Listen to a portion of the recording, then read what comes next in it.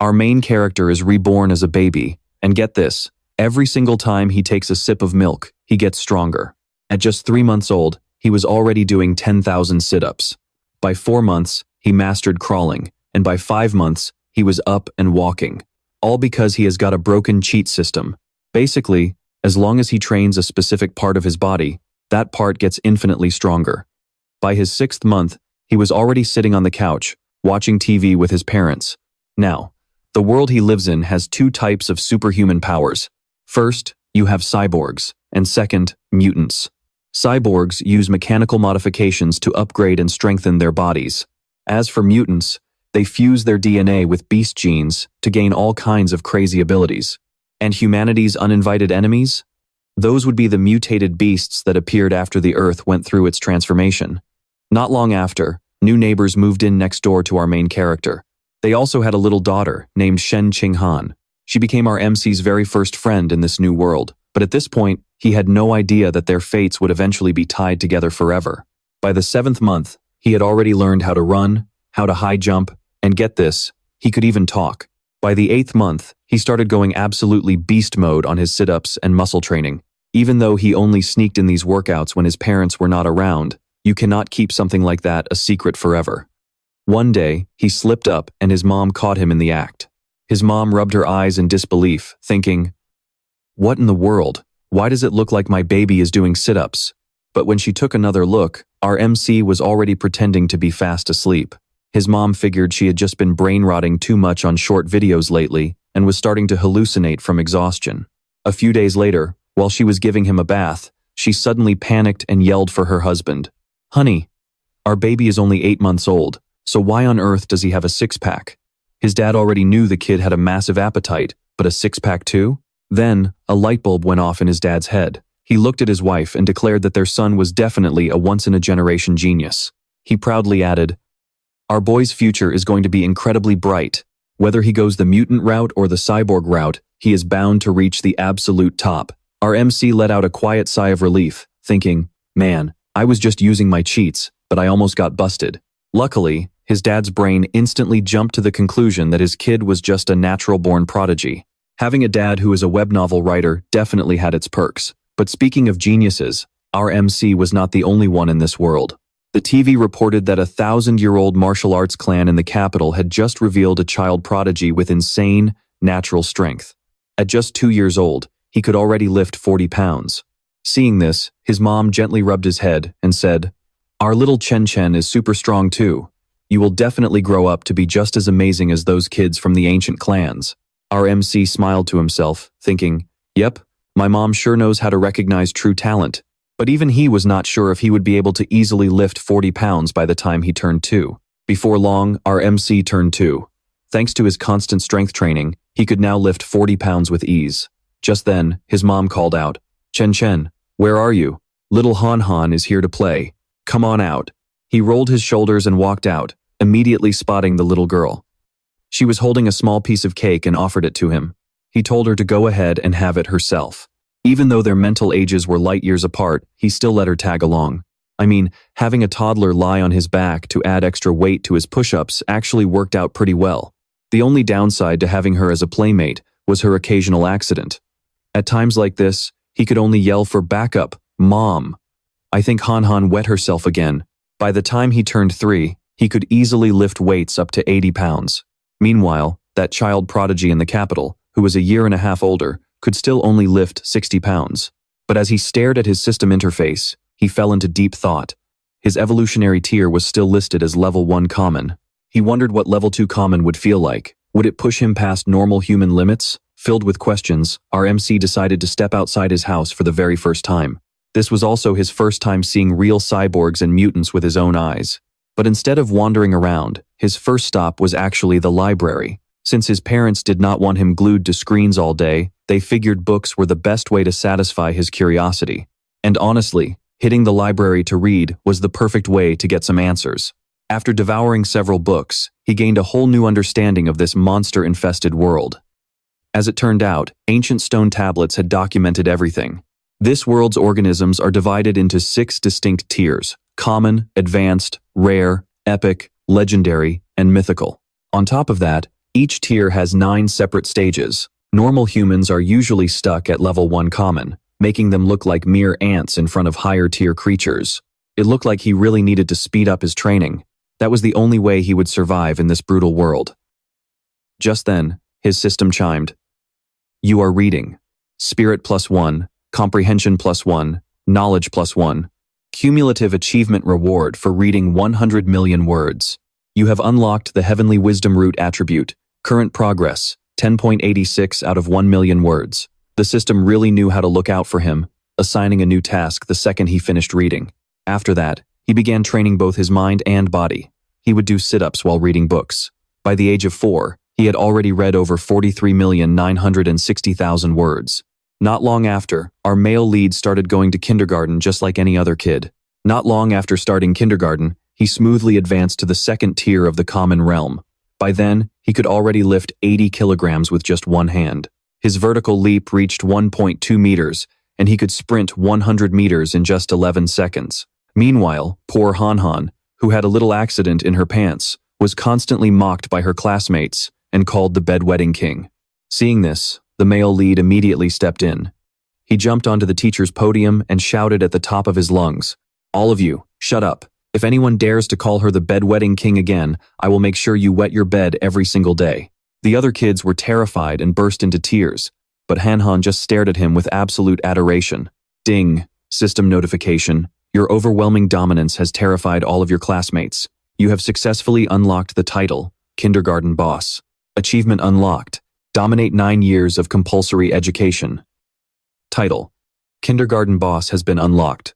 Elementary School Boss, locked. Middle School Boss, locked. The male lead had no idea that his shout would trigger a brand new quest. Before he could even finish his previous quest, a new one had already popped up. It seemed multiple quests could be active at the same time, but honestly, this was actually a good thing. Soon after, he successfully completed his reading quest and received the passive trait reward, Divine Wisdom Root. From then on, our male lead worked incredibly hard, pushing his studies and training to their absolute limits. In the blink of an eye, he and his classmates turned 7, and they happily received their kindergarten graduation gifts. During the summer break before elementary school, he trained non-stop, constantly pushing his physical limits. Eventually, he could lift 200 kilograms with a single hand, and his vertical jump reached 2 meters. His 100-meter sprint time dropped to a mere 8 seconds. Boosted by his Divine Wisdom Root, the male lead even managed to breeze through the entire elementary school curriculum in his spare time. Before long, his highly anticipated elementary school life finally began. Since he was already studying middle and high school material, he easily swept all the academic competitions at the elementary level. However, the school's rewards were pretty useless. The only real goal for him was unlocking his next boss title. Whenever he had free time at school, he would tutor Shen Qinghan. Although Shen Qinghan wasn't some kind of naturally gifted genius, she was highly disciplined, and by the end of the semester, she ranked second in the entire class. As for the first place, that naturally belonged to our male lead. To unlock his boss title as quickly as possible, he didn't just study, he also dominated every athletic competition, smashing every single school record in the process. Just when he thought his school days would be a peaceful, repetitive grind all the way to graduation, a very peculiar transfer student joined their class. She was peculiar because the male lead sensed an aura from her that was definitely not human. Afterward, the girl was assigned to sit right behind him. As the girl walked past, Shen Qinghan whispered to him, "Chen, how is her hair so beautiful? She looks just like a winter flower." But the male lead was in no mood to answer. He was completely focused on trying to figure out why Bai Shui carried such an inhuman aura. Could she be a gene splicer? Or perhaps the offspring of one? Over the next few days, Bai Shui would immediately fall asleep at her desk as soon as class ended. At first, everyone was curious about her, but eventually, they lost interest and stopped paying attention. Until 1 month later, when Bai Shui's body began secreting a strange white fluid. No one knew exactly what it was, but it had a terrible odor. Because of this, her classmates began to despise and avoid her due to her body odor. One of the boys took it too far and poured water over her head, mockingly saying he was helping her wash up because she smelled so bad. Everyone expected this normally cold, quiet girl to snap, but instead, she just burst into tears. Seeing this, the bullies only laughed louder. Han Han couldn't bear to watch and begged the male lead to help Bai Shui. Even though he still didn't know the new transfer student's true identity, he decided to step in. He placed his hand on one of the boy's shoulders and said, "Hey, wipe the water off Bai Shui's desk. Right now." Terrified, the kid stammered, No problem. I'll clean it up right away." He frantically began wiping down the desk. After all, the male lead was known as the school's undisputed tyrant. Even the 6th graders wouldn't dare mess with him.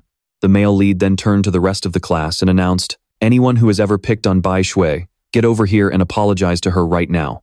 The kids who had bullied Bai Shui were absolutely terrified. They lined up one by one and apologized to her, saying, "We were wrong. We are so sorry. Please forgive us." Bai Shui stopped crying and thanked both Han Han and the male lead. From that day on, Shen Qinghan made an effort to get close to the white-haired girl, even dragging the male lead along to befriend her. Whenever they had delicious treats, they would always share them with her first. Filled with curiosity, Bai Shui finally asked, "My body smells so bad. Aren't you guys disgusted by me?" She spoke up to explain, "I'm sorry. It's not that I don't trust you guys. It's just that ever since I was a kid, everyone around me has treated me like an outcast. This is the first time I've ever had anyone by my side. This happiness feels so unreal, almost like a dream." Han Han replied, "This isn't a dream. I've been through exactly what you're going through, so I would never, ever hate you. Besides, as long as you're okay with it, we'll be friends forever." Since the bedwetting queen had gone through a similar ordeal, she understood exactly how Bai Shui felt. Hearing this, Bai Shui threw her arms around Han Han, tears streaming down her face as she sobbed, Thank you so much, guys." Then, she took off the necklace she was wearing. "Han Han, Xiao Chen, you guys always share your delicious snacks with me and hang out with me. So, I want to give you something in return. This is a beast fang my mom gave me for my birthday last year, and now I want to give it to you guys. I hope you don't mind. And most of all, I hope we'll be best friends forever." Han Han accepted the beast fang with both hands and said happily, "We'll definitely be best friends forever." Just when Shen Qinghan thought this friendship would last forever, the unexpected happened. A cyborg helped Bai Shui complete her school transfer paperwork, and our main character even overheard the principal mentioning that her files were classified as top secret. This clearly showed that Bai Shui was no ordinary girl. From that day on, our main character never saw her again. Perhaps she was just a passing stranger in his life. But compared to Bai Shui's sudden departure, what happened next was what really caught his attention. The capital's child prodigy he'd been keeping an eye on had successfully fused genes at just 12 years old and could now lift half a ton with a single hand. This took our main character by surprise. How could someone so young have already fused their genes? Before this, the prodigy could only lift 100 pounds with one hand, but immediately after fusing his genes, he could lift 500 pounds.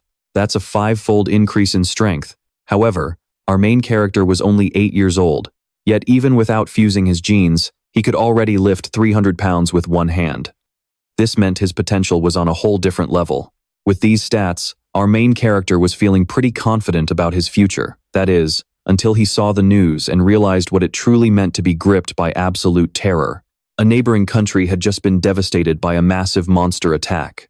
According to camera footage, the monsters in this attack were giant mutated rats. A girl could be seen trapped in the monster's claws before being swallowed whole. What was worse, investigations revealed that a group of heretical cultists had been pulling the strings behind the attack. The Japanese spokesperson appeared on screen, pleading for help from other nations, in hopes of wiping out these cultists together. As it turned out, this cult was an anti-human organization formed by rogue humans. Driven by greed, they became lapdogs for the monsters, launching devastating attacks on human society. Fortunately, our main character was born in a powerful empire, giving him a relatively stable environment to grow. But right at that moment, a massive explosion rattled his window. He rushed to look outside and saw a fleet of government-deployed cyborgs soaring through the sky. The next morning, our main character was waiting for Han Han so they could walk to school together. That's when he noticed that the parting gift Bai Shui had given them was glowing. He instantly realized this was a monster's fang. No wonder Bai Shui had that non-human aura. It was likely radiating from this very tooth. Not dwelling on it, the two made their way to school. Still, between the flying cyborgs from yesterday and this glowing fang, our main character had a gut feeling that something terrible was about to happen. Just as they were walking past, a red-haired woman suddenly called out to them. "Hey there, kids, want to play some fun games with Big Sister?" She even asked if they were siblings. Completely off guard, Han Han blurted out the truth. The woman then asked, "You're both so young, walking to school all alone?" Sensing danger, our main character pulled Han Han away, saying, "We're going to be late, let's not waste time here." Once they arrived at school, he told Han Han, "Next time a stranger starts asking questions, don't just blabber everything to them." Han Han nodded, saying she understood. After school ended, our main character decided to take a different route home with Han Han. But as they passed a narrow alley, they ran right into the same woman from this morning. Even though he had changed their route, she had still managed to tail them all this way. She smirked and said, "Hey kids, I've got lots of delicious treats at my house. Why don't you come over and play?" Emerging from behind her was a menacing man. Without saying a word, the man lunged forward, trying to grab the kids. But our main character quickly dropped into a fighting stance and threw a heavy punch right into the man's chest. The impact sent him flying 100 meters like a cannonball. The woman gasped in absolute shock. How is this even possible? How could an elementary school kid easily send a grown man flying like that? Before she could process the shock, our main character dashed right in front of her and delivered a brutal punch straight to her face. He then picked up a brick and walked toward them. Since there were no cameras around, the best way to avoid any future trouble was to finish them off right here. Even though our main character didn't really want to do this, but what if they blab about what happened today? Our MC's powers would be exposed, and his plan to keep a low profile to grow stronger would go down the drain. But right at that moment, the ground began to shake violently, accompanied by the terrifying roar of a mutated beast. Suddenly, a massive beast appeared right in front of him. It was a giant mutated rat. With a grotesque screech, the mutated rat opened its jaws wide and bit off the woman's upper body in a single crunch. It then grabbed the man, holding a victim in each paw as it began to devour them. Without wasting a single second, our MC dashed toward Han Han, scooped her up in his arms, and ran for dear life. Fortunately, they hadn't run far before a cyborg warrior appeared in the sky. She soared toward the mutated rat, hovering right above its head. Raising her arm, she began to charge up her weapon. Once fully charged, she aimed straight at the beast and fired a massive energy blast. The mutated rat took the explosion head-on, and before long, it was left completely dazed and disoriented. Seizing the moment, the cyborg girl unleashed a devastating slash, completely obliterating the giant rat. Back home, our MC started analyzing today's battle. That cyborg woman probably wasn't high tier. She had to use a cannon blast first, just to paralyze the beast. Only by closing in for melee combat was she able to finish it off. But those mutated rats are no joke. An adult can grow up to 4 meters long and is classified as a Tier 5 common beast. Luckily, that cyborg showed up just in time yesterday, allowing our MC to get away unscathed. Still, personal strength is what matters most. With that in mind, our MC kicked his training into overdrive. The system chimed, weighted squats completed, vitality +2, leg strength +2, squat mastery +1. Not long after, our MC and Han Han celebrated their 9th birthday. After making their wishes, they exchanged gifts. Our MC gave Han Han a beautiful hair clip. It was something he had hand-carved in a single night after teaching himself sculpting, thanks to his enhanced celestial wisdom. Time flew by, and before they knew it, they had both graduated. Suddenly, a system notification popped up. Title unlocked elementary school boss. He was just a step away from unlocking the high school boss title, which would grant him the survival of the fittest biological trait. During the break before starting high school, in order to quickly unlock the high school boss title and boost his strength, our MC pushed himself through grueling, high-intensity training sessions every single day. The system notified, 1,000 weighted push-ups completed, vitality +2,000, arm strength +2,000, chest strength +2,000, push-up mastery +1,000. Finally, right before the school year started, our MC's biological rank broke through to Tier 3 common. With all his stats boosted, our MC kept a close eye on that famous prodigy from the capital. At just 14 years old, that kid could lift 2,000 pounds with one hand, thanks to his ant gene integration. It could multiply his physical strength by 4 to 8 times. Even at just a 4-fold increase, his raw power allowed him to easily lift 400 pounds with a single hand. Comparing our stats, I'm actually way stronger than him. The thought of it filled our MC with anticipation. Just how insanely powerful would he get once he actually started integrating genes? Not long after, His high school life finally began. Since he was the top student in the entire city back in elementary school, the principal of the city's elite high school had personally recruited him. He eventually agreed to attend Shanghai High School, but on one condition: Shen Qinghan had to be allowed to enroll with him. On registration day for new students, both the principal and the homeroom teacher came out to welcome him, urging him to bring glory and honor to their school in the future. After exchanging a few polite words, our MC made an excuse to slip away. The main reason he chose Shanghai High was its state-of-the-art training facilities, so he and Han Han had agreed to celebrate their admission with a game of badminton. But they hadn't been playing for long when some uninvited guests showed up. An upperclassman swaggered over and sneered. "Hey, you newbies. This court is reserved exclusively for us elite class students." The two other upperclassmen beside him started mocking Han Han. Hearing this, our MC's face instantly darkened with rage. "Hey, you seniors, beat it before I make you. Besides, it's first come, first served. I shouldn't have to explain that to you." The upperclassman scoffed. "Who says that's a rule? Today, even if God himself showed up, we're taking this court." Without saying another word, our MC tossed the shuttlecock into the air and smashed it straight at them. The shuttlecock tore through the air, creating a literal sonic boom that ripped right through the upperclassman's racket and tore his cap to shreds. The three of them instantly froze in sheer terror. That speed, is he even human? Could he be a gene integrator? But there's no way someone this young could be one.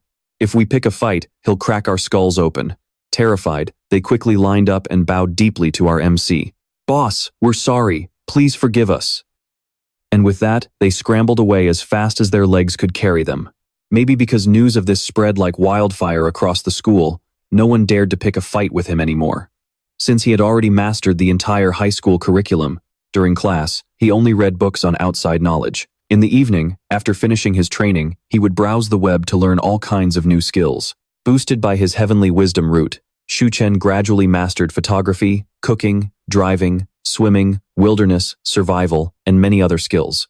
To quickly unlock the high school overlord title, he didn't just top every subject, he also competed and won major awards for the school.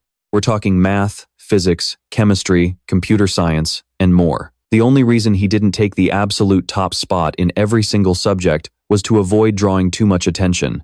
Soon, the first semester came to an end, but surprisingly, the title still hadn't unlocked.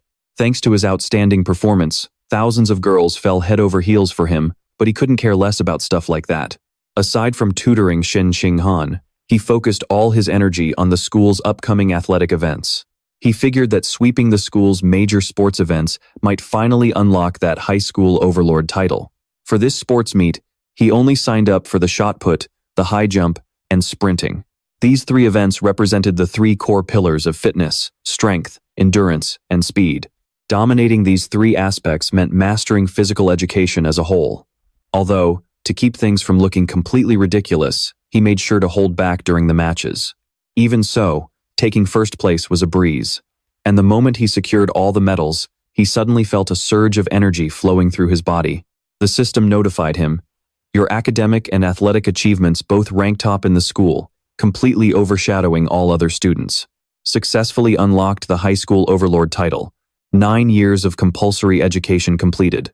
Received the attribute, survival of the fittest. System description. Your life essence stands above all creation. Consuming the life essence of other living beings will accelerate your own evolution."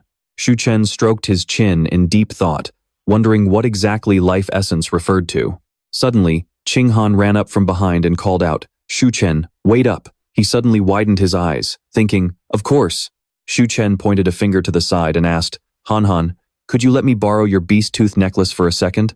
Without a second thought, she took off the necklace and handed it over. Shu Chen's entire body stiffened for a moment. The system notified him, "You have consumed a portion of the life essence of the abyssal giant butterfly." Abyssal giant butterfly diagram. 1%.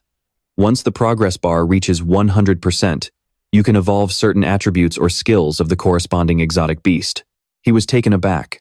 This is actually a butterfly's tooth? Come to think of it, now that I know the name of this exotic beast, maybe I can find some info about it online. Shu Chen sat searching on his computer, but the screen only displayed, "Sorry, abyssal giant butterfly not found." He couldn't help but feel bewildered. There is absolutely nothing? It seems if I want to understand this exotic beast, I'll have to rely entirely on myself. Shu Chen quickly pulled a beast tooth necklace out of his backpack. Found it. Luckily, Bai Shui gave me 2 of them back then. He gripped it tightly in his hand, causing a surge of spiritual energy to radiate. The system displayed, "You have consumed a trace of the life essence of the abyssal giant butterfly." Abyssal giant butterfly diagram. 2%.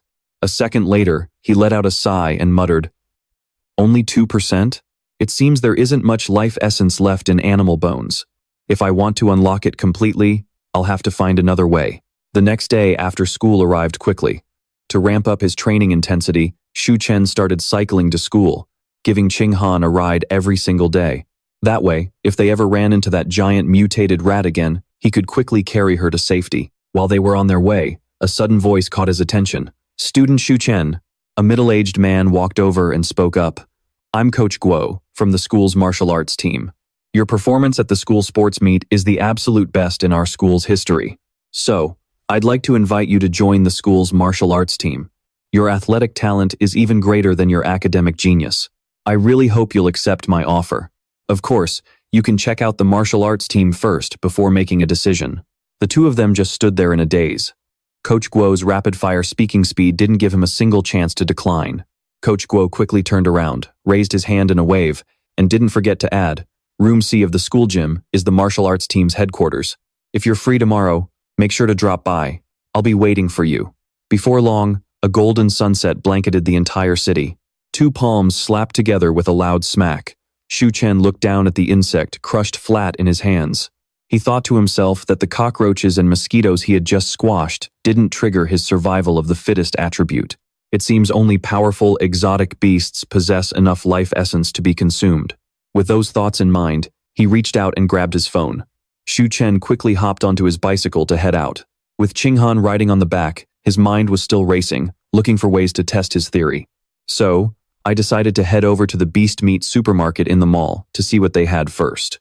It wasn't long before we arrived at the supermarket in the city center. Shu Chen picked up a tray of meat, stroking his chin in deep thought. "There's plenty of beast meat here, but it's all packaged. I won't be able to confirm my theory unless I can touch it directly." Just as I was wondering what to do, a voice rang out, "Fresh meat carving, starting now. Come get yours while it lasts." Right in front of him was a sign, "Fresh beast meat, unprocessed. Eat with peace of mind." He was absolutely thrilled. "Perfect. The butcher over there is carving the meat right now." Shu Chen quickly hurried over, telling her, Han Han, wait here for a second. I'm going to check out that meat over there." She stood there, completely dazed, only able to mutter, "Huh?" With eyes shining like stars, Shu Chen rushed toward the fresh meat. Han Han probably found it a bit gross, but since I had to confirm my theory as soon as possible, I didn't bother explaining it to her. After all, the truth was right before my eyes. The moment I touched it, a strange energy surged through me. My guess was spot on. This beast meat actually contains an incredibly rich source of life essence. Seeing how excited he was, Qing Han asked curiously, "Shu Chen, are you okay? Why was he getting so worked up just from touching beast meat?" Her face went blank as she asked, "Shu Chen, how does the beast meat feel? Is it any different from regular meat?" Scratching his head, he gave a sheepish laugh. "Not really, it just feels much fresher. Want to give it a try?" Qing Han waved her hands in refusal. "No way, no way. It's fine if just you touch it." Shu Chen pointed toward another section and suggested, "Since we're already here, why don't we buy some to try?" Looking down at the meat trays, he thought to himself, I'm not surprised Han Han is shocked. After all, beast meat wasn't cheap at all. Even the cheapest kind, the phantom squid, cost nearly 1,000 yuan a pound. Shu Chen picked up a tray of squid and said, "Let's go with this one this time, the phantom squid." Slightly panicked, Qing Han gently reminded him, "Shu Chen, this is way too expensive. Why don't you ask Aunt Wangxin first before making a decision?" He reached out and patted her head to reassure her. "Don't worry, my mom told me beforehand to buy a bit extra." Shu Chen recalled Wangxin's words, "If you're already buying beast meat, get a few more pounds, dear. Then invite Han Han over to try it with us. I'll transfer the money to you." Then, pointing at the tray, he added, "She's going to prepare a massive beast meat feast for both of our families." Aside from wanting to share it, there was another reason he bought the meat. He was worried that directly absorbing the life essence might cause the meat to spoil. Of course, this was just a guess, so Shu Chen needed to test it out on the meat he bought first. The cashier scanned his QR code. Hello, 3 pounds of phantom squid. That will be 2,995 yuan in total. Thank you for your purchase, and hope to see you again soon. Carrying the shopping bag with one hand and clutching his chest with the other, Shu Chen groaned. That's insanely expensive. I have no idea when I'll be able to afford this again. By the time they finished buying the meat, it was already past 9 in the evening.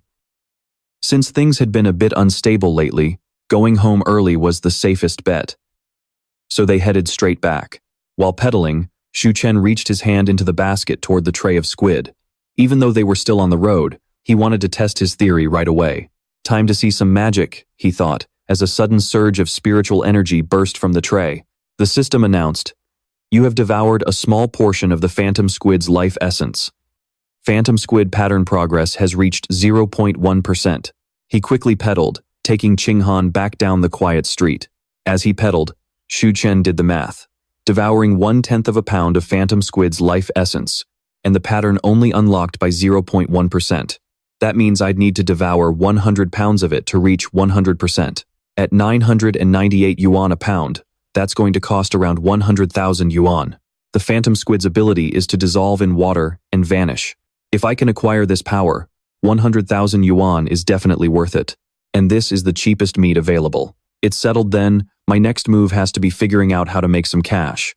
That's a huge sum of money, so asking my family is out of the question. Oh, wait, the whole point of buying this was to see if the meat would spoil after absorbing its life essence. It's been a little while now, so the results should be clear. It seems absorbing the life essence doesn't ruin the meat at all. That is awesome." Suddenly, the system chimed. Phantom squid progress, 3%. Seeing how distracted he was, Qinghan quickly warned him, "Xiao Chen, look out, there are people ahead." Hearing that, the bicycle screeched to a halt. Shu Chen wobbled right into the middle of a young couple, quickly apologizing. "I am so sorry. I am so sorry." He then scratched his head in self-reproach, having been so absorbed in taking in the life essence that he completely forgot to watch the road. But why is this bike lane so crowded anyway? She pointed again. "Xiao Chen, look over there. It's that bride." She was being held hostage by a thug with a knife pressed against her neck, shouting, "Stay back. Come any closer, and I'll kill her." The police officers in front of them aimed their guns at the thug, shouting, "You are surrounded. Calm down and drop your weapon." The captain glanced over and warned, "Ah Bin, do not fire recklessly. The distance is too close, and that guy is a pro. He is using the hostage as a shield and is constantly on the move. Firing recklessly could easily injure the hostage." He proposed an idea, "But if we drag this out, the hostages will be in danger. Should we try knockout gas?" The captain frowned and countered, "No way, knockout gas is too obvious. If we agitate him before it takes effect, it could easily trigger extreme behavior." Suddenly, someone bent down and picked up a pebble, and threw it right between the two of them, flying straight ahead. In the blink of an eye, it struck the knife-wielding hand of that thug. The captain immediately ordered his officers to charge. Now is the time. The police team moved swiftly, subduing the criminal in no time. Thanham stood behind and wondered, "Tu Than, was that pebble yours?" Tu Than gestured, "Shh, let us go. We will talk when we get back." But the captain called out to them, "Excuse me, student. Did you throw that pebble just now?" He was startled, turning around and waving his hands in denial. "No, it was not me." Then, feeling guilty, they both ran for their lives. He found it strange and wondered, why do a good deed and not take credit for it? There is a cash reward for acts of bravery. The words cash reward instantly reached Tu Than's ears, making his eyes widen. He immediately turned around and rushed back to the captain. Swallowing his pride, he grinned sheepishly and confessed, "I suddenly remembered something. That pebble was actually thrown by me." In his mind, he thought, "I did not really want to do this, but money is just too important to me." Thanham could not keep up. "Tu Than, why did you run back? Wait for me." He offered, "Come with me to file a report first, and then I will help you claim your reward." After he and Thanham called their families to let them know they were heading to the police station for their statements, the two of them parked their bicycles in the park and locked them up, getting ready to get in the car and head to the station to collect their first ever income.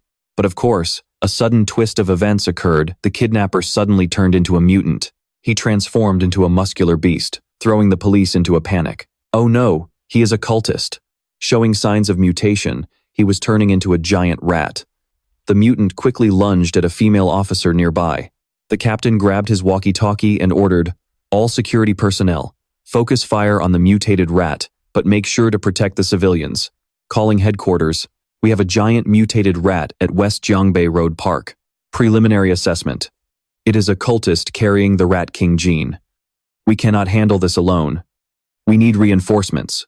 Tu Thon pulled the two girls close with both hands, thinking to himself, "Oh crap." He immediately ran off at the speed of light, thinking, "Sorry, you two, but the most important thing right now is escaping to save our skins. Thankfully, it is not catching up. We just need to move a bit faster." At that moment, a girl in iron armor soared right over their heads, causing Tu Than to freeze. With incredible boldness, she put all her strength into a direct kick to the mutated rat. The impact was so massive that it sent the beast flying back several meters. The girl immediately conjured a purple energy source, shouting, "Laser cannon charging." As soon as she shouted, "Fire!" a massive barrage of firepower blasted toward the mutated rat. With no time to react, it took the full force of the energy blast. In the blink of an eye, the mutated rat disintegrated, leaving behind only a bit of ash in the air. Tu Thon was stunned. "She is incredibly strong. Thank goodness my bicycle did not get blown up, or that would have been a massive loss." Dao Te breathed a sigh of relief. "Awesome, we are saved." Thon Hum smiled weakly and replied, "Yeah." Suddenly, his eyes widened as he thought, "Wait, has the beast meat gone bad? It seems that even after the life essence is absorbed, the meat still spoils, just at a slower rate. There must be an explanation for why this meat spoiled. It looks like I will just have to let this cultist take the blame." Tooth and tossed it to the ground in frustration, shouting, "This is all that cultist's fault. That mecha's attack just now was too powerful. It completely charred the meat." Thon Hum consoled him from behind. "It is okay, Tu Thon. We are extremely lucky just to be safe and sound." They originally wanted to go home first, but at the captain's request, the three of them took a security vehicle back to the police station to help write the report. Surprisingly, the charred remains of the cultist hit by the laser cannon still had a bit of residue, and the key was its highly stimulating scent. Tu Than suddenly realized, that is right. The fanged serpent beast from before still had a bit of life essence left, which means there must be some left in this corpse too. In that case, cannot I just absorb the Rat King gene from the corpse? He sat in the car, deep in thought. How much of the Rat King gene can I actually devour from a fresh cultist? There is only one way to find out. Tu Thon gently reached out his finger to touch that red substance, his entire body tensing up in an instant. The system prompted, "You have devoured a portion of the giant mutated rat is life essence.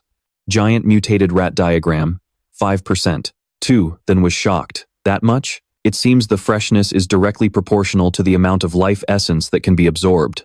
That's right. Ah Bing, who was sitting right next to him, glanced over and warned, "Hey kid, just sit still and hold on tight. Don't go moving around." Zikin stretched lazily and played it cool. "Don't get the wrong idea, officer. I've just been sitting for way too long and needed to stretch my muscles a bit." He was being extremely cautious. While Ah Bing seemed easy enough to fool, the security captain was a completely different story. He was much sharper. Back at the security office, the captain sat him down and said, "I've already submitted the paperwork for your bravery award, but I need you to be completely honest with me. At such a long distance, and in this pitch-black darkness, how on earth did a regular high school kid like you manage to throw a rock and hit that cultist's knife-wielding hand right on the money?" Zikin quickly tried to laugh it off, saying, "Well, maybe it's just because I work out my right arm a lot." The captain crossed his arms, staring skeptically at the awkward smile on the kid's face. But right at that moment, Qinghan burst through the door, calling out, "Zichen, your mom is here to take us home." He turned around, completely startled. "Mom? What are you doing here? We could have made it back on our own." Tears welled up in Wang Xin's eyes as she rushed over to Zikin. She wrapped him in a tight hug, asking frantically, "Are you all right, sweetie? Oh my goodness, you scared me half to death." Zikin patted her back to calm her down. "Mom, please don't worry so much. Look, I'm completely fine. In fact, I'm even getting prize money for being a hero today." Wang Xin immediately grabbed his hands and pleaded, "Zichen, promise me, if you ever run into danger again, your only priority is to hide somewhere safe. Do you hear me?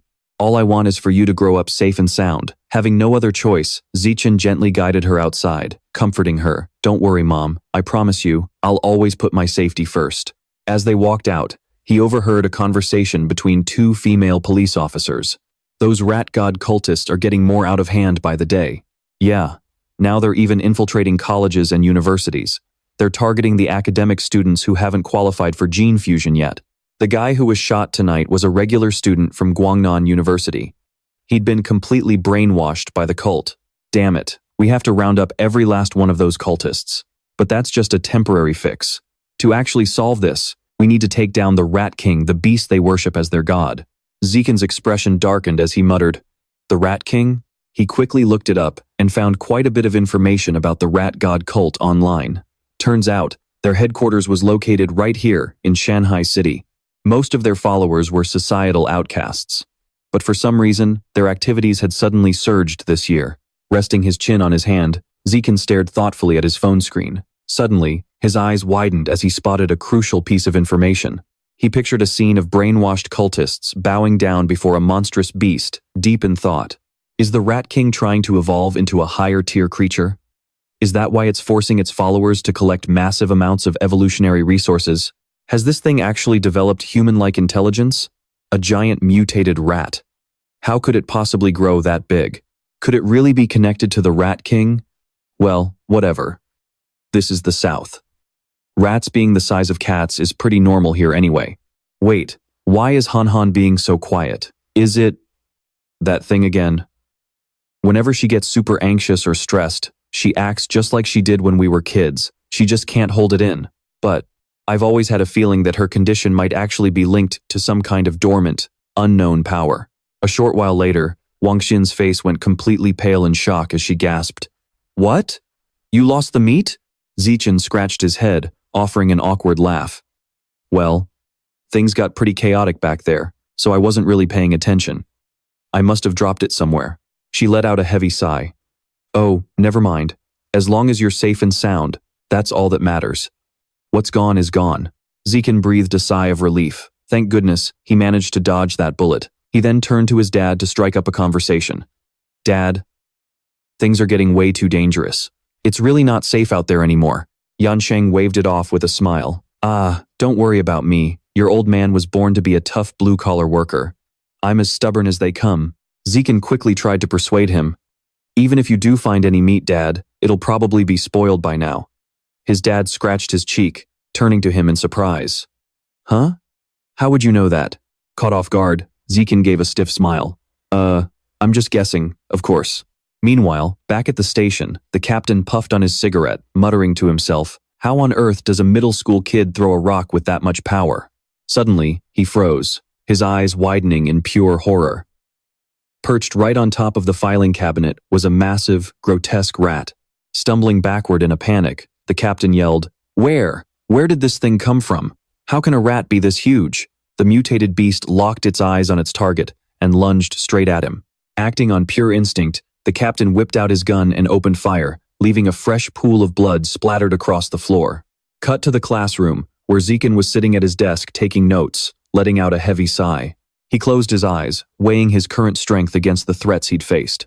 Compared to the rat man and that female cyborg from last night, he was still way too weak. Looks like I need to make some fast cash to completely fill up the progress bar and unlock the Ghost Shadow ink. But relying purely on scholarships from local and national academic competitions is going to take forever. Maybe I could become a viral study influencer online and sell study guides. No, that would bring in quick money, but it'd put a massive target on my back. Wait, I'm looking at this all wrong. This world is crawling with gene fusion experts and cyborgs with mechanical enhancements. In a place like this, practicing martial arts is 10 times better than hitting the books. The prize money for martial arts tournaments is way higher than any other sport. Looks like it's finally time to make my move. Cut to the gym club room, where Coach Guo is currently taking a sip of hot tea. Out of nowhere, Zekin walks up and waves, making him spit out his tea. Hey there, Coach Guo. Coach Guo replies excitedly. Zekin, are you looking to join, or do you just want to learn more about the martial arts team first? Zekin leans in close and whispers, I just want to know if joining the team will give me a shot at the city tournaments, and if the prize money is actually good. Hearing this, Coach Guo raises a hand to confirm, of course you'll get a shot. Plus, the prize money is no joke. Even the minor tournaments pay out at least tens of thousands of yuan. Terrified of letting this chance slip away, Zekin grabs his hand to seal the deal right then and there. Coach, I've made up my mind. Starting today, I'm officially a member of the martial arts team. A bit taken aback, Coach Guo warmly welcomes him. Well, welcome aboard. Then, Coach Guo calls the whole team over. Listen up, everyone. Gather around. We have a new member joining us today. I'm sure you all know our classmate Zishan. Today, the school's sports day champion is officially joining our martial arts team. Go ahead and introduce yourselves. One by one, the other members introduce themselves. My name is Zhang Kai, and don't you forget it. I'm Tian Hong, Class 3 of Grade 9. You can just call me Ah Hong. I'm Li Shudong, Class 6 of Grade 9. Everyone calls me Xiao Li, and I'm pretty fond of the nickname. My name is Yi Se, just call me Brother Se. Standing in front of them, Zikan replies, I'm Lin Zikan. I look forward to learning from all of you. Since Zikan has never practiced martial arts before, Coach Guo starts by demonstrating basic punching and kicking techniques. Wiping the sweat from his forehead, Coach Guo cautions, don't look down on these simple movements. They're actually quite tough. Even Xiao Li, the fastest learner on our team, took a whole week to master them. Come on, give it a shot and let me see. Zichen seriously replicates the movements he just saw. Coach Guo keeps showing him other advanced techniques, and Zichen quickly triggers his ability. Celestial Root of Wisdom. The system alerts. You are practicing fist techniques, vitality +1. Arm muscle strength, arm flexibility, and fist technique mastery, all +1. Every single move Zichen makes after that is completely flawless, with his attributes steadily climbing by 1 point with each repetition. Witnessing this with his own eyes, Coach Guo's jaw drops. No way, absolutely no way. How could anyone master it just by looking at it once? He thinks to himself, unless he's a 1 in 1,000 martial arts genius. Before long, night falls once again over the bustling city. Holding up a cooking ladle, Wangshin calls out, Zishan, come grab the bowls and chopsticks for dinner. Zikan rushes over like a flash. Coming. What are we having tonight, Mom? Setting a plate down on the table, she says, your favorite, of course, the phantom squid you've been constantly dreaming about. He inhales the delicious aroma and gasps, man, that smells absolutely amazing. Wangshin urges him, stop sniffing it and hurry up and take a bite while it's hot. Without hesitating, Zikan pops a piece into his mouth. Eagerly, she whispers, how does it taste? He starts buttering her up. Your cooking is easily the best in the world. Wangshin pats his head and smiles, then eat up. I bought a whole 3 pounds of it. The system announces, you have devoured a fraction of the phantom squid's life source. Phantom squid template, 3.01%. Zikan is surprised. Wait, I can devour it just by eating it? If I had known that, I wouldn't have hesitated to eat it. After finishing his meal, he goes to the living room to watch the news. The news anchor is currently introducing a genius girl who has taken the nation by storm. At just 14 years old, she successfully fused with an energy heart, becoming the youngest cyborg in history. Once her energy core is activated, she can easily lift a 2,000-kilogram off-road vehicle with a single hand, sprint 100 meters in just 3 seconds, and perform an 8-meter vertical jump from a standstill. Resting his chin on his hand, Zikan wonders, first the prodigy of the capital back then, and now this genius girl. Who would win in a fight? A genetic fuser or a cyborg? Just then, the news switches to a tragic update. Tragic news. Security Captain He Chun-chan was found dead in his office at 11 p.m. last night. According to surveillance footage, he was killed by a giant rat that snuck into the security department. Recalling the previous night, Zikan is filled with shock and doubt. Could it be that giant rat from last night? No way. I need to make the most of my time and train even harder. After a period of intense training, Zichen's 100-meter sprint time reaches 4.61 seconds. His vertical jump now reaches 5.51 meters, and he can lift a weight of about 1,000 kilograms with just one hand. And he hasn't been slacking on his martial arts training either, hoping to boost his strength as quickly as possible to prepare for the upcoming tournaments. Soon, morning arrives, and he heads to school like any other day. The next morning, Zikan goes to the training hall to practice and learn new martial arts techniques. Out of sheer curiosity, Ching Han tags along with him. Suddenly, an older girl approaches him to strike up a conversation. Hey, Junior Zichen, you haven't had breakfast yet, right? I brought you some fresh milk. But Zikan walks right past her. No thanks, but I appreciate the offer. Seeing this, another guy nearby fumes with jealousy. Damn it, this punk stole my championship at the school sports meet. To make matters worse, now he has the nerve to reject a gift from my goddess. Seething with rage, he rushed out to block him. Stop right there. Don't you have any manners? Even if you don't want to drink it, you could have accepted it and given it to someone else. Like me, for instance. Why do you have to hurt her feelings like that, huh? Zikin casually mocked him. Wouldn't that be even more impolite? Left completely speechless, he stammered. He calmly replied, but I'm allergic to milk. Still, the guy refused to back down. I don't believe you. Zikin, do you dare to fight me? If I lose, I will never speak a single word to you again. But if I win, you have to chug every last drop of this milk. Just then, the system popped up. Official competition achievement. Eliminate 1,000 different opponents using the most primitive biological method. Reward obtained. Natural selection biological attribute. Total opponents eliminated, 0 out of 1,000. A grin spread across his face as he thought to himself, I've been waiting for this. Finally, I got the 4th achievement quest. Zichen raised his hand, his eyes filled with cold intent, and accepted immediately. Fine, let's fight then. Meanwhile, 2 schoolgirls were eager to watch. I heard Lin Zichen is going to fight a senior at the gym. Her friend quickly grabbed her phone. What? Let's go check it out right now.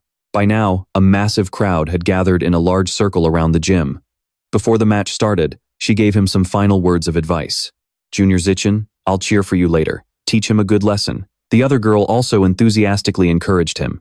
Junior Zichen, do your best. I'll take lots of great photos of you. This frustrating sight only made Zhang Kai even more annoyed. Does everyone really think I'm going to lose? He smirked to himself, planning to use this opportunity to teach this immature genius a proper lesson. Who cares if I'm playing the bully? This kid's talent has skyrocketed in just 1 short month. If I don't strike first, I won't even get a chance to show what I've got. Meanwhile, Zikin casually spoke up. I still have to go home for dinner. Can we make this quick? Zhang Kai immediately snapped back. Fine, I'll grant your wish. Coach Guo immediately lowered his hand. Remember, friendship first. Everything else is secondary. Begin. As soon as the signal was given, he interrupted. Wait a minute.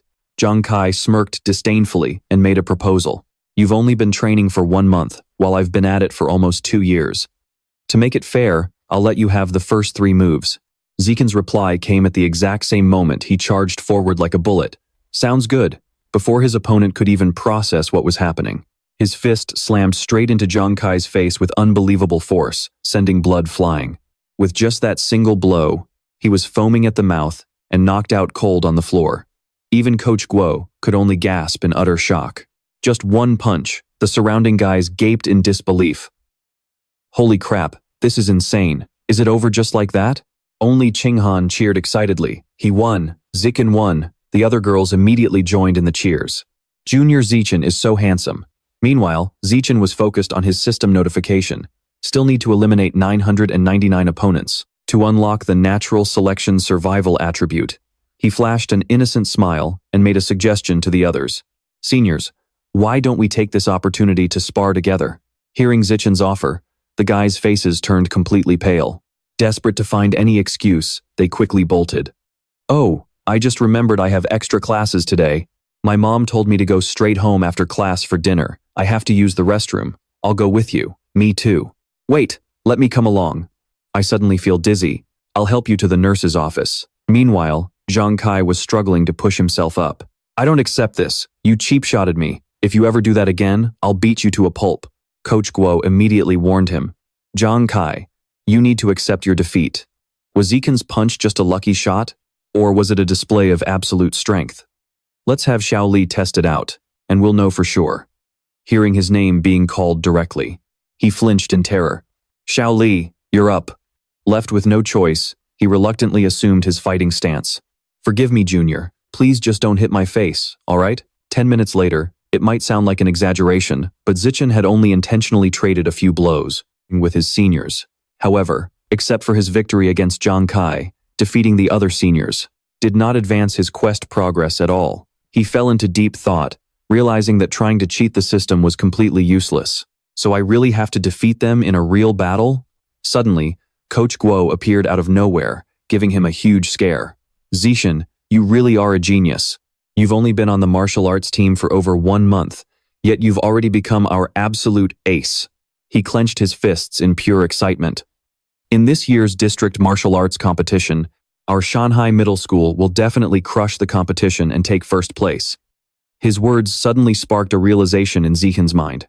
Exactly. Participating in a martial arts tournament is the perfect way to directly take down multiple opponents at once. Zikin carefully calculated that as long as he successfully defeats his opponents in a match, it will definitely boost his quest completion progress. Just then, a loud voice suddenly boomed out, cutting off his train of thought. Lin Zikin, even though he lost miserably, he is still putting on a show. Zhang Kai, I admit defeat. From now on, even if you mess up and blame it on me, I won't say a single word to you. This declaration was so shocking that everyone present turned pale. They all hurried off immediately, leaving him no time to stop them. Wait, I am not finished yet. In this world, high school students either choose the path of martial arts or the arts. Naturally, martial arts is the ultimate path to take in this world. Out on the running track, Shen Qinghan kept up right behind him. Zikin, wait for me. Keep going. I am almost there. He realized that in order to get into the martial arts class, Shen Qinghan had started training with him. After running 3,000 meters, they would practice martial arts for 1 hour to improve their hand-to-hand combat. Then they would do sit-ups and push-ups to build physical strength and endurance. After every workout, he would help Shen Qinghan massage and soothe her sore muscles. But to prepare for the upcoming martial arts tournament, Zikin could not afford to rest on his laurels. To activate the natural selection attribute as quickly as possible, he had to push himself to the absolute limit. 1 month later, the day of the competition finally arrived at the massive city arena, watched by hundreds of millions of spectators. Inside the contestants' waiting room, Coach Guo was reviewing the brackets. Our Shanghai Middle School was extremely unlucky to be grouped with Shanghai High School, number 1, the strongest team here. Hearing this, Zhang Kai felt his heart sink even deeper. This year, High School number 1 has a monster who can sprint 100 meters in under 9 seconds. We are definitely going to get totally crushed. While everyone else was feeling down, Zikin stepped forward. Coach, let me go first. Having no other choice, Coach Guo agreed. Are you sure you can handle this? All right, Zikin, you go first. Right off the bat, 2 people were already cheering passionately for him. On the stage, Zikin rolled his shoulders to prepare. Zikin, it is all on you. I believe in you. Qinghan jumped up and down, yelling, Go, Zikin, you can do it. On the opponent's side, a massive foot stepped out, shaking the entire arena. Before the fight, he even offered Zikin some praise. Hey, mountain boy, I saw your name on the roster. Just a middle schooler, yet you managed to make it to the 8-school alliance arena. Not bad, you have got talent, but this is no place for a kid like you. A first-year middle schooler who is not even 1.7 meters tall. In a moment, I am going to make you feel the brutal difference in our size and strength. Once both of them finished their bows, the referee announced, Let the match begin. The moment the words left the referee's mouth, the opponent charged forward in a flash. Unfortunately for him, that punch ended up giving him a massive shock, because Zikin easily dodged it. What? Zikin gently placed his hand on the guy's chest without using any force. Then, with a simple one-handed push, the giant went flying backward. Even the referee was stunned as he declared, The winner is Lin Zikin. Qinghan cheered, raising her hands to celebrate their very first victory.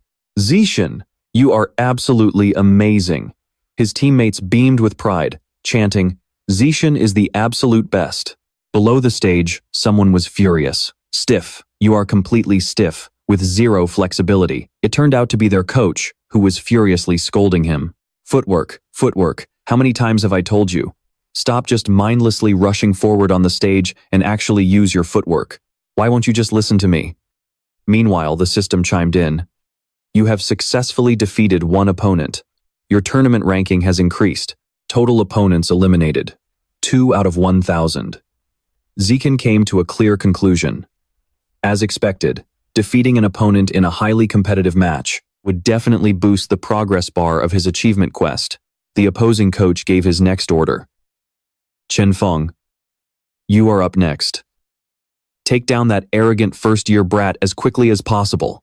He confidently replied, Understood, coach. This time, Chen Feng took a much more cautious stance than his teammate did. The referee shouted his usual command. Let the match begin. Chen Feng instantly dashed forward, moving as fast as a gust of wind. Unfortunately, Zikin easily dodged again and used the exact same move. This time, Chen Feng spun in the air a few times before crashing hard. Just like the first guy, he fell face first, landing like a slap in the face to their team. The referee rushed over, shouting, Get him to the hospital immediately. It looks like he hit his head. Up in the stands, the crowd was buzzing, and the gamblers were furious. What on earth is going on here? How is that kid from Shanghai Middle School so lucky? His opponent literally lost by throwing himself off the stage. What kind of absurd luck is that? This match is definitely rigged. Refund our money. Meanwhile, the opposing coach clutched his head in absolute shock. No. That was not luck. That middle schooler from Shanghai actually has real strength. Gao Fei, you are up next. Focus entirely on defense. Do not initiate any attacks, and whatever you do, do not lose. He stepped out onto the stage with immense pride and an overwhelming aura. Oh, come on, don't worry, coach, I'm going to win this. Gao Fei sized up his opponent. Lin Zixin didn't look that physically strong. He was just quick on his feet and good at using the environment to his advantage. That was the only reason he won so easily. I can run 100 meters in just 9 seconds and have way more combat experience than him. As long as I take this next match seriously, there is absolutely no way I can lose. The crowd started whispering. Hearing you guys talk, I guess that freshman from Shanghai Middle School doesn't stand a chance. After all, he's only in his first year. Just wait until he grows up, though. Shanghai Middle School is going to be number 1. Down on the stage, the referee raised his hand and called out, "Let the match begin." Gao Fei charged forward like a proud young hawk, throwing a barrage of punches at Zixin, but Zixin easily dodged every single one. This was the water stream rock smashing fist. The coach was completely shocked and yelled, "Gao Fei, what on earth are you doing? I told you to focus on defense. Why are you attacking?" But the competitive Gao Fei only sneered in his head. Defense? As a genius, I don't need to play safe. Meanwhile, Zixin recognized the moves. This fist technique is actually pretty interesting. I think I'll observe and copy it first. Gao Fei was starting to exhaust himself. Why can't I land a single hit on this guy? Infuriated, Gao Fei stopped and snapped. How are you dodging all my attacks? This makes absolutely no sense. Zixin couldn't care less and calmly asked, "Do you have any other moves? Show me everything you've got." This drove Gao Fei mad, and his punches came even faster and harder. To him, this was pure, blatant mockery. Zixin decided he was done playing around. It was still the same basic attack. Never mind then, let's wrap this up. The entire crowd sat in stunned silence as Zixin defeated Gao Fei. Only Zixin's team was wild with excitement. Great job, Zixin. You are insanely strong. Our boy just beast-moded through 3 opponents in a row. Winning without even having to lift a finger feels absolutely amazing. In the next rounds, he easily swept through the competition. The opponents only got weaker and weaker. In no time, Zixin had wiped out all 5 fighters from Shanghai No. 1 Middle School.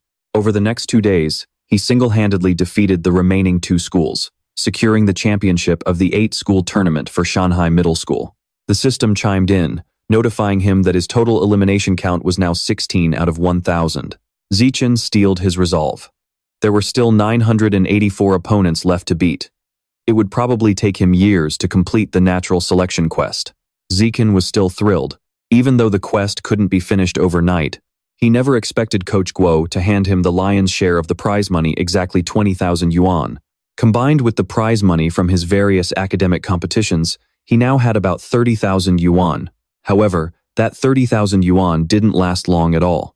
Wang Xin cooked up the most delicious meals for him, saying warmly, "Take your time, Zixin. There's plenty more where that came from." The system then notified him that his Ghost Squid Codex unlock progress had reached 33%. He realized that devouring 30 kilograms of ghost squid meat had boosted his Codex progress straight to 33%. By his second year of middle school, he successfully broke through from Tier 3 Common to Tier 4 Common level. Now, he could easily lift a weight of 1,090 kilograms with just one hand, jump 5.65 meters straight up, and sprint 100 meters in a mere 4.49 seconds. Time flew by, and soon, Shen Qinghan and I graduated from Shanghai Middle School. Before long, the high school entrance exam results came out, and Qinghan was filled with anxiety. Why is this happening? I worked so hard. Zixin, are we still going to be able to go to the same high school? Zixin knew the reality. He was the district's top student in both academics and martial arts. While Qinghan's academic grades were great, her martial arts score fell short of the requirements for Shanghai High School's elite martial arts class. Gently wiping away her tears, he smiled and said, "Well, I don't know about that, but the principal of Shanghai High School is actually coming over to my place today. Why don't you come with me to meet them? Qinghan sighed. The principal is definitely coming to recruit you for Shanghai High's top martial arts class. That has nothing to do with me, so why should I tag along? Without giving her a chance to argue, Zichen took her hand and pulled her along. Don't worry. The only way I'm staying at Shanghai is if we get to be desk partners again. Soon, everyone was sitting around the table. The principal of Shanghai High School sat with us for hours, expressing her strong desire for Zichen to choose Shanghai High for his next 3 years. Wrapping up her points, the principal smiled and said, "Well, Zichen, I think I've laid out everything we can offer. We've discussed all the terms. Bottom line, as long as you agree to attend Shanghai High, you can name any condition you want. Just tell me directly." Hearing this, Zichen immediately nudged Qinghan forward. "Thank you, principal. I only have one condition. I want Shen Qinghan to be in the exact same class as me." The principal turned to Qinghan with a warm smile. "You're Shen Qinghan, right? When the new semester starts, make sure you two show up together at Shanghai High to register." Both of them nodded in pure excitement. "Thank you, principal." Zichen competed in many tournaments. Once he picked his high school, he took part in his final middle school martial arts competition. To no one's surprise, Zichen easily led Shanghai Middle School to secure another championship victory. Countless opponents were utterly crushed by Zichen, left completely in his shadow, with no hope of a comeback. Deep in the forest, far from the city, Zichen thought to himself that now that he had the prize money in hand, it was time to fulfill his previous wish first. He only had 20% left to unlock the Ghost Shadow Squid blueprint. Using this prize money to buy meat would definitely be enough to fully complete the progress. The system notified him that his progress on the Ghost Shadow Squid blueprint had increased by 80%. Since he had no idea what would happen once the blueprint was unlocked, or what kind of uncontrollable side effects might occur, Zichen had purposely headed out to the remote mountains surrounding Shanghai City. With that, Zichen got ready. There was no time to lose, so he decided to dive right in. The system popped up, announcing that he had devoured a massive amount of the Ghost Shadow Squid's life essence. He was thrilled, though his face still showed a hint of surprise. The Ghost Shadow Squid blueprint had reached 100%. The system confirmed that he had successfully unlocked it, granting him the biological trait known as water fusion. This water fusion trait massively boosted his affinity with water, allowing him to move freely beneath the surface, completely leaving no trace behind. But Zichen felt a bit underwhelmed. He couldn't help but wonder why the effect of this water fusion trait seemed so useless. "I need to find a nearby pond and test this out right now," he thought. "My skin isn't wrinkling even after soaking for ages, and I can definitely feel way less water resistance when I swim. But is that seriously it? Is there really nothing else?" Well, it made sense. The Ghost Shadow Squid was just a low-tier monster, barely even worth fusing genes with in the first place. If he wanted better biological traits, he could always save up and buy them later. Sooner or later, he would unlock everything he wanted. Or, once he got stronger, he could just hunt down mutated beasts and eat their meat himself. Zichen clenched his fists in sheer determination, like those giant mutated rats, for instance. A few days later, with less than a week left before the new school year started, Zichen and Qinghan headed to the beach to hang out. His mom and Shen Qinghan's family had planned a joint vacation for both households. To get a better handle on his new water fusion trait, Zichen had suggested they go to the ocean. Hugging herself to stay warm, Qinghan warned him that the ocean water was freezing. Diving into the water, Zichen called back to her, encouraging her that it was always like that at first, and if she just took it slow and got used to it, she wouldn't feel cold anymore. The system chimed in, notifying him that because he was diving, his vitality, full-body muscle strength, muscle coordination, water affinity, oxygen management, water pressure tolerance, and diving skills had all increased by 1 point. Qinghan pouted, calling out to him to stop swimming off on his own and to come over and teach her how to swim already. It suddenly clicked for him that, oh right, Qinghan didn't actually know how to swim yet. Stopping in his tracks, Zichen patiently began to show her the basics. Since Shen Qinghan was never really the athletic type, he assumed it would take her a long time to get the hang of it. But Zichen was instantly proven wrong. In no time, Qinghan was swimming even better than a fish. She bubbled up, excited that swimming was actually so easy and that she had figured it out in seconds. Not only that, but she kept her face submerged for a remarkably long time. Suddenly, Qinghan realized she could dive effortlessly. Zichen jumped in surprise when she suddenly popped back up right next to him. Qinghan proudly bragged, asking him if she was amazing or what. She mentioned she always heard people say it was impossible to open your eyes underwater, saying that the salt water was supposed to sting. But she didn't feel any discomfort at all. In fact, she found it incredibly refreshing and comfortable. Zikin stared at her, rubbing his chin in deep thought. Even if Shen Qinghan had a natural affinity for water, there was no way she could master all these swimming skills in one go. It was just too bizarre. Then, a sudden realization hit him. Wait, no way. Memories of her frequent bedwetting combined with her freakish swimming talent suddenly connected in his mind. Zichen wondered if the real reason Shen Qinghan kept wetting the bed as a kid was actually because she possessed an innate, overflowing water element. It was mind-blowing. It was highly possible that Shen Qinghan possessed some kind of rare, legendary elemental physique, just like the characters in cultivation web novels. The two continued to swim together, but as Zichen took Shen Qinghan deeper, her performance left him even more flabbergasted. They had already been submerged for over 10 minutes. For a complete beginner, that was unheard of. Even highly trained divers would struggle to hold their breath that long. Just then, Qinghan heard a strange sound that made her freeze.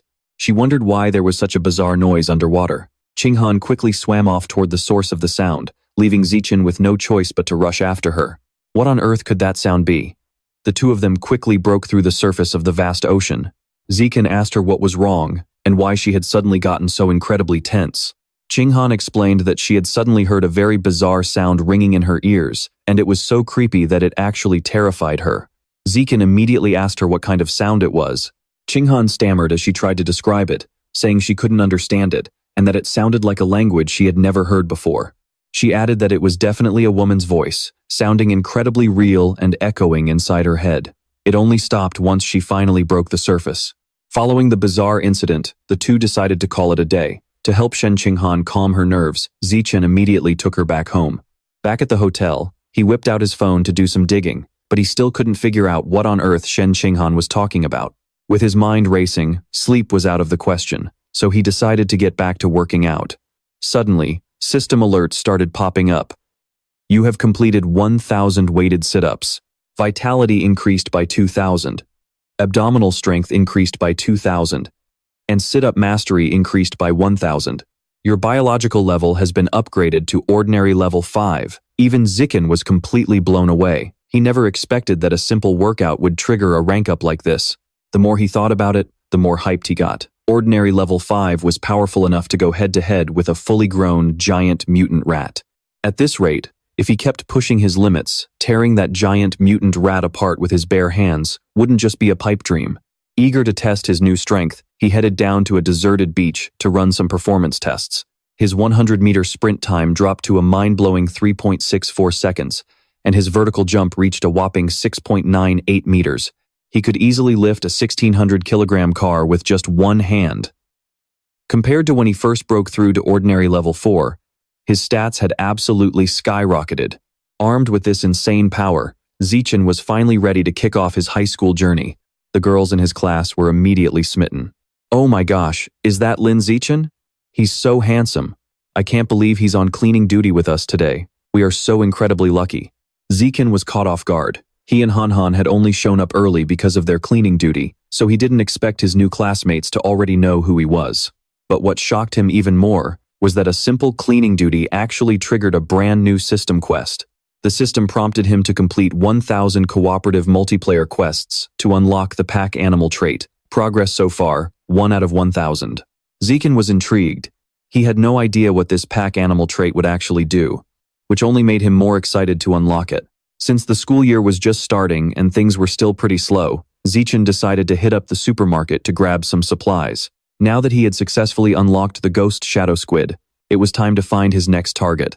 Suddenly, something on the shelf caught his eye. He stared at it, wondering what kind of creature this product came from. It was meat from a violent giant eagle, priced at 1,998 yuan per pound. Grinning, Zichen picked it up. This is the one! The violent giant eagle was a mutant beast, a step above the ghost shadow squid. Its eyesight was insane, 30 times better than a normal human's, making it a formidable predator. With that kind of vision, its hunting skills were top tier, capable of snatching a mutant rabbit even when it was moving fast enough to leave after images.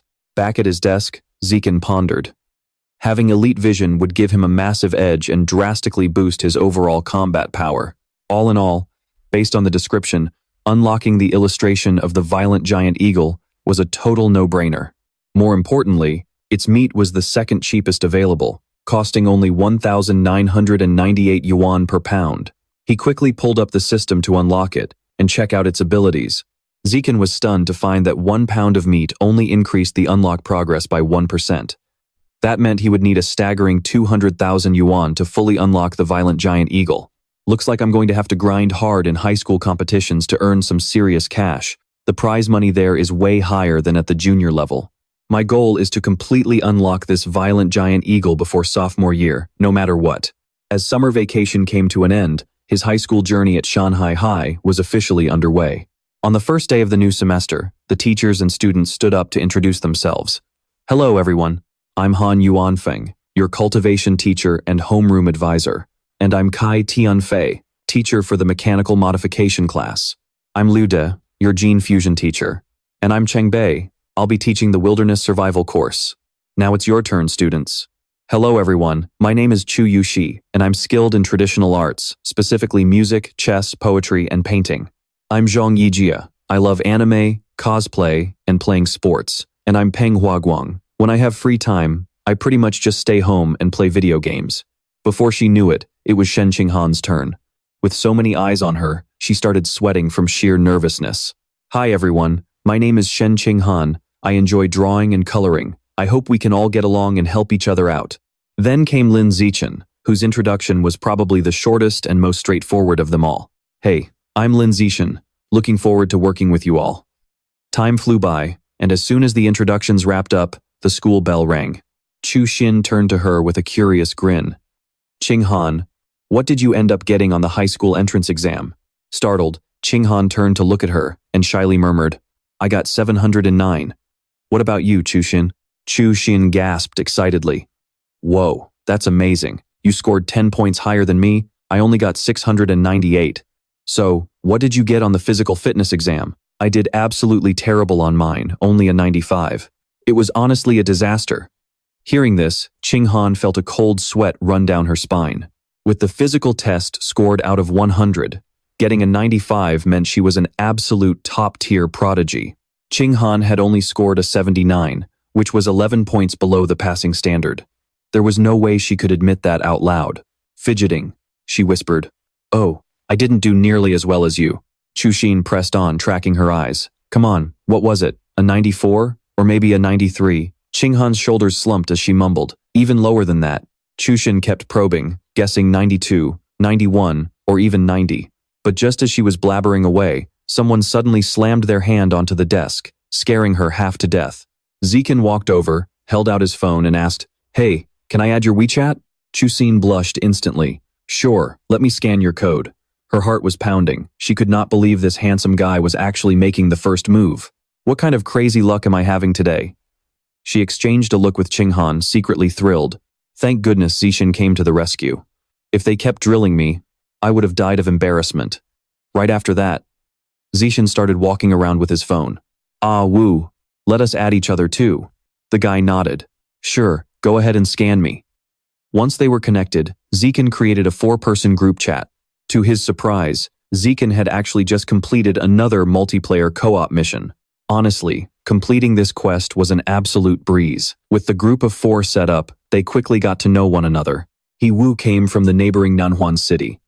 As the young master of a prestigious martial arts family, he had already won 8 major awards, making him the absolute pride of his clan. Meanwhile, Li Chusen's family owned a major clothing store chain with numerous branches across the district. She was a certified rich girl. Zikan and Shen Qinghan also shared a bit about their backgrounds, and before long, the 4 of them became close friends who could talk about absolutely anything. Just as they were wrapping up their chat, He Wu chimed in, Hey, guess who the strongest person in our class is? I bet you guys will never guess it. Chu Xin pointed a finger. My bet is on Zishin. He got the highest score in our district's high school entrance exam. He Wu was stunned. Wait, Zishin, you are actually that cracked? But even a top scorer cannot compare to these 2 monsters in our class. The principal literally spent a fortune to recruit them from Nanhuan City. See that guy sitting by the window in the 3rd row on the left? That is Wang Shuji. He was the top student in Nanhuan District, and his 100-meter sprint time is a ridiculous 7.89 seconds. Then there is that giant dude named Lu Chang in the back row on the right. He has got godlike natural strength and can easily bench press 300 kilograms with just one hand. Qinghan was impressed. Wow, they sound seriously tough. Chushin gasped, covering her mouth. Are you for real? Zikin let out a quiet sigh of relief, thinking, hearing that actually puts my mind at ease. A 100-meter dash in 7.98 seconds and lifting 300 kilograms? Honestly, both of those benchmarks were basically elementary level for him. Soon, the bell rang, and it was time for the next class, which was textbook distribution. There were 4 textbooks corresponding to their 4 core courses. Since Zikin had already mastered all 4 subjects on his own, back when he was a kid, he slipped away to find a quiet spot to cultivate. After all, the threat of the rat god cult was still looming over them. For now, the police had only captured a few cultists, but traces of the elusive Rat King were still popping up everywhere. That was why he was determined to push past level 6 to make sure he had a fighting chance against them. Their first practical class of the afternoon was Wilderness, Survival, and Exploration. Does anyone actually know how to start a fire by rubbing 2 sticks together? He asked. I mean, who would waste their time learning a survival skill like that? But he was instantly hit with a reality check when he saw the other students already putting it into practice. The teacher watched in absolute delight. Well, look at this. How on earth are you two so skilled? You can actually start a fire just by rubbing 2 pieces of wood together? Lu Qiang grinned proudly. Sir, I took a summer extracurricular class back in middle school just to learn this. Shuji piped up. And I taught myself online back in elementary school. Once the 2 geniuses from Nanhuan City finished showing off, the rest of the class began their own practice. Before long, Zichen also showed his teammates how to start a fire by friction. After that, martial arts class turned into yet another stage for the Nanhuan duo to flex their skills. Teacher Yuan Feng announced, Today, I am going to teach you a special breathing cultivation technique. But to his surprise, both of them spoke up in unison. Teacher, we already know this one. Even though it seemed a bit showy, they actually backed up their words by performing it perfectly. Even though Zikin already knew all of this, staying low-key was just his style. In the blink of an eye, over a month had passed, and teacher Yuan Fei made an announcement. It has already been over a month since the new school year started, so it is time to evaluate how much you have learned. To spice things up for this exam, I have set up some cash prizes. First place gets 88 yuan, second place gets 666 yuan, and third place gets 333 yuan. Zikin was shocked there was actually a cash prize, and the top scorer would walk away with 88 yuan. That was a pretty sweet reward, almost enough to buy half a kilo of violent condor meat. Naturally, with money on the line, everyone put a lot more effort into their tests. After 1 hour, the exam was over. Coincidentally, their gene fusion teacher, Liu Darren, also decided to hold a test with the exact same rewards. He declared, It has been over a month since school started, so it is time to see where you stand. Once the exam finally wrapped up, Hiwu collapsed onto his desk, groaning, Ugh, thank God that is over. The entire classroom erupted into complaints. Why was that test so brutal? That last question was literally impossible. I was hoping for a 90, but now I will be thrilled if I just get a passing 60. But while everyone else was crying over how hard it was, the dynamic duo from Nanhuan City started bragging to each other once again. Wang Shuji spoke up. That test was way too hard. How did you do? Lu Gang replied, I think I can only get a 95. I struggled with the last question. What about you? He replied, Same here. I did not know how to do the last question either, so I am guessing 95 too. Hearing those words, Yu clenched his fists in anger, muttering, Show-offs. Seriously, would they die if they did not do that? I just want to punch them right now. Mr. Darren announced, Class, the mechanical improvement test scores are out. Guo Yanling, 52 points. Shen Qinghan, 61 points. She turned around to look at him happily. Zichen, I passed. Congratulate me. Hard work really pays off. He continued reading. Yu, 88 points. Just like that, everyone turned around to look at him in admiration. You are so awesome, Mr. Darren praised. Very good job. I have high hopes for you. Yu said proudly. Just luck. It happened to be exactly what I studied. Guys, once I get the 33 yuan prize for third place, I will treat everyone to a great meal. He continued. Lu Gang, Wang Shuji, 95 points. You guys did amazing this time. Just one more question, and it would have been a perfect score," he said smugly. "Teacher, that last question required a lot of calculations. If you gave me 10 more minutes, I definitely could have done it." He agreed. "Me too." Mr. Darren nodded with high expectations. "I believe you two have the ability." Hearing this, he felt annoyed. Those guys were showing off again. But no matter what, third place was still his. The teacher then shared some unexpected news. "This test was very hard, and you might not believe this, but someone in our class got a perfect score. Lin Zichen, 100 points. Wang Shuji was shocked. 100 points? How on earth did he pull that off?" Lu Gang panicked. "That is ridiculous. Absolutely ridiculous." He was freaked out. Even the top 2-star students of Nangguan City were defeated. Lin Zichen is way too strong. On top of that, he just snatched my third place. Next time, I definitely should not celebrate too early. Shen Qinghan praised. "Zichen is so amazing." Chu Xin added. "Shan Zhong shines." He raised his hand and asked, "Teacher Kai, when will the 88 yuan first prize be handed out, Mr.?" Darren replied, "Don't worry, I will put the cash in a red envelope and send the reward to the class group chat." The teacher thought to himself, "This kid actually cares about money? Is he that short on cash?" Just 1 hour later, the results for the gene fusion test were also announced. Mr. Yuanfei declared, "All right, class, the results are out." The twin heroes of Nangguan Lu Gang scored 81 points, while Wang Shuji scored 83 points. For a test where most students failed, barely achieving an excellent score was already very impressive. And clearly, the two of them could not hide their satisfaction with the results. As for Shen Qinghan, she scored 78 points, which was good enough to put her in the top 5. Meanwhile, Zichen got a perfect score again, pocketing yet another cash reward. This dealt a heavy blow to He Yu, Wang Shuji, and Lu Gang. He complained, "With a test this hard, how on earth could anyone get a perfect score?" He agreed, "I feel like.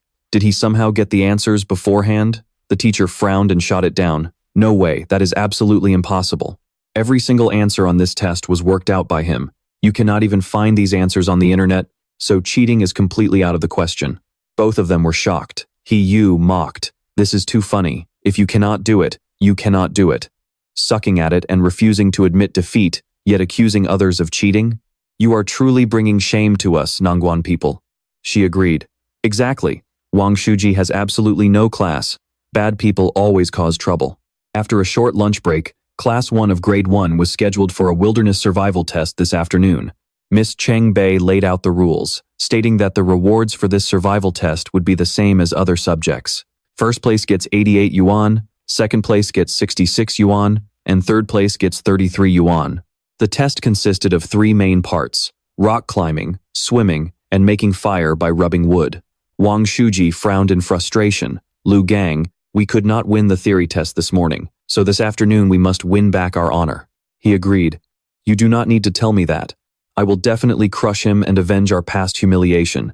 Before long, the test began. The first trial was tree climbing and rock climbing. Scores were based on climbing speed, and Lin Zichen took first place in rock climbing. As expected, the twin heroes of Nangguan were left eating his dust. The other two were dumbfounded. "No way. This Lin Zichen is too ridiculous. I was giving it my absolute all, yet I could not even see his shadow." In the end, Lin Zichen also secured first place in the tree climbing contest. But at this moment, Zichen was more focused on Shen Qinghan. She had not even finished climbing yet, so it was no surprise that she came in dead last. But that was no big deal. She would definitely get her confidence back in the swimming event. For the next stage of making fire, to secure the reward, he had to keep competing against the twin heroes of Nangguan. They both had the exact same thought. What? How is Lin Zichen so fast at everything? His hand speed is absolutely insane. I do not remember him being this fast in class. In the end, Lin Zichen successfully started a fire in just 58 seconds. Swimming was the final event, and once again, Lin Zichen crushed the twin heroes of Nangguan, dealing a devastating blow to their confidence. No way. I can understand Lin Zichen being that fast, but why did Shen Qinghan suddenly explode like that? I must have been too stressed out and made a mistake. After the wilderness survival results came out, Wang Shuji and Lu Gang went completely silent, not saying a word for a long time. But hey, at least it made for a quiet lunch break, because the afternoon martial arts class had reignited their hopes of showing off. Han Yuanfeng spoke up. You guys have been training in martial arts for over a month now. Today is your test, and you'll be sparring with each other in the ring to prove yourselves. There are rewards for the top 3. The two aggressively asked, "What about the written exam and the wilderness survival scores?" In a martial arts class, combat is everything. If you don't have the strength, every other achievement is completely meaningless. I absolutely must win this sparring session. Before the sparring session began, Han Yuanfeng set up a physical fitness test. He explained that the warm-up test would measure 3 key metrics: sprint speed, max barbell weight, and standing vertical jump height. Lin Zikin sprinted 100 meters in just 7.78 seconds. As for the weightlifting, he easily lifted 330 kilograms. He also had a standing vertical jump of 2.18 meters, taking the top spot in all 3 categories. Not wanting to show off too much, Zichen didn't even go all out. At this point, Shuji was terrified that Zikin's 100-meter dash was even faster than his. Zikin's entrance exam results made absolutely no scientific sense. Meanwhile, Lu Gang was completely shocked. Lin Zikin didn't even look that muscular. Had his body just not fully developed back in high school? Shuji tried to comfort him. "Lu Gang, don't panic. Losing the physical test doesn't mean we've lost everything. Real combat isn't just about raw physical strength. It's also about technique. We still have a chance." Lu Gang agreed. "You're right. Losing the physical test isn't the end of the world. We're still way ahead of everyone else our age, so we definitely still have a shot." After the physical fitness test, everyone headed over to the ring in the gym's arena to begin the sparring matches.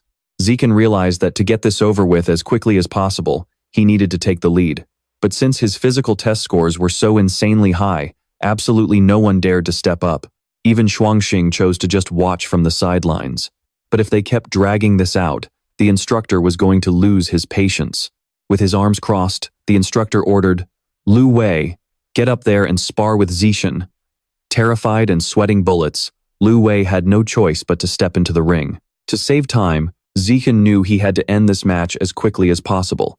Wanting to get everyone in the class through their matches before school ended, Zishan swept through them all like a hurricane. One by one, whoever stepped into the ring got taken down in a single move.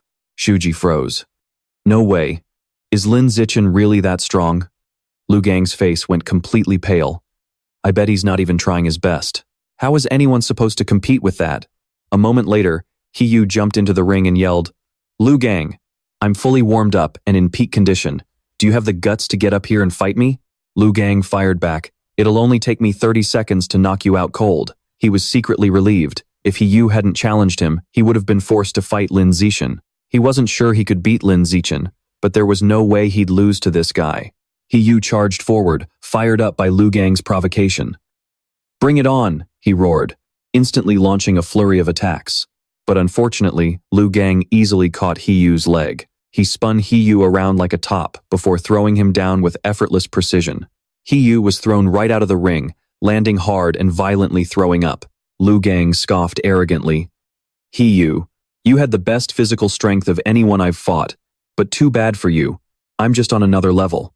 Right then, Zichen leaped into the ring.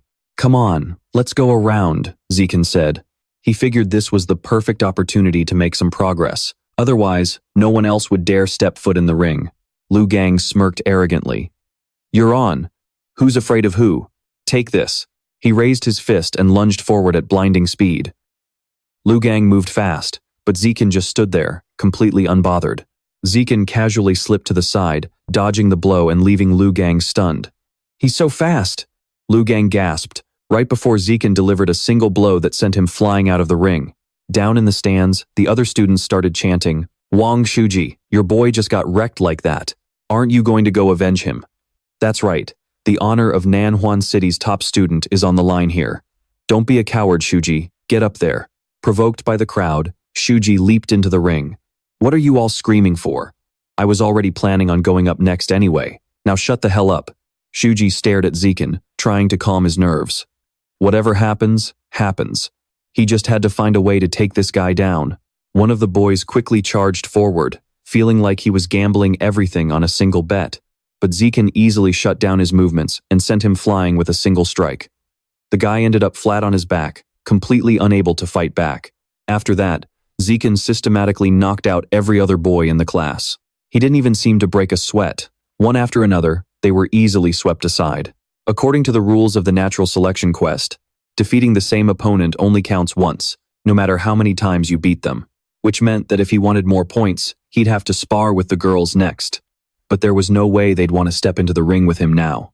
Just then, one of the girls boldly raised her hand and declared, "Zichen, I challenge you," before quickly stepping up into the ring. She jumped onto the stage, but before she could even do anything, he knocked her flat. That speed is absolutely unreal. Lying there, she thought regretfully, "What a bummer. I was so close to hugging him." But then, out of nowhere, other girls started stepping up to challenge him as well. Of course, he always held back when fighting girls, mostly just to get the job done as quickly as possible. In no time, the female students were all dealt with, but he was still a long way from completing his mission. He was starting to feel a bit disappointed, but to his surprise, Han Yuanfeng immediately announced some great news. The homeroom teacher spoke up. Everyone did a great job this time. Next, those of you at the top should learn to challenge yourselves against higher ranks. In 1 month, our class will challenge the strongest regular class in the second year of high school. So, make sure you all prepare yourselves well. Our goal is to defeat the strongest regular class in the second year of high school. Hearing this, Zichen was pretty thrilled. I was just bummed that I wouldn't have any matches to quickly level up the progress bar for my natural selection achievement. This tournament came at the perfect time. Talk about a godsend. Once class was dismissed, a male student walked past and threw a challenge his way. I used to worry that after coming to Shanghai High School, I wouldn't have any rivals left. Turns out I underestimated Shanghai High School. From now on, you are my rival, Lu Gang's rival, for our 3 years of high school. Zichen calmly thought to himself. Based on Han Yuanfeng's arrangements, completing natural selection within 1 year doesn't seem impossible after all. Another guy stepped up and said, "Lin Zichen, losing now doesn't mean I'll keep losing. Before graduation, I will definitely avenge this defeat." Zichen was secretly delighted. Plus, he had not only completed his mission but also bagged a cash prize. Doing some quick math, he had made over $3,000 today. Seeing his totally indifferent expression, those two got absolutely furious. Not only is he ignoring us, but is he mocking us too? How incredibly arrogant. But Zichen didn't care about them at all. With this cash, he could buy some exotic beast meat, which was just awesome. As night fell, inside an apartment building, Zichen was busy writing something in his room. He calculated that although he had received a small bonus today, it was still a far cry from the amount needed to buy beast meat and unlock the compendium. So, to make more money, he created an online novel account and started his writing career. Soon after, a message arrived. "Hello, I am the editor in charge of the platform. Your novel is excellent, and I hope to invite you to sign a contract for serialization." Receiving the news, Zichen was quite surprised. Upon waking up, he had already received a contract offer from the website. After logging onto the novel platform to sign the contract, a piece of breaking news caught his attention. Just 2 hours ago, a giant mutated rat attacked a cold storage warehouse for exotic beast meat in the suburbs. This giant mutated rat was over 5 meters long and had bitten a mechanically modified human clean in half. In that moment, the cyborg immediately activated their hidden backup power source and self-destructed to eliminate the threat, blowing the giant mutated rat to pieces and killing it instantly. Just how many giant mutated rats are hiding in Shanghai City? Besides, where on earth could giant mutated rats of that size hide without being detected? The next day, in the gym at Shanghai High School, today was the day of their friendly sparring match with the second-year regular class, and Han Yuanfeng was discussing tactics with some of their top students. He took the chance to give them detailed instructions. In a one-on-one match, their peak combat power doesn't compare to ours, but their overall strength is greater than our classes. The other side will definitely use their numbers to play defensively, drag out the fights, and then run a gauntlet to wear down the 4 of you. So once you're on the stage, you must wrap things up quickly. Got it? All 4 replied in unison. Got it, coach. Immediately after, Zichen quickly leaped onto the stage. He called out, "Coach Han, let me go first." He thought to himself, I need to complete my natural selection achievement, which means I have to defeat as many opponents as possible. So the sooner I get on stage, the better. Seeing this, one of their opponents said in fear, "Teacher, that guy is their strongest, and I'm the weakest in our class. How am I supposed to fight him?" The opposing teacher immediately voiced his dissatisfaction. Yuanfeng, According to the rules for interclass sparring, the weakest is supposed to go first. Why did you send your best student to fight in the very first round? This is a direct violation of the rules. The homeroom teacher pointed toward the stage and ordered, Zikin, get down here right now. You can go up later. Let the weaker classmates have a turn first. He reluctantly replied, Fine, coach. Then, Yuan Feng pointed to the girl standing nearby and said, Yuntong, you go first. She panicked. Huh? But coach, I'm still not ready. Seeing this, Shen Qinghan stepped up to ask for permission. Mr. Han, since I am the weakest here, let me go first. She then stepped onto the arena, her heart racing with anxiety. Oh my gosh, what do I do? I am so nervous. Down below, everyone was cheering. Go, Han Han, get him, Han Han. Hearing this, Qinghan started trembling even more. The more she thought about it, the more panicked she got. Suddenly, her opponent lunged forward, launching a fierce attack. She did her absolute best to block and parry the incoming blows. Qinghan quickly realized that while she could not win, she could try her best to hold out as long as possible to wear her opponent down. 3 minutes later, her opponent was finally running out of steam. The opponent realized that if she kept this up, her stamina would completely drain away. I need to end this quickly. With that, she delivered a powerful blow that knocked Qinghan clean off the stage. Qinghan immediately got back up and scurried over. The homeroom teacher praised her. Great job, Qinghan. You knew exactly how to use defense to drain your opponent's stamina. That was incredibly smart. Zikin walked over, gently patted her head, and said, Not bad at all. Even against a senior who has trained for over a year, you managed to hold your ground for more than 3 minutes. That is some serious progress. Feeling deeply comforted, she shyly replied, Hee hee, thanks. Another classmate stepped onto the stage, confidently thinking that since the opponent was already exhausted, now was the perfect time to finish her off. They quickly rushed in to attack. But their basic moves were absolutely useless. Before they knew it, they took a direct hit from the senior and were taken down in just a few moves. She cried out in pain, Ouch! Let go! Let go! I give up! The opponent mocked her. Haha, you rushed in without any defense. Are you looking down on the regular class? She smugly walked over and said, I might not be as talented as you, but since I have been training a year longer than you had better practice for another year before trying to face me again. At that moment, Chushin stepped onto the stage. Brimming with confidence, she said, Han Han, let me avenge you. Watch me take down this senior. Chuxin quickly charged forward and knocked out her opponent with a single blow. Qinghan cheered excitedly. Chuxin, you are amazing. Zikin walked over and patted her head. You were great too. If you hadn't completely worn down her stamina first, Chushin would not have won so easily. Clenching her fists, she softly nodded in agreement. 2 hours later, the regular class teacher confidently looked at Yuan Feng and said, Feng, your class only has 4 people left. It looks like we are definitely winning this free meal. Shrugging his shoulders with both hands raised, Yuan Feng replied, It is still too early to call. Let's just wait and see. He thought to himself, Lin Zichen, Wang Shuji, Lu Chang, and He Yu.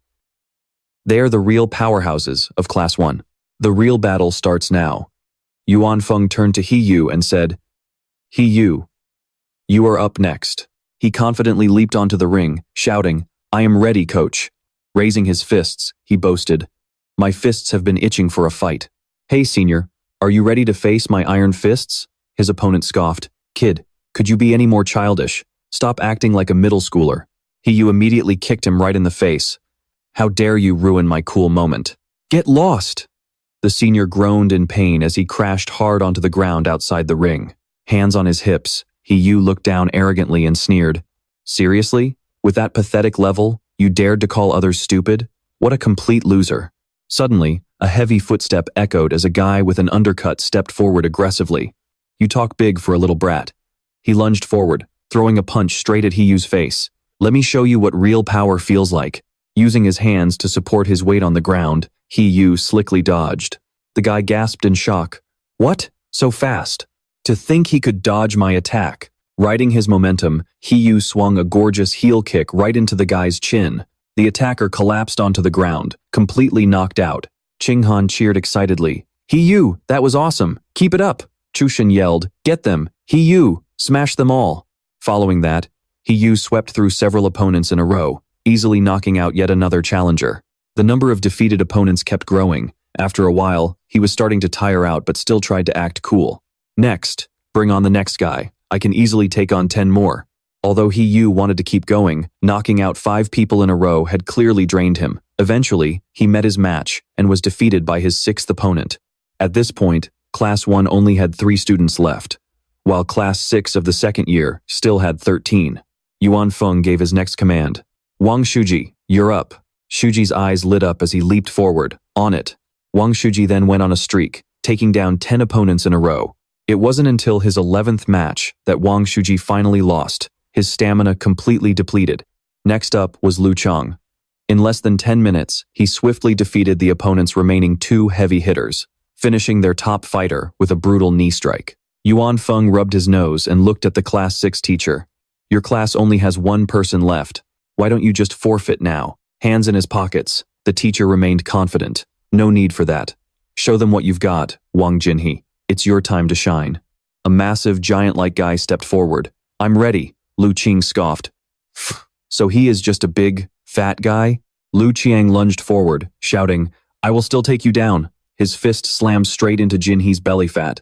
Lu Gang's jaw dropped. It felt like he was punching a giant cotton ball.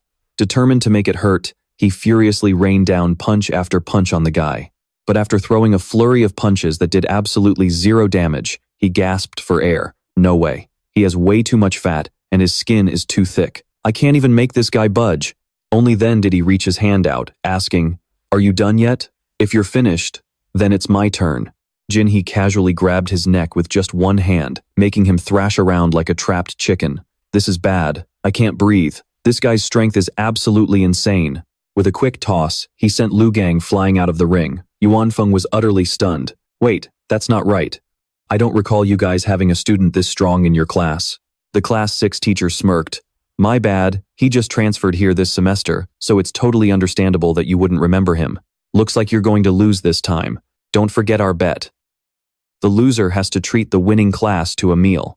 He was fuming but totally helpless, tears of frustration streaming down his face. So that's his game. He had Wang Jinhe as his secret trump card all along. No matter how strong Lin Zikin is, there's no way he can defeat this monster. Sigh, I was too careless. I got totally played. He walked over and patted Zishan on the shoulder. Zishan, it's your turn. Just go out there and get some good experience. You'll gain a lot of valuable experience from this, so don't worry about winning or losing. He stepped forward with a reassuring smile. Don't worry, Mr. Han. I'm going to win. Jinhe was surprised. Wait, is this kid really their class's best fighter? He looks kind of skinny. Jinhe instantly lost interest. Hey kid, I'm not the type to bully the weak. Outside, 3 girls cheered him on. Hey, fatty, don't you dare wimp out. Huang, Zikin is definitely going to beat you. Fatso, just you wait, you're about to get pounded into a meat patty. Come on, Zishan, teach this dead pig a lesson. Those arrogant words hit Jinhe's ears like sharp arrows. Jinhe sneered, give my junior a break? Tell you what, I'll just stand right here and let you have 10 free hits. I don't want you and your little fan club crying and talking trash behind my back later, saying that I used my size to bully the weak and won without sportsmanship. Zikin scratched his head helplessly. All right, Jinhe patted his own belly. Then come on, Junior. I'm not going to budge. Give me everything you've got. Without holding anything back, he slammed a massive punch right into his stomach. Jinhe's jaw dropped from the sheer impact. Jinhe was sent flying into the sky like a kicked soccer ball before crashing heavily onto the ground. Everyone watching was frozen in dead silence for 5 seconds. The entire Class 1 erupted in cheers. Zichin won. He actually won. Jinhe scratched his head and sat up. Huh? Why am I over here? What just happened? This makes no sense. It's completely unscientific. Mr. Shan walked over and patted Yuan Feng on the shoulder. Feng, that kid Zikin from your class is terrifying. He took down Wang Jinhe with a single punch. Honestly, he feels almost on par with Wu Tiancheng back when he was a high school freshman. He replied with a smile. Well, that's hard to say. That kid Wu Tiancheng is definitely not normal. Back in high school, he practically scared the principal to death. His performance was just way too overwhelming. Zikin walked over, curious. Teacher, who is this Wu Tiancheng? Yuan Feng explained. Wu Tiancheng is a senior who graduated a few classes ago. When he was just a high school freshman, He beat the entire elite class, scaring the school leadership half to death. Back in high school, Wu Tiancheng ran 100 meters in under 6.12 seconds, had a vertical leap of 3.96 meters, and could lift a 650-kilogram barbell with one hand. Who wouldn't be terrified by that? He scratched his head. Wow, that is a bit scary. But in his head, he thought, he really is impressive. He's almost as strong as I was during the summer break of my 6th grade year in elementary school. A little while later, they moved to a different venue. At the Mingxiang restaurant, he raised his water bottle. Thanks to Zichen, we managed to beat the second-year regular class. Their homeroom teacher admitted defeat and treated all of us to this meal. Everyone, stand up and raise a toast to Zichen. The entire class went wild, shouting, Zichen is the GOAT. Brother Chen is awesome. Everyone asked curiously, Brother Chen, how do you usually work out at home? What's your secret? Let's add each other. After taking down the second-year class, he became instantly famous at school. His classmates swarmed him to get to know him, making Zichen feel quite embarrassed. But Han Han hadn't changed a bit. Afraid that he wouldn't get to eat while dealing with everyone, she kept piling food onto Zichen's plate. Qinghan blushed as he stared at her intently. Qinghan excused herself flusteredly. Little Chen, I'm going to the restroom for a bit. True to form, her uncontrollable urge to pee hadn't changed. Meanwhile, the others whispered, Look at Shen Qinghan pouring water and peeling shrimp for him. She really knows how to butter him up. She looks like a maid constantly serving her master. With her kind of strength, if she hadn't buttered up Lin Zichen, there's no way she would have made it into our elite class. I bet it won't last long anyway. The gap between them is just too huge. They'll probably drift apart eventually. Releasing a murderous aura, she retorted internally, I am not a kiss-up. Qinghan walked away, thinking, I'm his childhood friend. On the way home, Zichen asked caringly, Han Han, why do you look so down? Did something happen? She said sadly, When I was little, I said I wouldn't wet the bed anymore when I grew up. But even now, I still wet the bed every single night. I have to wear diapers to sleep every evening just to feel safe. It's so frustrating. Little Chen, I feel like I'm disabled. I just can't hold my bladder. He reassured her, You're not disabled. Your bladder control is actually a superpower. It just hasn't fully developed yet. Qinghan looked up in surprise. A superpower? Zichen promised. Exactly. It's definitely a superpower.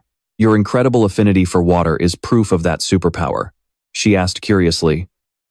Then, little Chen, you've been amazing since we were kids. Do you have a superpower too? He nodded, gently patting Qinghan's hair. Just like you, I have a superpower too, she said excitedly. If I really have one, I wonder what kind it is. Zichen encouraged her. It's bound to be an extremely powerful one. Suddenly, he heard a loud commotion up ahead. A worker was trying to stop someone. Put down that broom right now. We're exterminating the rats for community safety, so please cooperate. Someone was frantically trying to block them. Stop. Don't you dare hurt my brothers. The man screamed. Are you trying to kill my brothers again? He then lunged forward to attack the workers, shouting, I'll kill you all. Qinghan gasped. Little Chen, is this guy crazy? Zichen shielded her. He might be mentally unstable. That's just how crazy people are. Let's head home, Qinghan agreed. As night fell over the city, the family sat watching the news in Lin Zichen's brightly lit living room. The female pastor who went missing last week remains unaccounted for. Wang Xin said nervously, How is there another young girl missing? I think that's the 4th time this month. Yansheng corrected her. You're misremembering. She is the 5th person. 5 young, beautiful women have gone missing this month, so everyone is strongly advised to stay indoors late at night and avoid secluded areas. She says with worry, Xiao Chen, things have been dangerous out there lately. Don't let Han Han go out alone, okay? He assures her, Don't worry, Mom. I'll keep a close eye on her. Meanwhile, at the Road 20 police station in District 20 of Shanghai City, officers are busy dealing with a troublemaker. An officer asks, How is the investigation going? Is he mentally ill? The doctor replies, It is still unclear. I have been trying to talk to him, but he won't say a single word, as if he is mute. The officer insists, There is no way he is mute. He was screaming his head off at the vegetable market earlier. Suddenly, the officers gasp as they look inside, witnessing a horrifying scene. The troublemaker's body is rapidly mutating, and moments later, he turns into a monster. Call for backup now. Someone in the psychiatric room just turned into a giant rat. The massive beast relentlessly attacks everyone, completely unfazed by bullets. A female officer rushes over as the chief at headquarters says, all the cyborgs are out on other missions. Backup will take about 1 minute to arrive, but we are running low on ammo. I don't think we can hold out that long. The chief orders, get in the car. We will lure this rat monster to the outskirts and buy time until backup arrives. She frantically turns the car key. The tense officers brace themselves as the vehicle speeds away. The mutated rat pursues them relentlessly. Pushing the engine to the limit, they guide the beast toward the mountain to buy more time for the cyborg reinforcements. The police car races down the main highway with sirens blaring. It charges right behind them, destroying everything in its path. Multi-car pileups and terrible accidents occur one after another. The female officer from earlier collapses. Is backup really not going to make it in time? The ferocious mutated rat crushes cars under its feet. Violent explosions echo across the city. Suddenly, a warrior appears, locking onto the target and firing a barrage of bullets. Getting bombarded by the continuous attacks, the beast loses all control and goes wild. A giant rat that knows how to dig a hole and escape? These things are getting smarter. But judging by the flesh and blood scattered on the ground, it is definitely severely injured. I still have a chance to finish it off. The city's long night is drawing to a close, and it is now 3 a.m. Chen has been writing for over half a month. Firing out over 4,000 words a day, he is currently close to 100,000 words, making over 10,000 already. There are still some exciting plot points he has not released yet. Once those are out, the numbers will look even better. He wonders how much he will make after a month of his novel going premium. After looking at his novel's stats in the middle of the night, the sheer excitement of making a profit keeps him awake. So, Chen heads to a small, camera-free alley to test the results of his recent training. He sprints 100 meters in just 3.43 seconds and achieves a long jump of 7.72 meters. His progress is incredibly obvious. He thinks that if he keeps progressing like this, it is only a matter of time before he reaches physical godhood. Suddenly, Chen hears a loud noise. He spots a mutated rat rummaging through a trash can. It speaks up, brother. I'm sorry. I didn't mean to eat you, bro. I am just so hungry. Let me fill my stomach first, and I promise to make offerings to you every year. Chen thinks to himself, a rat man? Could this be the escapee mentioned in today's news? Since he is completely mutated into a rat man, I need to get out of here quickly and notify the police. The mutated rat mutters, actually, I don't even need to eat you. I can just go eat other humans. It lunges at him, screaming, I want meat. I want human flesh. Chen realizes, it's so fast, there is no way to dodge. Turning back to face the beast, he tells himself, I have no choice but to fight for my life. Chen unleashes a powerful kick, sending the mutated rat flying and rolling across the ground. Confused, it wonders, this kid is clearly just a weak student. So how on earth is he this strong? Both sides stand still, sizing each other up. Then, he hurls a large stone straight at the mutated rat's head. Chen thinks, I can't give it any room to fight back. I have to deliver a finishing blow now and figure the rest out later. He repeatedly uses heavy stones as weapons to beat the beast down. Finally, Chen lets out a sigh of relief as it lies completely motionless in front of him. Chen touches the mutated rat's corpse and mutters, is it really dead? I can absorb its life essence, so it looks like it is truly gone, but I only got 2 points from it, which is pretty low. Last time, it was clearly 5. Could it be due to the difference in genes between the Rat King and those cultists? I should head back first. The sun is coming up, and I can't stay here any longer. Suddenly, a robotic leg lands from the sky. The young woman exclaims, who on earth took down this rat man? Instantly, the rat god tossed a chunk of meat to the cult leader. He devoured it like a rabid animal, thanking the rat god for his divine gift. The woman who had been captured earlier was now wrapped tightly in its massive tongue. The rat god quickly swallowed his newly sacrificed meal whole. The entire space was drenched in a grim, blood-red glow. The beast demanded, next time, don't sacrifice ordinary humans. They taste bitter and absolutely terrible.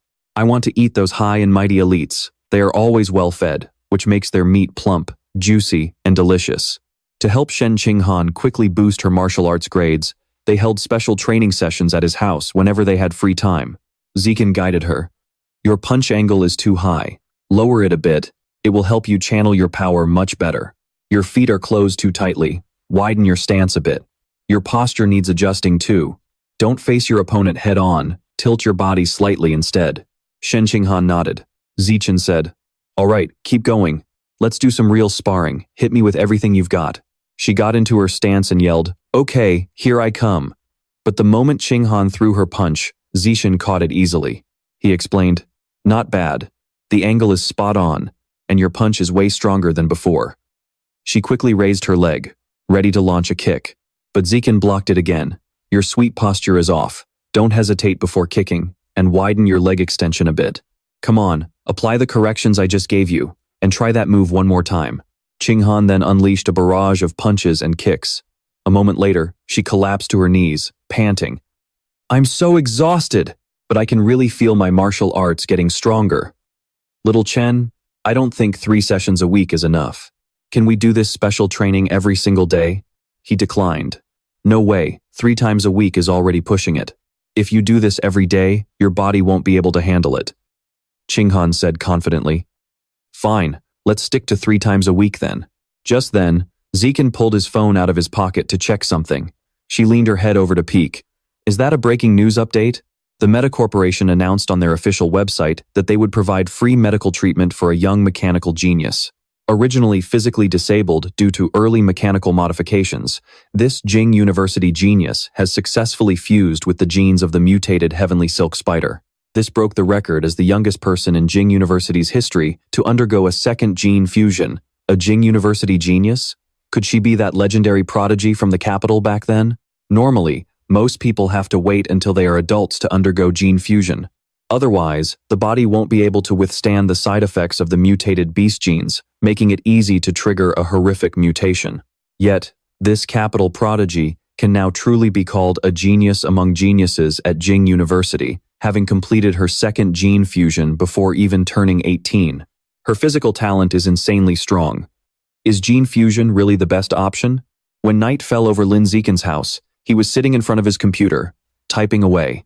Boosted by the sage's root of wisdom to speed up his progress, after just 1 month of typing practice, Zichen could easily write 10,000 words per hour. Spending just 1 hour a day typing wouldn't interfere with his daily training schedule, making this a totally acceptable side hustle. Yan Sheng stood behind him and praised, "Little Chen, your book is selling pretty well. If you can consistently write 10,000 words a day and keep the plot interesting, you'll probably pull in about 50,000 yuan in royalties for the first month. Once your word count piles up, making 100,000 yuan a month won't even be a challenge." He thought, 50,000 a month or even 100,000. With this kind of income, I won't have to stress about money to unlock mutated beast illustrations anymore. I just hope the royalties from the next 2 months will be enough to unlock the violent condor illustration. Back at the martial arts class, Han Yuanfeng organized an internal sparring tournament to test the students' progress. Soon, the head-to-head matches began. Zichen dominated the arena as usual, leaving his classmates with absolutely zero room to fight back. He not only pocketed 88 yuan but also racked up dozens of achievement points toward natural selection. On the flip side, Shen Qinghan still couldn't manage a single victory, keeping her firmly at the bottom of the class rankings. However, unlike before, she actually showed some resistance when facing her opponents. The last time she faced Wen Yuntong, the second-to-last student in class, Qinghan was sent flying out of the ring, ending the match in under 3 seconds. But this time, she held her ground against Wen Yuntong for nearly 3 minutes, and she wasn't just hiding in her shell like a coward either. Qinghan went toe-to-toe with Wen Yuntong, and even landed a few clean, beautiful kicks. Seeing this, Han Yuanfeng praised her outstanding progress and told Qinghan to keep up the great work. He then announced, "In 1 month, we will challenge the strongest elite class among the sophomore year. Our goal is to crush everyone in that class, except for their top 3. Do you guys have the confidence?" Everyone shouted in unison, "Yes, sir." Yuanfeng raised his hands in excitement. "Awesome."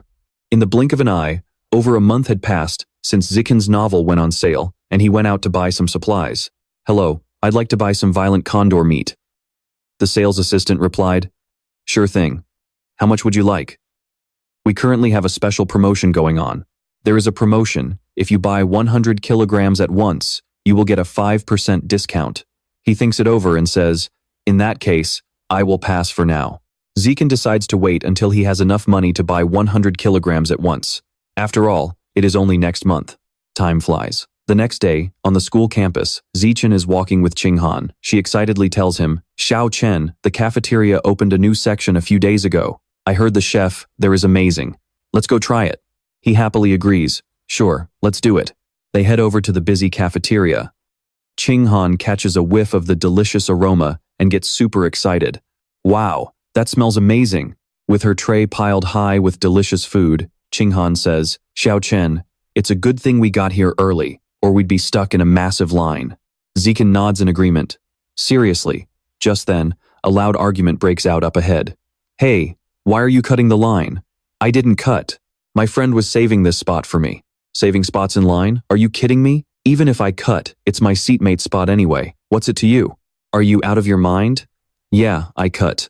What are you gonna do about it? Qinghan asks worriedly, Xiao Chen, is that he you arguing over there? Should we go check it out? Zichen shakes his head. No need. He you is pretty fierce. He is more than capable of scaring off any line cutter. Seeing how intimidating he you is, the line cutter storms off, muttering under his breath, stupid brat. The atmosphere in the cafeteria instantly turns tense. Suddenly, he you gets cut off by a completely different group of people. Annoyed, he demands, what's your deal? One of them replies arrogantly, nothing. We just felt like cutting in front of you. He, you, is furious. Are you kidding me? Get to the back of the line, he freezes, unable to push them back. He, you, starts to panic when he realizes he cannot budge them. Noticing that something is off, Qinghan says anxiously, it looks like he, you, is getting bullied. Zichen immediately steps up and taps the guy on the shoulder. Hey classmate, please go to the back of the line. The guy points a defiant finger at him. And what if I don't? What are you gonna do about it? Zichen calmly pulls out his phone and says, I'll report you to the teachers. The guy snaps in frustration. Tattletale, how embarrassing. He replies calmly. I think cutting the line is way more embarrassing. Left with no comeback, they walk away in frustration. In Shanghai City, inside a luxurious villa in an upscale neighborhood, the cult leader announces, Sha Chang is dead. He lost his mind and ran to the trading market, provoking the security team, and ended up dead. Someone immediately chimes in, good riddance to that idiot. He did nothing but cause trouble all day long. I've wanted him dead for a long time. Otherwise, he would have dragged us down sooner or later. The cult leader continues introducing. And this kid is our newest recruit. He will be taking over Sha Qiang's position in the future. Get to know each other. Also, the rat god told me that ordinary human flesh is too bitter and hard to eat. From now on, he wants to feast on those of high status. Keep this in mind, so you don't offer unsuitable sacrifices. The crowd begins to murmur anxiously, but cult leader, targeting the upper class is extremely dangerous. Exactly. If one or two ordinary people go missing, nobody cares. But if someone from high society disappears, it will cause a massive uproar. The cult leader instructs, target the sons of wealthy businessmen who are weak and defenseless. They are much easier to manage. That way, the risk will be much lower. Since you are still a rookie, you don't need to target the upper class just yet. Start by kidnapping a young, ordinary but good-looking guy to practice on, then bring him as an offering to the Divine Son, who serves directly under the rat god. The rookie promises, rest assured, cult leader, I will present the most handsome offering in the city to the Divine Son. Meanwhile, in the classroom, He-Yu is explaining, I've been looking into it for days. Turns out those line cutters are from Class 3, the strongest elite class we are about to challenge. Those guys have absolutely no manners. I'm honestly speechless. Zichen casually remarks, being smart doesn't mean they have good character. Suddenly, a notification on his phone catches his eye. Zichen ponders, another wealthy heir has gone missing? This is already the 5th wealthy heir to disappear. What's more, the motive isn't money at all, since none of the kidnappers have demanded a ransom. Could these kidnappings be connected to the rat god cult? The next day, Class 1 is set to challenge the strongest elite class, Class 3. The guys who cut in front of He-Yu last week keep casting disdainful glares in his direction. He-Yu fires right back with provocative hand gestures. Soon, both teams finish warming up, and the match begins. Just like before, Shen Qinghan secures the win in the first round. However, she soon finds herself facing an incredibly powerful opponent. Qinghan is completely helpless, continuously overwhelmed by her opponent's aggressive onslaught. She thinks to herself, this senior from the elite class is just too strong. Even my turtle defense strategy isn't enough. The senior delivers swift, decisive blows to finish the match. Each kick is landed with pinpoint accuracy. Not just Shen Qinghan, but even Li Chushan and the others are completely powerless against this senior. It isn't until a short-haired classmate with slightly better skills steps up that the formidable senior is finally defeated. However, another senior from the opposing team quickly takes back control of the match. In less than 10 minutes, this senior sister wipes out 9 opponents in a row, including 3 male students. Before long, almost the entire class is utterly crushed, leaving only 4 people standing, including Zixin and Wang Shuji, Lu Gang and He Yu. Meanwhile, for Class 3, only 5 students have been eliminated from the ring, with 36 others yet to even show their faces. All 5 who got knocked out were girls, and the other side hasn't even sent a single guy onto the stage yet. Yuan Fong grows anxious. The gap in strength is just too massive, making this fight feel completely hopeless. He instructs, He Yu, you're up next. They still have 6 girls left. Go knock them all out. Think you can handle that? He confidently declares. Piece of cake, teach. He Yu smugly thinks to himself. 6? Please. Even if there were more older girls, I'd gladly take them on. Overflowing with confidence, he leaps into the ring. Living up to everyone's expectations, He Yu barely breaks a sweat as he knocks all 6 girls out of the ring. Suddenly, an aggressive opponent leaps onto the stage. Ji Yun smirks arrogantly. Ready to get wrecked? He Yu fires back. Are you not just clueless, but also completely lacking any self-awareness? The opponent thinks to himself, he's the first guy to step up, so he must be a total weakling. Here is my chance for payback. He charges furiously at He Yu, fists ready. Immediately after, a heavy punch lands right in his gut. He Yu clutches his chest in pain, thinking, too fast, and that blow was incredibly heavy. Ji Yun sneers arrogantly, you're too weak, just give up already. He Yu angrily shoves him away and snarls, get the hell off me! But to his dismay, He Yu takes another brutal kick. He collapses under a barrage of painful blows, curling up on the floor in agony, thinking, damn, that hurts. His strength is right up there with the top guys, maybe even higher. He stepped up on purpose just to get revenge on me. I was way too careless. Qi Yue immediately throws down a challenge. Aren't you the one who loves sticking your nose into other people's business? If you've got the guts, get in here. Otherwise, run along. Ziken immediately leaps into the ring, accepting the provocation. He was just feeling down about not getting a turn anyway, so this opportunity is perfect. The crowd cheers. Show him what you got, Brother Chen. Kick his butt. Cutting in the cafeteria line is one thing, but acting like hot stuff in the ring is another. Get him. Qi Yu instantly rushes straight at Zichen. Qi Yue aggressively throws a flurry of punches and kicks to seize an early advantage, but Zichen casually blocks his entire attack with just one hand. With a sudden grip, Zichen grabs Qi Yue's head and slams it brutally into the floor, knocking him out cold instantly. Zichen steps calmly over his limp body and kicks him right out of the ring. The entire crowd stands, stunned. Qi Yue's strength is easily top 5 in the class, yet he got taken down just like that. Is that kid really that powerful? Yuan Fong is utterly dumbfounded.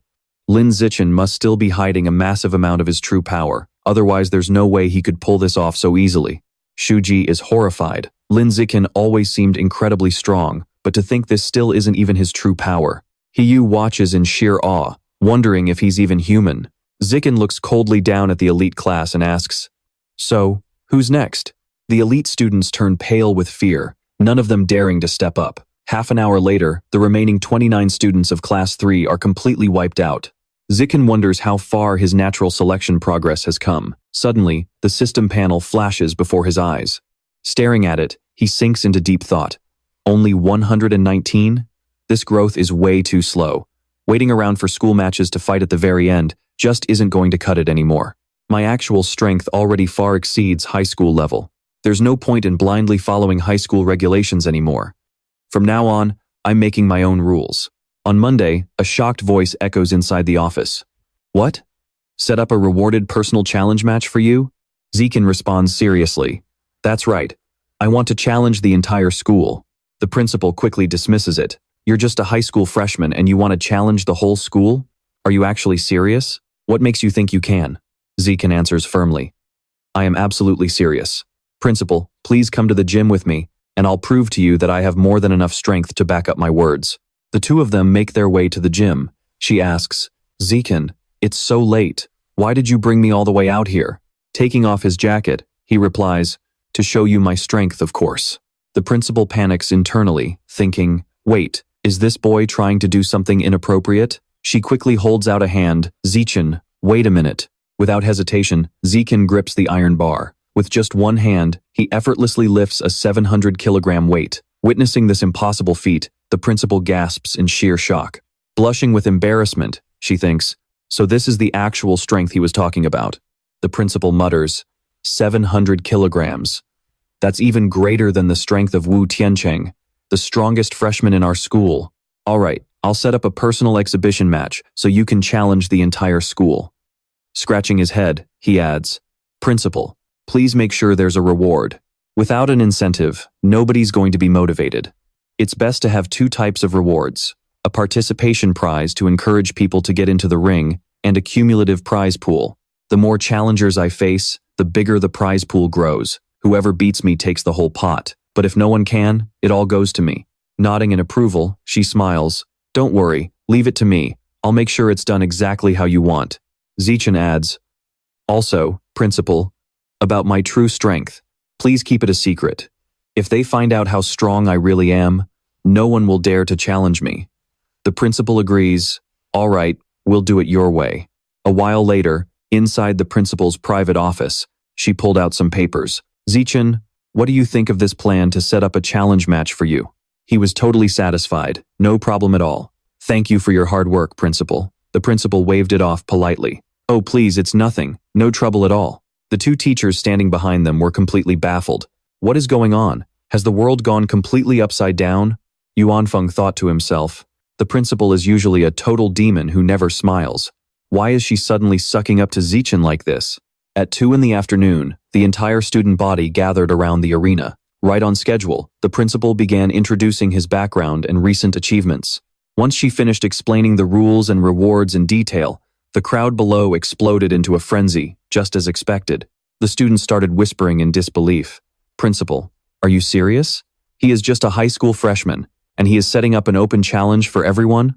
He only beat some sophomores, and now he is showing off. He is so arrogant. He clearly does not know his place.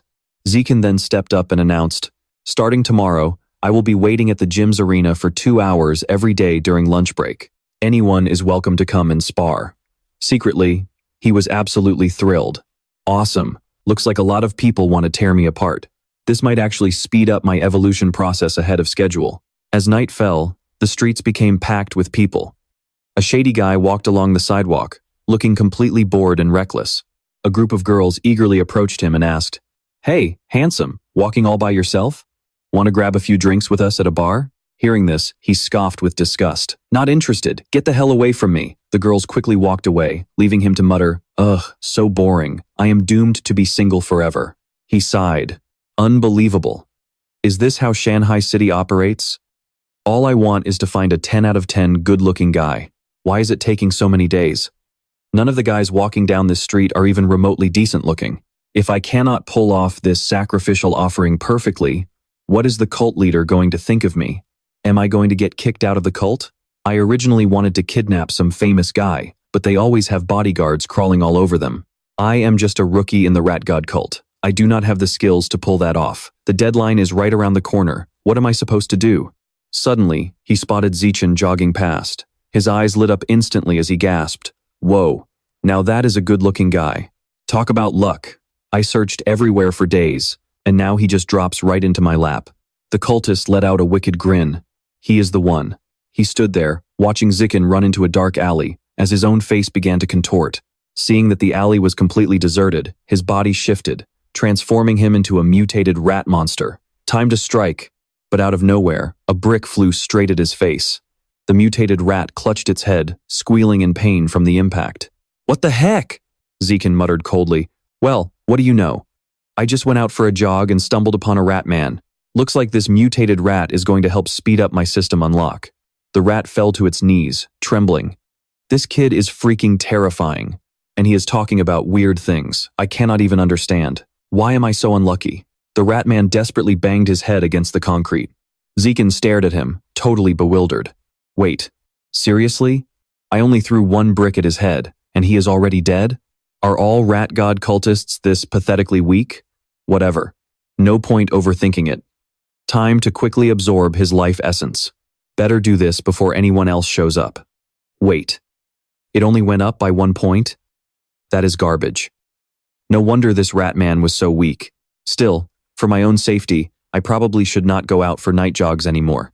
After all, not every cultist is going to be this weak. Some of the stronger members become insanely powerful after they mutate. They can even shrug off bullets. The next morning, Zishan woke up to some shocking news from 3 last night. The city public security headquarters, working alongside instructors from the Shanghai Evolution Academy, had successfully raided and wiped out a major cell of the rat god cult. He sat down, drying his hair with a towel. So the rat god cult got wiped out? And the guy who took down the Rat King was Tiancheng, an instructor from the Shanghai Academy. He is a genetic fuser, a high-tier biological entity. During the raid, Tiancheng unleashed a devastating combo on the mutated Rat King, quickly crushing it with his overwhelming power. The entire fight was over in less than 30 seconds, ending in an absolute landslide victory. Zichen watched the footage in awe. So this is the true power of a high-tier entity. Incredible. Meanwhile, inside a brightly lit skyscraper, an older executive raised his glass and asked, "Tiancheng, still no word from your instructor?" Tiancheng sighed heavily. "Nothing. He is still missing. That group of elite fighters went into the 36th chaotic zone back then, and there is still no trace of them," the man asked, curious about the current state of the zone. Tiancheng replied, "It is relatively stable now. If it were not, I would not even have the time to be here.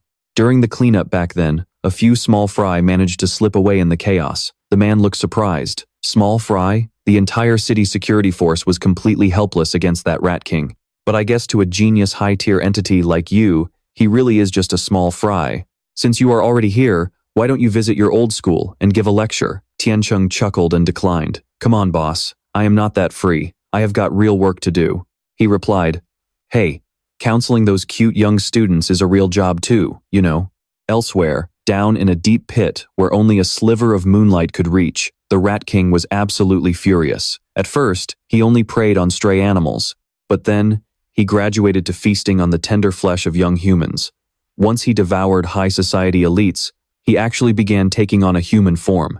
The Rat King growled, "I went through so much trouble to bring you here, just so you could strengthen our tunnel-digging bloodline. Yet you had to go around devouring humans and causing such a massive scene." Boiling with rage, the Rat King raised his massive foot to crush him. He roared, "Tell me, do you deserve to be erased?" The mutated rat trembled in fear. "My lord, please, just give me one more chance." The Rat King coldly sneered, "Oh, I can give you a chance. But you still have to pay the price." With that, he slammed his claws right into his subordinate's head, leaving only the agonizing screams of the mutated rat echoing through the dark. Disgusted, the Rat King grumbled, "Sewer rat eyes smell absolutely foul." Even so, he stuffed the rest of his minion into his mouth because, honestly, the taste was too good to resist. "You were actually pretty clever, hiding behind the scenes to enjoy yourself while letting your little brother play the fake Rat King and take the fall. But if you don't focus on digging my tunnels from now on, you'll end up just like him." The next day, the school was buzzing with gossip. He's the guy who wants to challenge the entire school. Lin Zicken is only a first year. He really doesn't know his place. He just headed to the gym. "Let's go check out the drama." Ignoring the whispers, Zicken checked his phone. The alert read, 9 surviving remnants of the cult of the rat god have escaped. He stared at the bounty, lost in thought. 50,000 for just one fugitive? But if I run into them, I need to keep a low profile first. Safety first, then I can worry about the money. A bit later, a massive crowd gathered inside the gym to watch the action unfold. Standing on the stage, Zicken scanned the crowd. "Wow, quite a turnout, huh?" His eyes instantly sharpened. "The more, the merrier for my rewards." Just then, Ching Han announced, "Anyone who challenges him gets to join the lucky draw. We've got incredible prizes. First come, first served." The students went wild. "I heard they're giving away the latest gaming console. Is there an Apple phone? Wait, if we win, do we get to hold Ching Han's hand?" The eyes of her fanboys lit up with pure excitement. "I want to challenge him." Suddenly, a girl leaped forward, literally stepping on the guy's face as she yelled, "Get out of the way! Let me do it!" The female students screamed with excitement. "Count me in too. Cutie Zichen is mine." Girls began chanting from all directions, "We want him too." One girl grabbed his arm, squealing in her mind, "I can feel it. Oh my God, his arm is so toned." Another blushed furiously, thinking, "He is just way too handsome." Before long, girls were practically swarming and clinging onto him. Zikin broke into a cold sweat. Okay, this situation is getting seriously weird. Even though he hated the idea of fighting girls, he had achievements to unlock. He quickly gathered his energy and blasted them away with a powerful palm strike. One after another, they were sent flying right off the stage, unleashing a storm of moves. Zikin muttered, "Pardon me, ladies." Immediately, a system notification popped up. Natural selection. 309 out of 1,000. But one of the girls got right back up and yelled, "I'm not done yet. I want another round." He sighed and reminded her, "Once you're defeated, you can't challenge me again. You know." The girls whined in disappointment. "Aw, seriously? But we wanted to touch you some more." Just then, a male student pushed his way through the crowd. "Lin Zishan, right? I've been sick of your face for a long time. It's my turn to teach you a lesson, punk." But in the blink of an eye, Zikin absolutely thrashed him, bringing the system's filter count to 419. Zikin rained down punches, leaving the guy with zero room to fight back. Just like that, time flew by, and it was already 4 o'clock. By then, he had knocked out an absolute mountain of challengers. "Is that all? Anyone else?" Zikin called out. Instantly, a voice boomed with confidence. "I'm next." The crowd gasped. "Look, it's Yan Shaoxuan, the undisputed king of the second-year elite class." Someone whispered, "Who do you think is going to win this?" "Definitely Yan Shaoxuan. The second-year elite class is on a whole different level. Back then, he took down an entire gang of guys all by himself, though he did end up losing to Chen Wuxing, who's still a step above him." Shaoxuan leaped onto the stage, a smug look on his face. "Hey, Junior, I used to be arrogant and reckless, just like you, but after getting my butt kicked, I learned that there's always a bigger fish. There's always someone better. Today, I'm going to teach you your first life lesson, how to be a genius who actually knows patience." Zikin couldn't care less. "Hey ref, can we start now?" The teacher nodded, and the match officially began. While Shaoxuan was still rambling, "Listen, Junior, I highly suggest you." Zichen's fist slammed directly into his face. An intense exchange of blows instantly erupted on the stage. Zichen casually scratched his ear in annoyance. Much better. Finally, some peace and quiet. The crowd was absolutely stunned. No way. Yan Shaoxuan got taken down already? Is Lin Zichen really this insanely strong? Suddenly, slow clapping echoed from the crowd, drawing everyone's attention. The crowd erupted into whispers. "It's Chen Wuxing. He's definitely here to win back Shaoxuan's honor." The school's top fighter had arrived to challenge him. Zikin raised an eyebrow. "The school's top fighter? Is this one of those classic cases where the kid gets beaten up, so he runs to get his big brother?" As Wuxing leaped onto the stage, he scoffed, "I honestly never expected Shaoxuan to lose to a kid like you." "Wait," Zichen asked. "Teacher, are we ready to start?" The teacher snapped in anger. "You little brat, can't you let me finish my sentence?" The teacher announced, "Begin." Immediately, Wu Hang lunged forward. "Looks like the only way to make you listen to me is by beating the crap out of you first." Then, they clashed. Zichen said, "I'm really sorry." And then he kicked him high into the air. "But I'm kind of busy." Taking the hit, Wu Hang shrieked in absolute terror. "No way." Down below, the students stood with their jaws dropped, unable to believe their eyes. He pointed and gestured to the crowd. "Hey, what are you standing there dazed for? Get up here and fight me." A male student blinked in confusion. "Who? Me?" Zichen nodded. "Yeah, you. You haven't fought me yet." Stepping up in fear, the boy pleaded, "Please, go easy on me." Secretly, he thought to himself, "Well, I'm already up here, but if it weren't for the chance to win the lucky draw by challenging him, I swear I would have never stepped foot on this ring." And just like that, Zichen knocked the guy out, and the system notified him that his progress increased by 1. The spectators grew determined. Since they were already here, losing to him wouldn't even be embarrassing anyway, and they really wanted to win that fruit phone. Right after that, he easily took down one challenger after another. As Zichen kept handing out beatdowns left and right, the system notifications chimed non-stop. With swift and effortless moves, he sent his opponents flying out of the ring. The system announced, "In a competition, utilize the most primitive biological methods." Zichen suddenly grew excited. He stared at the system screen and fell deep into thought. An increase in damage attribute simple and primitive, yet extremely practical. However, it doesn't specify exactly how much the damage is boosted. He jumped down from the ring as the challenges ended, and the crowd began to disperse. The students buzzed. That was fast. I wanted to watch a bit longer. Afterward, Zichen and Qinghan left the gymnasium together. Shortly after, all the remaining students packed up and flooded out the doors. Sometime later, the door to the principal's office swung open. The principal smiled and said, "Congratulations, Zichen. I can't believe you actually claimed the #1 spot in the entire school, even knocking out Chen Wu Hang. You must still be hiding your true strength, right?" He calmly replied, "Guilty as charged, but only a little bit." She scoffed, "I think it's way more than just a little." Not long ago, Chen Wu Hong took the special admission exam for Capital University and lifted 690 pounds with just one hand. Judging by that, your strength must be at least 800 pounds. Zichen answered, "Your intuition is spot on, Principal. I can lift 790 kilograms. Secretly, he thought, I absolutely cannot let her know my actual strength. The principal laughed. I knew it. Suddenly, he spoke up. By the way, Principal, when will my prize money of 8,810 yuan be deposited into my account? She pulled out her phone. All right, I'll transfer it to you right away.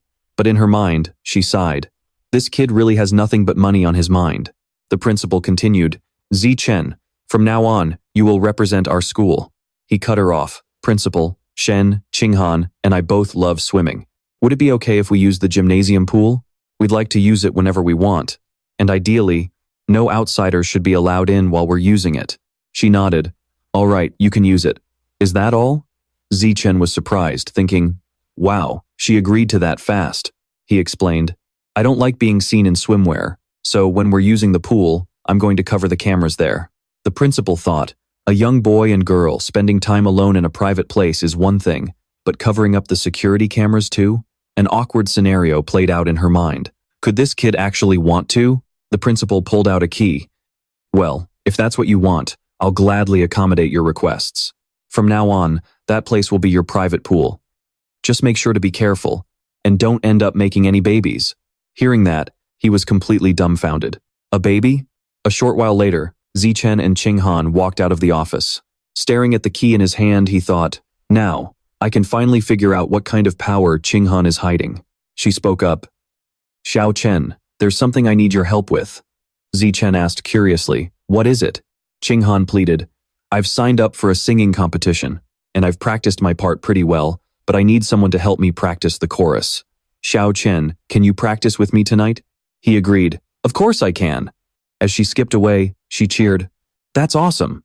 Zichen thought, does she really care that much about this competition? I hope this helps boost her confidence for the big day. As night fell, and the room was lit by warm lights, Qinghan happily showed off her singing talent in front of him. Jianye said worriedly, honey, they're both grown up now. Isn't it a bit inappropriate for a young boy and girl to be alone in a room together? Shumeng snapped back. They're childhood sweethearts who grew up playing together. What right does an old man like you have to object? You old Shen, I suggest you mind your own business. Jianye muttered in reply. All right, he already explained it, so I won't say anything else. All of these voices easily reached Zichen's sharp ears.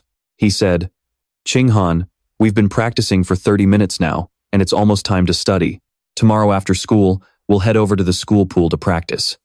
Remember to bring your swimsuit. She nodded happily. All right. Qinghan waved goodbye, saying, Bye, Xiao Chen. And he replied, See you tomorrow. Once she was left alone, she began to blush and think. The pool? Qinghan started picking out outfits, wondering, which swimsuit should I wear? She laid them all out on her bed. Racking her brain to find the perfect outfit, Thanham shyly picked one up and thought, is this a bit too revealing? Imagining herself swimming with him made her blush, so she quickly stuffed it into her bag. After all, it would only be two than at the pool anyway. The next day at school, the air was fresh and quiet, and the empty pool area had only a single figure in sight. Tu Than stood waiting in his swimwear with his arms crossed. He glanced up at the security camera and thought, with you on duty, I can rest easy. Suddenly, Tu Than heard a voice call out from behind. Tu Than. It was Than Ham, running toward him in a stunning, sexy swimsuit. She spoke softly with an apologetic smile. Sorry to keep you waiting. Tuthan warned her. Slow down. Be careful. It's slippery. Inside, his heart was racing. She's so adorable. Blushing, he said, come on, let's get in the water and start our training. With that, the two of them jumped into the water and began their practice. Tuthan held Thanham's hand as they shared a tender, affectionate look. Her eyes spled with pure happiness as she gazed at him. After sharing a long, silent look, Thanham pointed upward with her hand, gesturing to go up. Tuthan wrapped his arm around her and swam toward the surface. The moment they broke through, Thanham wrapped her arms tightly around his neck. Tuthan asked caringly, What's wrong, Ham? Splashing the water, she said softly. Tuthan, the water. It can pass right through me. Thanham scooped up some water and said, Watch. But the water droplets immediately slipped right through her hand. Excited, Thanham exclaimed. See? It went right through my hand again. She wondered, It's so weird. Why does water just flow right through my body like this? Tuthan fell into deep thought. Could this be Ham's superpower? Suddenly, he grabbed her hand and said, Let me see your hand for a second. Tuthan realized that besides the water passing right through her, everything else seemed completely normal. He took her hand and pulled her along. Let's go over there. I'll help you check your body to see if there are other parts where water can pass through. Flustered by Tuthan's sudden action, she couldn't help but blush. A while later, Thanham lay on a table with a shy, embarrassed face. Tuthan. Right now, Tuthan was using water to test different areas of her body. Feeling flustered, Thanham asked, How much longer is this going to take? He analyzed, I've tested everything 3 times, and your body is completely normal. It looks like, for now, only your hands have this ability. He helped her sit up as she murmured, So that's how it is? Tuthan, you know how I've struggled to hold my bladder since I was a kid? Do you think there's some part inside me where water leaks through? Tuthan replied, That's actually a possibility. Next time you feel like you can't hold it anymore, make sure to let me know. Oh, and try to feel it out yourself to see if any other part of your body has that same sensation as your palms. He thought to himself, Phew, I almost sounded like a total creep just now. Meanwhile, Thanham stared at her hands, filled with joy. In other words, I'm not a useless girl. I actually have a water-based superpower. One day, when my powers are fully unlocked, I'll be able to stand right by Tuthan's side as his perfect match. As night fell, the streets bustled with crowds of people. Inside a shop, an employee cheerfully greeted a customer. Hello, welcome. Suddenly, a black card was tossed onto the counter, taking her by surprise. Tuthan calmly made his request. I want 100 pounds of violent vulture meat, and please deliver it to this address. Taking the card, the employee was utterly stunned. Yes, of course, she thought to herself. It's him again. Just what kind of rich young master is he to throw around money so generously? Sometime later, the delivery girl arrived and said, Please leave us a good review. And then, holding the delivery box, he thought, I just received 120,000 yuan in royalties this morning, which brings my total savings to nearly 210,000. Buying 100 pounds of this violent vulture meat should be more than enough. Let's see what kind of surprises its unlocked diagram has in store for me. Soon after, the system interface flashed. You have devoured a portion of life force.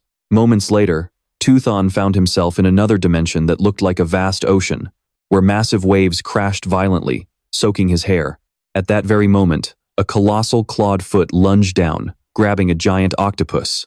Standing firm, he stared at the system notification. You have successfully unlocked the violent vulture diagram. Sky Eyes activated.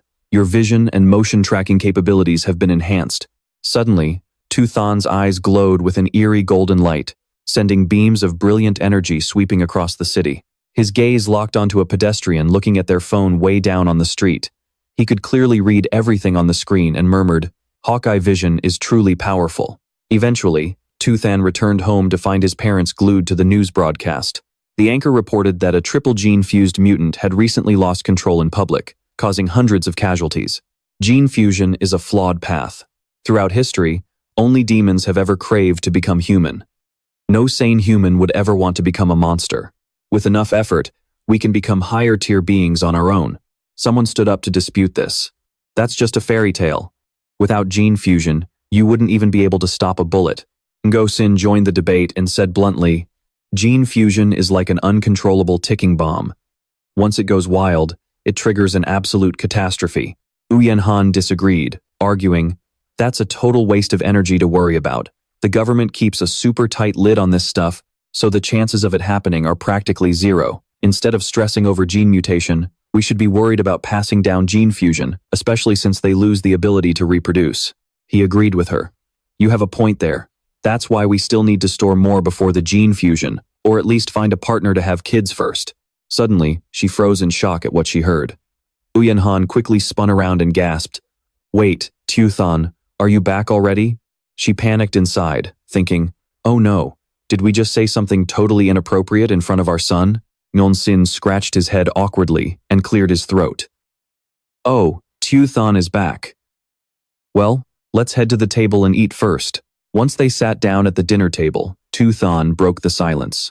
"Tomorrow, our school is hosting a singing competition, and Ham Ham signed up to perform." His dad was surprised. "Really? In that case, the whole family has to go and cheer her on." His mom instantly agreed. "Oh, absolutely. Ham Ham is basically like a daughter to me anyway." Meanwhile, he just sat there eating, silently amused by his parents' obvious embarrassment. The following evening, the school stadium was packed and buzzing with excitement. Non-Sin and Uyenhan were practically bursting with energy, shouting, "Tham Than Ham, you're the absolute best." Meanwhile, back in the quiet classroom, Than Ham and Tuthan had some privacy. He was carefully doing her makeup, but Than Ham was so exhausted she kept dozing off. Fluttering her eyes open, she asked softly, "Tuthan, why are you staring at me like that?" Tuthan gave her a warm, gentle smile and replied, "Because you look absolutely beautiful." His words sent her heart racing. Blushing hard, she squeezed the hem of her dress to calm her nerves. Just then, So Tam walked in with a massive smirk on her face. "Are you two lovebirds done flirting yet?" Thanham panicked and flusteredly explained, "I only asked Tuthan to help because he's amazing at makeup. It's not like we're confessing our love or anything." So Tam covered her mouth, giggling, "Oh, totally. I get it. Like a husband and wife would ever just have a pure, innocent friendship." Meanwhile, Tuthan felt like a professional makeup artist, thinking to himself, maybe having too many random skills isn't always a good thing.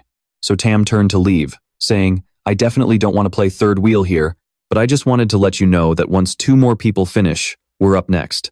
She closed the door as she walked out, and Thanham called after her. "All right, got it." Tuthan began packing up his kit and said, "All right, let me walk you out so you can get ready." But as Thanham stood up, she suddenly looked incredibly uncomfortable, her body trembling uncontrollably. She stumbled forward, grabbing the edge of his shirt, and whimpered, "Tuthan, I." Before she could finish, she lost control completely and wet herself right then and there. She was utterly mortified, crying, I couldn't hold it in again. Tuthan, what am I going to do? It's almost time for So Tam and me to perform. We've been practicing for so long. If everything goes down the drain just because I had an accident, she's going to hate me forever." Tuthan quickly tried to comfort her. Hey, stop crying. If you keep crying, your makeup is going to be completely ruined." Tears kept streaming down her face. But right at that moment, a brilliant idea flashed in his mind. Tuthan's face lit up as he found the perfect solution. His eyes locked onto the white curtains hanging by the window. Aha, that's it. He quickly rummaged through the desk drawer and grabbed a pair of scissors. Reaching up, he yanked down the white curtain and began carefully cutting it into precise, delicate strips. Meanwhile, Thanham was still standing there, sobbing her eyes out. Watching him in utter confusion, she whimpered, "Tuthan, what are you doing?" Before she knew it, he presented a freshly tailored outfit made from the curtains. "All done. Quickly, head to the restroom and put this on." Thanham blushed, feeling extremely shy. "There's no time for that. Tuthan, just turn around, okay? I'll change right here." Hearing this, Tuthan's face turned completely red. He whipped his head around and stuttered, "Oh, okay." Behind him, she slowly slid the damp dress off her body. Every little rustle of fabric echoed in his ears, making them both incredibly flustered, their faces glowing red like ripe tomatoes. Since she was struggling to tie the straps in the back, she softly whispered, "Tuthan, you can turn around now. Thank you so much, Tuthan.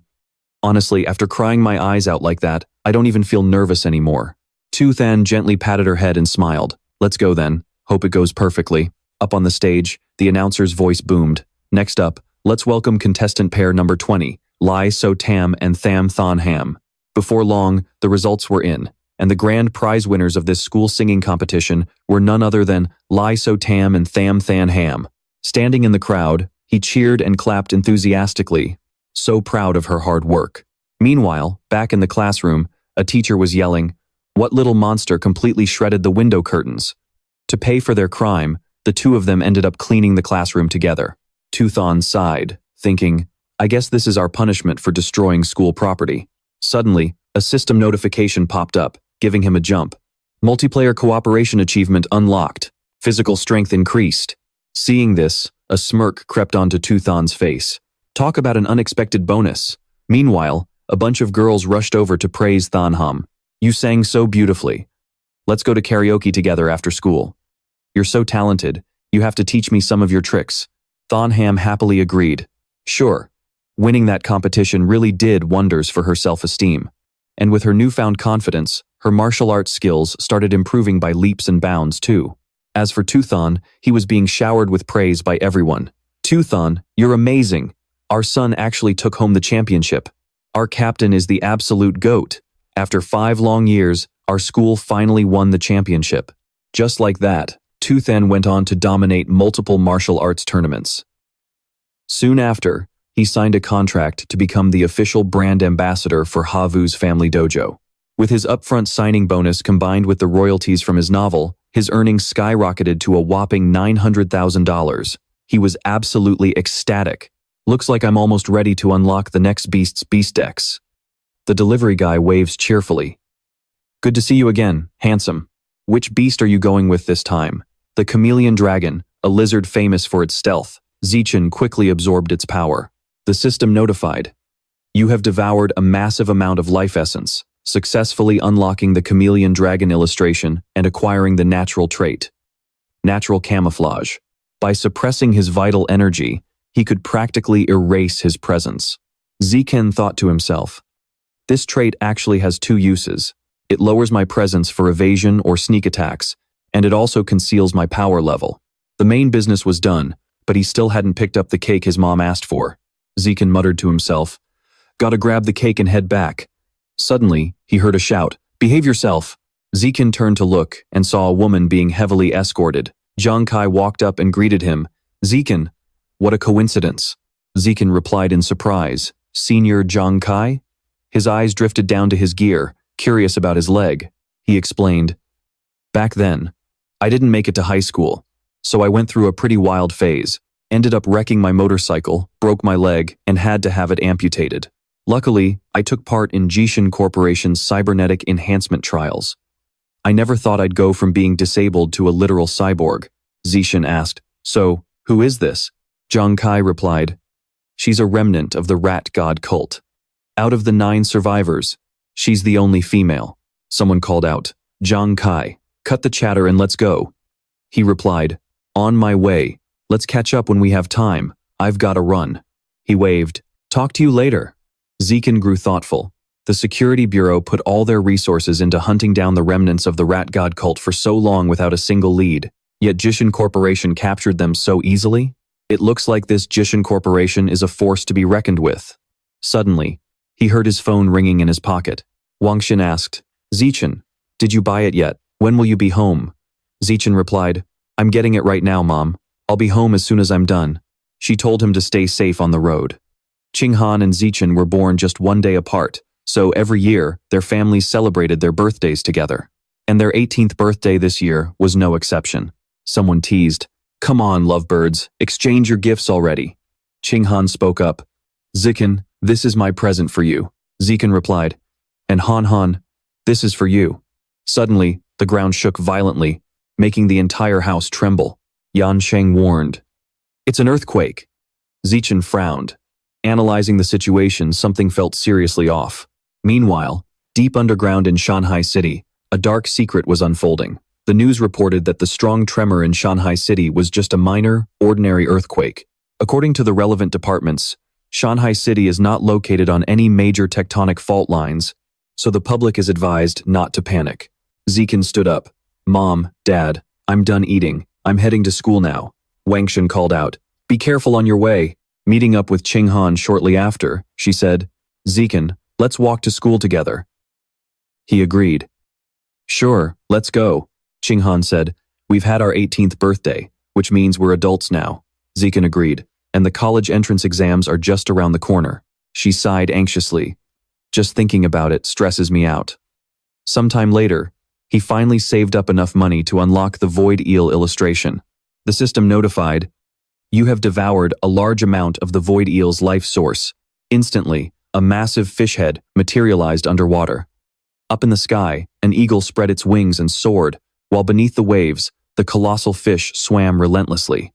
Zikan looked at the system and thought, with this, I can defend against sneak attacks.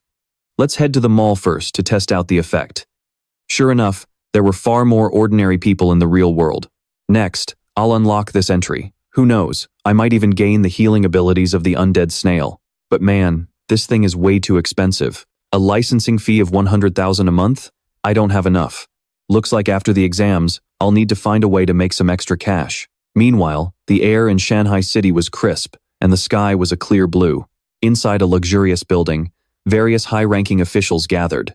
In one room, the minister, a man wielding immense power, was sitting and listening to a teacher's report on the overall academic performance of cities across Jiangnan province this year. Overall, it was quite similar to last year's results.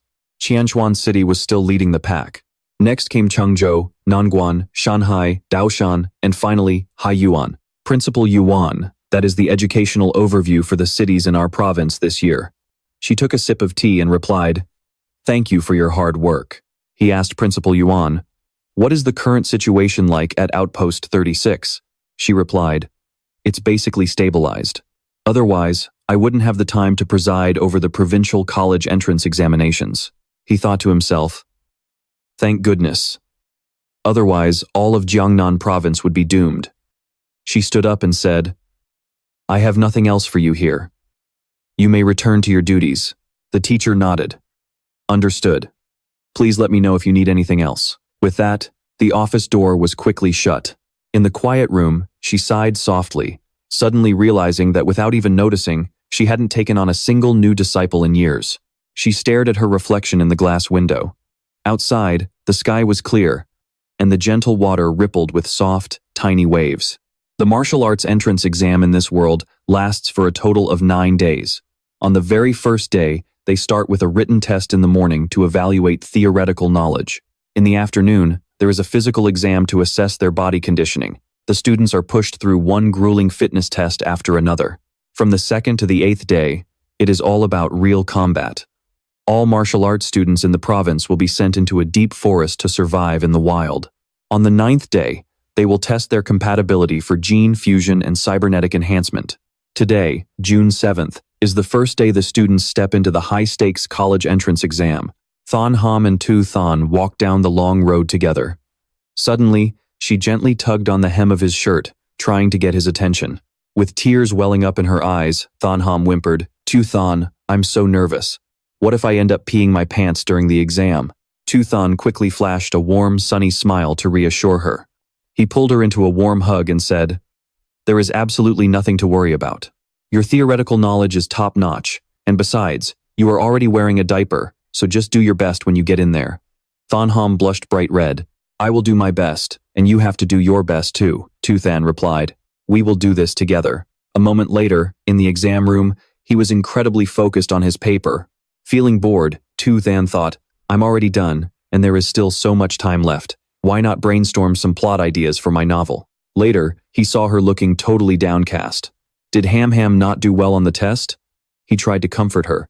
"We are martial arts students, so just passing the written exam is enough. There is no need to stress over getting a perfect score."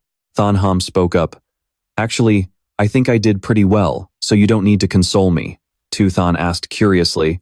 "Then why do you look so miserable?" She darted a shy glance at him and whispered in embarrassment, "I really need to pee. Wait here for a second. I will run to the restroom and be right back." Tu Thon reminded her, "Make it quick. The physical exam is about to start." Shortly after, the results were announced. Lam Tu Thon's final score was a single-handed lift of 950 kilograms. The other students were completely shocked, thinking this was absolutely insane. His 100-meter sprint time was also incredible, and he even managed a 19-meter vertical jump. He is just way too strong. Thanham wiped away her sweat as she walked over. He asked with concern, Ham, how did you do? She replied. I ran the 100-meter sprint in 9.32 seconds, had a vertical jump of 1.62 meters, and lifted 125 kilograms with one hand. Even so, I still cannot compare to Tu Than at all. Tu Than gently patted Thanham on the head. But you are already a total genius. Havu walked over and yelled, Tu Than, Ham, the written exam scores are out. I heard that Vuong Thu Kiet and Lu Quang both got over 80 points. I fell short by just 1 point. How about you guys? Anxiously, she said, I'm checking right now. Then Thanham squealed with excitement, 82 points. He praised her. That's even higher than me. You are amazing, Ham. Then, they both turned to look at him. Havu asked, What about you, Tu Than? Tu Than calmly held up his scorecard, showing a perfect 100. She looked at him with admiration. You are so incredible, Tu Than. Havu grumbled in frustration. This guy is seriously a freak of nature, as always. Later, while walking down the street, Thanham spoke up. Tu Than, the 1-week practical combat exam starts tomorrow. I wonder what the forest at the exam site actually looks like. He took her hand and said, Don't worry, I will be right by your side to protect you. Thanham smiled happily. I will stick close to you, Tu Than. Meanwhile, Crow Mask spoke up. The practical combat exam starts tomorrow.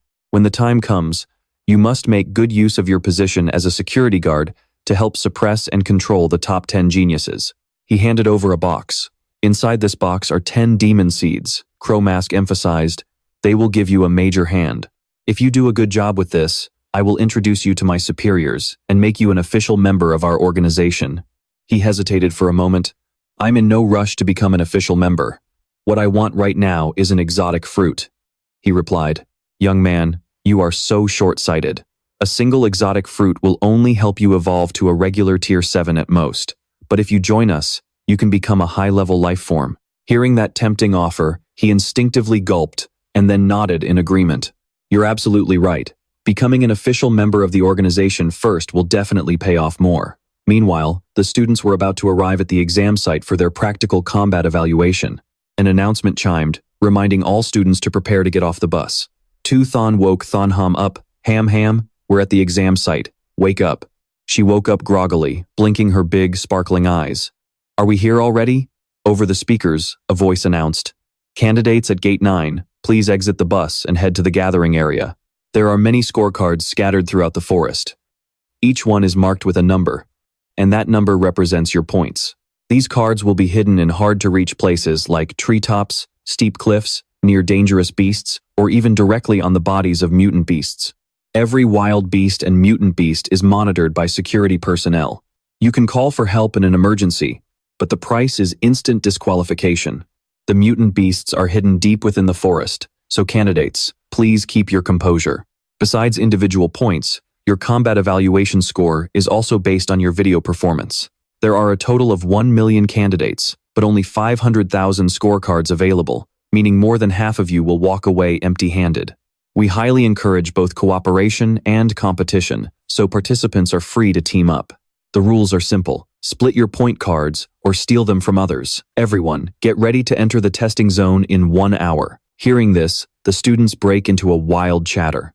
My dad is a senior executive at the Jichin Group. If some powerhouse carries me, they will be handsomely rewarded. Hearing this, someone excitedly shouts, I will carry you.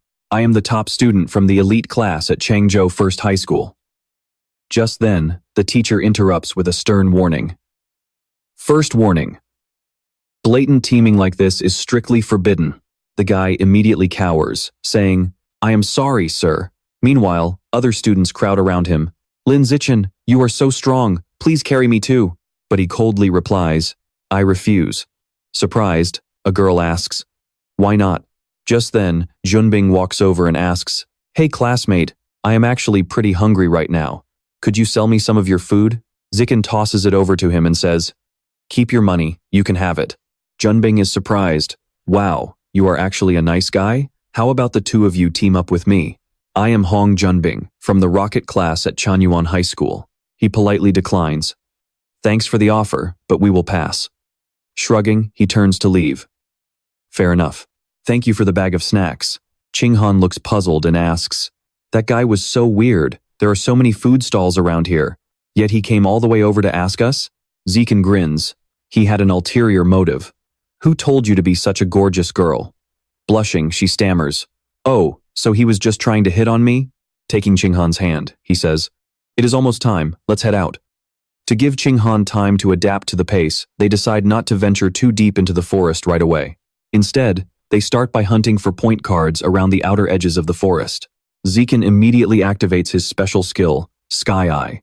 Suddenly, his surroundings shrink into a miniature map in his vision. Zikan guides her. "There is a point card at the very top of that tree. Go grab it." Nodding, she replies, "On it." Ching-han leaps up the tree and holds the card high. "Zikan, I got it." Right after, he uses his divine eyes to scan the next area. From then on, they repeat this process over and over. Zikan's eyes glow with a dazzling golden energy.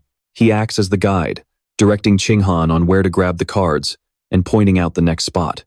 Before long, she is holding a massive stack of point cards in her hands. Ching-han squeals with excitement. "Zichen, you are absolutely amazing. How on earth did you do that?" But as they are celebrating, a voice interrupts. "Well, what a coincidence." Junbing walks over, waving his hand. "We bump into each other again. I have already gathered 28 points, and a guy like me always repays a favor tenfold." Secretly, he thinks to himself, "She is seriously so cute. I absolutely have to get to know her today." Junbing proposes, "Why don't I lead the squad for you guys? We can split all the point cards 3 ways. Zikan pulls Ching-han behind him and says coldly, "No need to team up, but if you really want to repay us, just hand over all the point cards you have." His face instantly darkens, and his brows furrow in irritation. Clenching his fists in anger, Junbing growls, "Classmate, you are backing yourself into a corner here." He then hurls a fist forward, shouting, "Classmate, you really are backing yourself into a corner." Zikan just scratches his head and calmly replies, "Yeah, it is a bit tight in here." In a flash, Zikan casually delivers a single punch straight to Junbing's stomach. Instantly, his face contorts in pure agony, coughing up a mouthful of blood. Snatching Junbing's cards, Zikan walks away with Ching-han, tossing back a casual, "Thanks." Ching-han looks back, worried. "Zikan, will he be okay?" Zikan replies, "He is fine. I barely even used any force." Over the next few hours, he continues to help Shen Ching-han hunt for point cards, even teaching her how to use the sharp cards as weapons to hunt wild boars.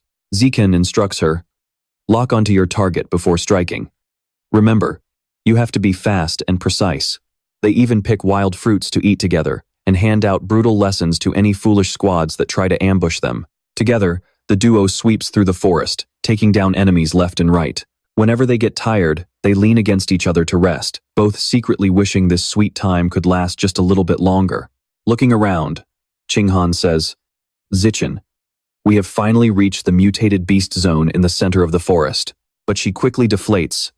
"Zichen, it looks like we are too late. All the mutated beasts are already cleared out." With a sigh of regret, she says, "What a shame. If only we had gotten here sooner, you would have definitely claimed the title of the ultimate beast-slaying genius." Zichen gently comforts her. There is nothing to regret. A silly title like that doesn't really mean much anyway. Taking her hand, he smiles. "All right, let's head back." In reality, Zichen knows that there are surveillance cameras and security personnel stationed everywhere. If he were to slay a beast here, he wouldn't even be able to devour it anyway. In his mind, helping Ching-han train her wilderness survival skills is far more valuable. Once the practical combat test wraps up, the next phase is the gene compatibility test. Everyone is immediately transported to the Island Gene Research Institute. The instructor shouts through a megaphone, "Everyone, line up at the testing windows now." A moment later, the proctor's voice booms, "Next." Looking over, Ching-han whispers, "Zichen, those chemical reagents sitting over there, are they used for the gene compatibility test?" He nods. "Exactly. That is the flowing cloud jellyfish gene reagent." The genes of the flowing cloud jellyfish share a highly compatible structure with humans, allowing them to easily trigger a unique chemical reaction when mixed with human blood. Because of this, it is used as the perfect reagent for compatibility tests. The process is simple. They draw fresh blood from the candidates right on the spot, and then inject it into the flowing cloud jellyfish reagent to trigger the chemical reaction. Based on the intensity of the reaction, examiners can determine whether a candidate is suitable for gene fusion. Clenching his fists in anxiety, He Yu mutters, I really hope I can pass this gene compatibility test. I really don't want to go through that cybernetic compatibility test. Chu Xin said anxiously. I know, right? I heard the cybernetic modification compatibility test requires implanting special alloy materials into your body, and the pain is basically like giving birth. They both prayed in unison. Please, God, just let me pass the gene test. A moment later, as Qinghan had her blood drawn, her entire body stiffened with tension. Zichen comforted her. The results should be out in about 1 hour. Suddenly, someone cheered in excitement. 8. My gene fusion compatibility is 8. I can actually become a gene fuser. Meanwhile, someone else sighed in disappointment. Only 4? I knew I couldn't become a gene fuser. Wait, oh my god, I barely passed. Yes. Zichen thought to himself, 6 is a passing grade, 8 is excellent, and 10 is the requirement for the 2 elite schools, Jingdu and Sanhe universities. Yet that genius from Jingdu has a gene fusion compatibility of 16. Since my physical traits are much stronger than his, I should easily reach 20.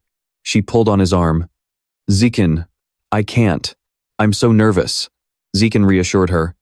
It's okay, it's completely normal to be nervous. But deep down, he worried, if Qinghan's compatibility is too low, she won't be able to stay by my side anymore. Suddenly, Chu Xin shrieked, startling them. Oh my god, I actually got accepted into 2 elite universities. I can't believe it, I got a 10, Hiyu complained. How is mine only 11? It should have been 12 or 13. He stood up and said, those 2 were behind us in line and already got their results. Ours must be ready too. Let's go check. Qinghan said fearfully, I don't dare to look. You check yours first, and then you can check mine for me. Zichen took out his phone. Sure, I'll check mine first, then help you. The screen lit up, showing Lin Zichen's gene fusion compatibility score. 15. She excitedly hugged him. Zichen! With a score like this, you're definitely going to be the top scorer in the province. Zichen thought to himself, only 15? That's still lower than that genius from Jingdu. It seems physical strength isn't the only factor that determines overall compatibility. He turned to her. Qinghan, it's time to check yours. She nodded. Okay. Chu Xin comforted her. Don't worry, Qinghan. Even a bottom-tier student like me got a 10, so you'll definitely do great. Suddenly, Zichen looked at the screen, his face frozen in utter shock. The others looked over as well, their jaws dropping in disbelief. The screen displayed Shen Qinghan's compatibility score, 21. Inside the headquarters of the Jiangnan Provincial Education Department, high-ranking officials were busy reviewing the exam results. Dongji announced, the gene fusion compatibility results for several schools are in. Please take a look, everyone. As the data was projected, everyone gasped. I can't believe this year's top provincial scorer is from Shanghai Middle School. Principal Bai, congratulations on producing the top scorer, she replied humbly. You flatter me. But internally, she was ecstatic. Way to go, Zichen. I knew you wouldn't let me down. You've really made this principal proud. Just as everyone assumed Zichen was the top scorer, Qinghan's test result appeared, leaving everyone absolutely flabbergasted. What? 21? Is that even a number a human can achieve? Principal Bai was dumbfounded. Shen Qinghan, Lin Zichen's childhood friend, usually seems so average. Dongji asked, what kind of student is this Shen Qinghan? She answered, her performance has always been quite ordinary. Could there be a mistake with the test results? Hearing this, Dongji let out a sigh. There's only one way to find out. Looks like I'll have to make a personal visit. The hall erupted into whispers. What's going on? Is that 21 a mistake? Qinghan was in disbelief. Zichen, how is it 21? Could there be an error in the test? He walked over and took her hand. I don't think it's a mistake. You've always had an incredibly high natural affinity for water. And the Luyun jellyfish gene used in this compatibility test is from an exotic beast with an extremely strong water attribute. Qinghan realized, so my attribute is highly compatible with water-type exotic beasts. Am I actually a genius? Deep down, she felt overjoyed, thinking she could finally stand proudly beside Zichen. Zichen smiled. That's amazing, Qinghan. Suddenly, someone pointed and yelled, look over there. What is that? It was Dongji, making her grand entrance atop a massive tidal wave. Someone shouted in excitement. The girl standing on that massive wave. Is she a dragon maiden? Is this an extremist? Is she trying to drown this entire place? Dongji's long legs elegantly stepped off the wave. The staff members present immediately bowed in deep respect. Vice Principal Yuan. The students broke into murmurs. Vice Principal Yuan? Could she be Yuan Dongji, the Vice Principal of Shanghai University? The one from the Yuan family, the 1,000-year-old martial arts clan? I heard the Yuan family once slayed a dragon and fused with dragon-type genes. Isn't that a water attribute gene fusion? No wonder she can manipulate water like that. She walked forward, looked up, and asked, "Are you Shen Qinghan?" Intimidated by her overwhelming pressure, she stammered, "Yes, that's me." Dongji gestured and ordered, "Draw her blood 3 more times for a retest." The staff bowed respectfully. "Understood." Chu Xin gasped, "Oh my gosh, 3 more vials of blood? Qinghan, are you going to be okay?" Qinghan lifted her hand. "My arm feels a bit numb." The doctor then called out, "Shen Qinghan, please follow me for a moment." After a short walk, she arrived at her office. "Excuse me." Dongji gently turned her chair around and smiled. "Well, the results are finally in. It's honestly hard to believe, but all 3 tests came back as 21. Qinghan was completely bewildered. "Wait, really?" Dongji then got straight to the point. "I want to take you in as my disciple." Qinghan pointed to her own face in utter disbelief. "Take me as your disciple?" Dongji chuckled and said, "As my disciple, you'll be able to perform feats like riding the waves with ease."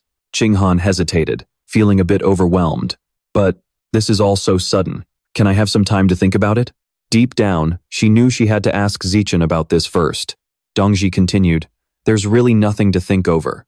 Becoming my disciple only brings you benefits with absolutely 0 downsides. I'm both the Minister of Education and the Vice President of Shanghai University. If we establish this master-disciple bond, you'll be fast-tracked straight into Shanghai University. Do you have any objections to that?"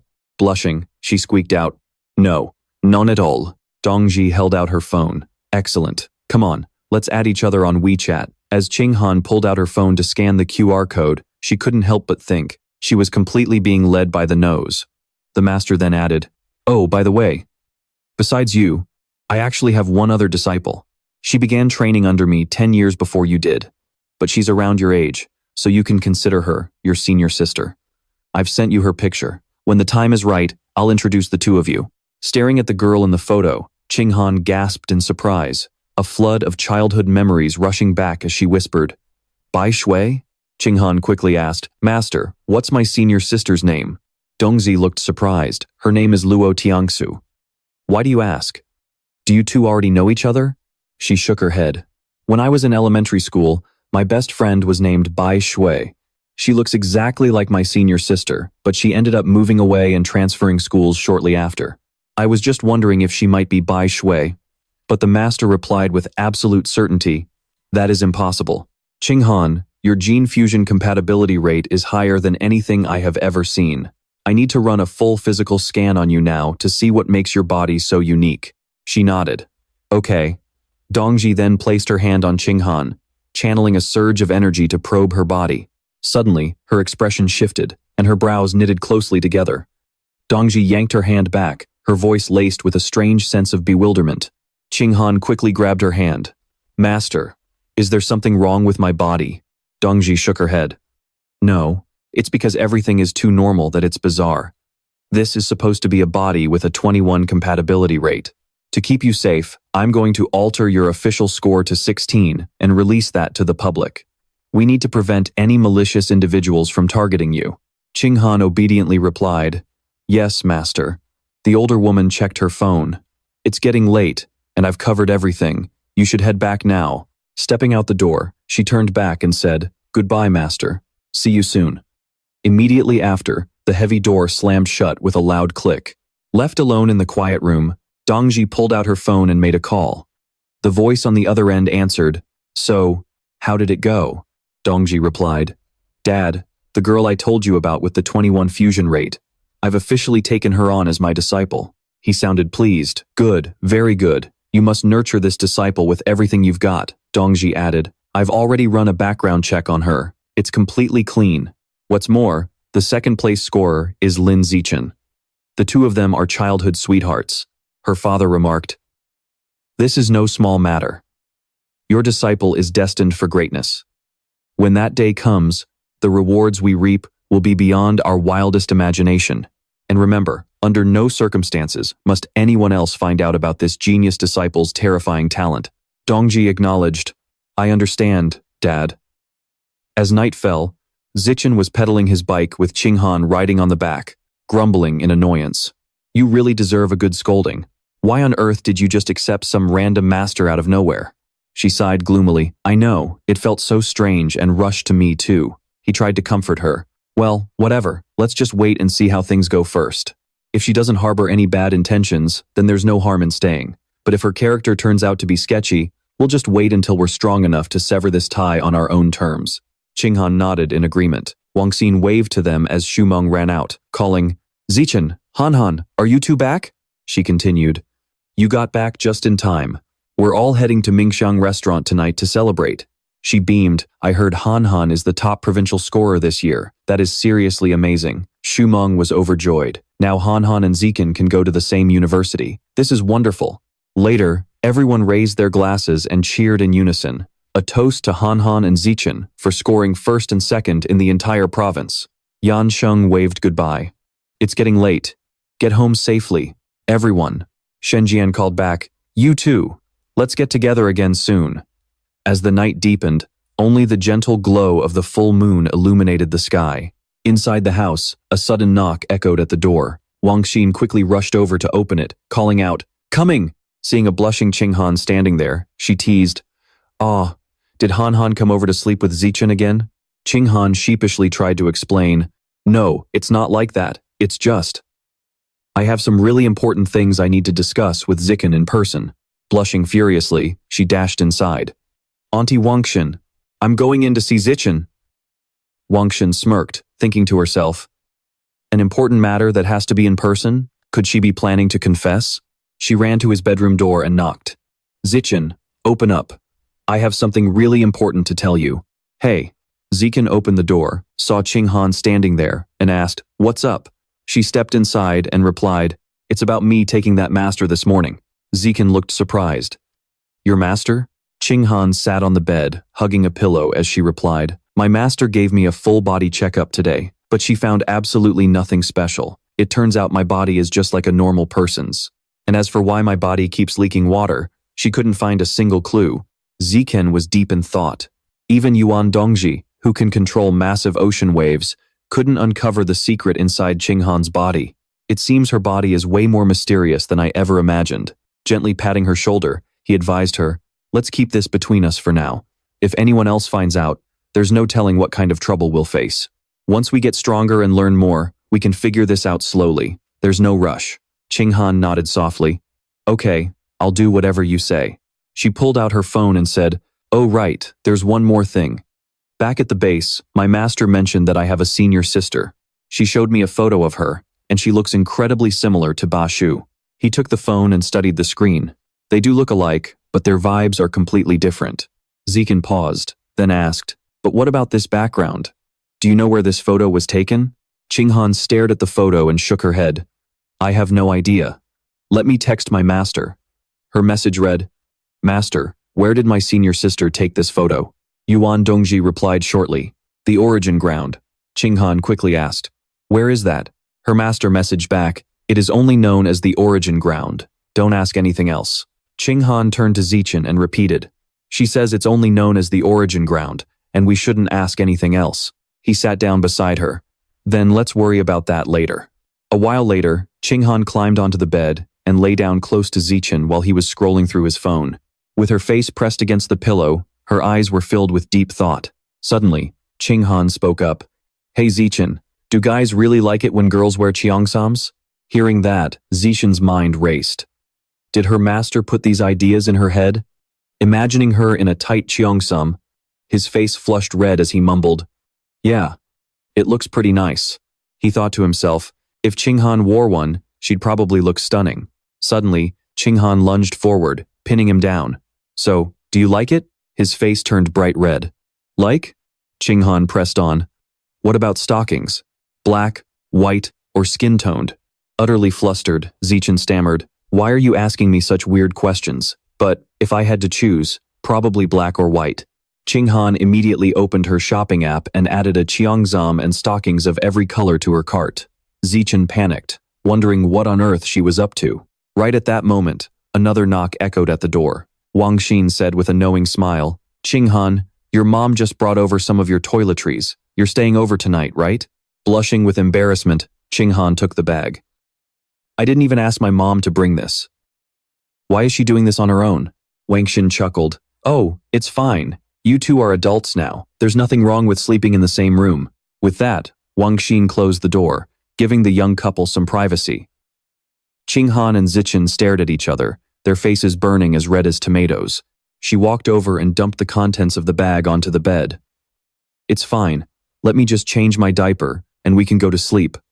Suddenly, Qinghan jumped back in shock. "Wait, what on earth is this?"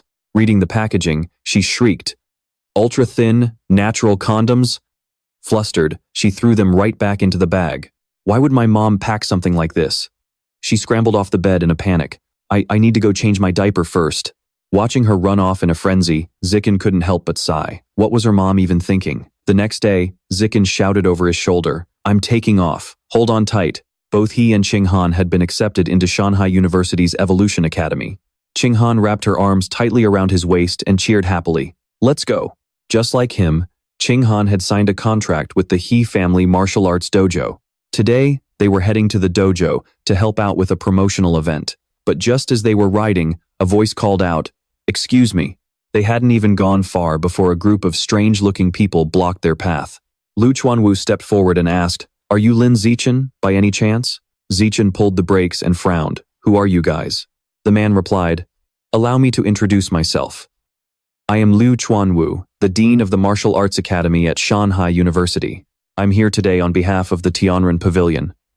Hearing this, Zichen grew thoughtful. The Tianren Pavilion had been in the news lately. They were a conservative group that strongly opposed gene splicing and cybernetic enhancements. They were constantly trending online, though mostly because people kept bashing them for brainwashing the younger generation. "On behalf of the Tianren Pavilion, I would like to officially invite you to join us," Lu Chuanwu said. Zichen tried to wheel his bike past them coldly. "Get out of my way, please." But Lu Chuanwu quickly placed a hand on his shoulder, stopping him. "Do you think you could spare me a few minutes of your time? We can even offer you the latest iPhone as a gift." Seeing no other way out, Zichen sighed. "Fine, Dean Lu. Let's talk over here." A few minutes later, inside a cafe, Lu Chuanwu explained, "At the Tianren Pavilion, we focus on unlocking the full potential of pure-blooded humans. No gene splicing, no cybernetic modifications. We break the limits of ordinary humans, allowing them to evolve into high, rare, or even epic-tier beings. And we have already made incredible progress. Take a look at this video, and you'll see exactly what I mean. My biological level is just common tier 9. But in this video, I skip tiers to take down a high-level gene-fused warrior. He is completely stunned. Ngothian Thua single-handedly wiped out members of the rat god cult. In the arena, the beastman constantly uses the power of his wings to dodge. On top of that, each of his feathers becomes a hidden weapon. One hit from them, and your body is bound to take devastating damage. Just then, Thianthua lands gracefully on the ground, concealing his wings. At the exact same time, Truyen Vo throws another heavy punch forward. His strike is so insanely powerful, it completely distorts the guy's face. And just like that, Thianthua is knocked flat, nearly flying straight out of the ring. Truyen Vo continues to explain, "The human body is already invincible by nature, so why borrow the bodies of mutant beasts, pure-blooded humans practicing the body-tempering method? That is the real future of humanity." Hearing this, Tuthan is still skeptical. Is this for real? Was the video edited? Or is No Thianthua just a total fraud? He guarantees with absolute confidence that this video has 0 post-production edits and says that he will continue to challenge other high-level gene-fused warriors in the future, inviting him to watch any time. He asks curiously, "Why don't you guys just post this video online? Wouldn't that be the perfect way to promote your Tianyan Pavilion?" Truyen Vo sighs and explains, "They want to, but the current higher-ups won't allow it." Tuthan is curious. Why is that? He explains that the leaders believe as long as a biological rank doesn't increase, there is simply no future, making it pointless to promote. But without promotion to get more people researching, it's going to be extremely difficult to make a breakthrough. After all, quantity leads to quality. But if a genius like him joins their organization, he won't end up like him. He has been training bitterly for 50 years and is still stuck at Common Tier 9, but a genius like him could definitely evolve into a high-level being. He is internally shocked. Wait, 50 years? The man only looks about 50 years old. Tru Yenvo confidently says, "Don't let my 50-year-old looks fool you. I am actually almost 100 years old, and I can maintain this youthful look all thanks to the body tempering method." Tru Yenvo reminds him that if he doesn't believe it, he can search his name on Baidu, the dean of the Martial Arts Academy at Sunhai University. Tu Thon looks at the information and contemplates. If the body tempering method really can grant longevity, he wonders if his parents can practice it too. He keeps scrolling to see if there is any other useful information, and finds out that in his youth, he was the young master of the Lu family, one of the premier martial arts clans in Namjiang province, the Lu martial arts. However, when the era of gene fusion arrived, they refused to adapt, causing the entire clan to decline. As the eldest young master of the family, Lu Truyenvo ended up being abandoned by his wife and children. He resolutely refused to take the path of gene fusion, while his wife and kids fully supported it. Tuthon thinks to himself, if it were Ham Ham, she would never abandon him. That's the unbreakable bond of childhood sweethearts. Suddenly, his eyes freeze as he continues scrolling through the information. This is Vian Dongqi. Isn't this Ham Ham's master? Her relationship with Lu Truyenvo shows she is his ex-wife, along with their son, Vian Hucthang, and daughter, Vian Hu Y. The photos of both their children are blurred out. Does this mean they are both dead? Tu Thon steals a glance at him, realizing this old man is definitely not to be underestimated. Truyenvo proudly boasts that even at nearly 100 years old, he can still maintain his youthful appearance, which is enough to prove that pure-blooded humans still have a brilliant future. That is precisely why their Tiannan Pavilion exists. What does Tiannan mean? Man will surely conquer heaven. That is the meaning of Tiannan. Gene fusion relies on mutant beasts, meaning we can never surpass them. In the end, we won't be able to stop their invasion, which will lead to the extinction of humanity. Mechanical body modification is the same. Most of the materials for cyborg enhancements come from mutant beasts, so it still relies on them, making it impossible to ever surpass them. Our Tiannan Pavilion doesn't completely oppose gene fusion or mechanical enhancements. What we oppose is putting all our eggs in those two baskets. We should only rely on gene fusion and cybernetics to survive the early stages, and then use that time to research alternative paths to prepare for the future. Student Lam Tu Thon, I sincerely invite you to join Tiannan Pavilion so we can strive together for the future of humanity. I am absolutely certain you can become the first pure-blooded human to break the shackles of the normal tier. He scratches his cheek and speaks up. You've been talking about this body tempering method for so long. But what exactly is it anyway? He explains that Tiannan Pavilion's body tempering method is actually the blood tempering art, which comes from an ancient ruin. Just as the name suggests, the blood tempering art uses vital energy and blood to temper the physical body, strengthening it and boosting combat power. The ancient ruins record that practicing the blood tempering art to its absolute peak can elevate the physical body to a sacred realm, allowing you to fly, tunnel through the earth, shatter mountains with a single punch, and tear giant beasts apart with your bare hands. However, only pure-blooded humans can practice this art. Gene-fused warriors have too many impurities in their blood, so they are completely locked out of the blood-tempering art. And as for those with cybernetic enhancements, their incomplete bodies prevent vital energy and blood from circulating properly, making it impossible for them too. They can't cultivate the blood-tempering technique. This is exactly why we believe only pure-blooded humans have a future, while those gene splicers and cyborgs have none. Hey, Lin Zichen, would you like to join our celestial pavilion, master the blood-tempering technique, and walk the path of a pure-blooded human? Ziken shook his head and declined. I feel like I still know too little about pure-blooded humans. I should think it over first. Suddenly, Chuanwu slammed his hand on the table and stood up, saying, You can take your time to learn, but Lin Ziken, with your incredible talent and physical strength, it would be a total waste if you didn't walk the path of a pure-blooded human. As far as our celestial pavilion is concerned, the provincial top scorer with 16% gene fusion isn't even worth mentioning next to you. His words clearly implied that Qinghan, the national top scorer, wasn't even worth a single hair on Ziken's head. We've always believed that you, with the highest physical stats, are the real top scorer of Nanjiang province. If you choose to walk the path of a pure-blooded human, You'll definitely crush her in the later stages. Qinghan puffed her cheeks in frustration, thinking, I didn't even say a word, and yet I'm still getting targeted. Suddenly, Zichen raised his hand, catching Chuanwu off guard. Zichen introduced her. The provincial top scorer with 16% gene fusion is actually her. Qinghan gave a forced smile and squeaked out, hi. Placing his hand on the phone box, he said, It's getting late, and we have other things to attend to. Thanks for the phone and the milk tea. We'll be taking our leave. Chuanwu held out his hand to stop them. Wait, just 6 months. Give us a try for just 6 months. Whatever benefits the Evolution Academy is offering you, our Celestial Pavilion will double it. If double isn't enough, we'll triple it. Hearing such an insane offer, Zichen was stunned. Triple? He immediately sat back down at the table. You know, I've always deeply respected the ideals of the Celestial Pavilion. I have decided to bring my talents to the Celestial Pavilion and dedicate myself to the noble cause of pure-blooded humanity. Chuanwu replied helplessly, I'm glad you see it that way. Inside, he was crying tears of blood. Triple? Just how many resources am I going to have to burn through for this kid? Zichen nodded in agreement. By the way, I have a question. Do you know what the origin ground is? Chuanwu was surprised that this kid even knew about the origin ground. He explained, It's a place believed to be the cradle of life itself. He emphasized, every single mutated beast currently in existence originated from that place. Zichen pondered, the cradle of life, the source of mutated beasts, the origin ground. So, humanity actually knows quite a bit about these beasts, and they can even enter the origin ground. He raised his voice in curiosity. Does that mean the beast meat in the shopping malls comes from there too? Chuanwu assured him that it was obvious.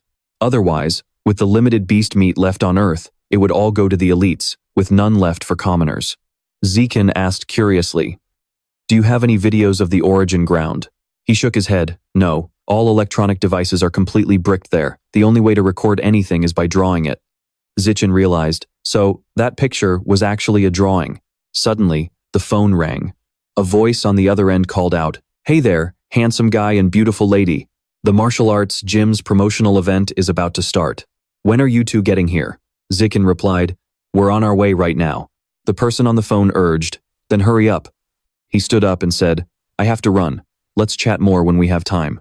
Chuanwu pulled out a book and explained, This is the translation of the blood tempering technique. It has detailed training instructions inside. However, the blood tempering technique has certain requirements. Your biological level must reach ordinary tier 4, and your vital energy must be abundant enough to cultivate it. Since your physical stats are close to ordinary tier 4, you can look it over during summer break. Once you evolve to ordinary tier 4 by the start of the semester, you can start training immediately. Inside, Zichen felt a bit smug. Oh, really? I'm already at ordinary tier 6. I'll give it a try when I get back. Sometime later, inside a room surrounded by high-rises, Yu Yan was training intensely. She swung her leg and delivered a powerful kick, completely denting the punching bag. Seeing Chuanwu arrive, Yu Yan stopped. Wiping away her sweat, she asked, Dean, what has got you in such a good mood? He said boastfully, Thanks to my unmatched charisma, the runner-up of the Nanjiang Province College entrance exam, who also ranked first in the entire province's physical exam, has officially joined our Celestial Pavilion. Yu Yan asked skeptically, For real? Chuanwu pulled out his phone and said, Of course it's real. I already have his contact info. Stunned, she asked, Dean, how on earth did you pull that off? He said proudly. Like I said, sheer charisma. Yu Yan rolled her eyes and scoffed. Cut the crap and tell me the truth. Chuanwu casually replied, Well, I told him that whatever the Evolution Academy offered, our Celestial Pavilion would triple it. She gasped in shock. Triple?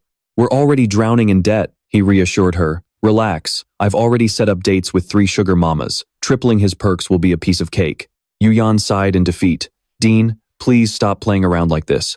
Chuanwu asked, Yu Yan, back when you trained in the blood tempering technique, how long did it take you to sense your vital energy? She replied, That was 10 years ago. But if I remember correctly, it took about 1 week. He asked, So, what about controlling your blood ki? Gok Engyen replied, 2 months. Tru Yanvo was pleased, thinking she definitely lived up to being the runner-up of the capital's college entrance exam back then. Such outstanding talent.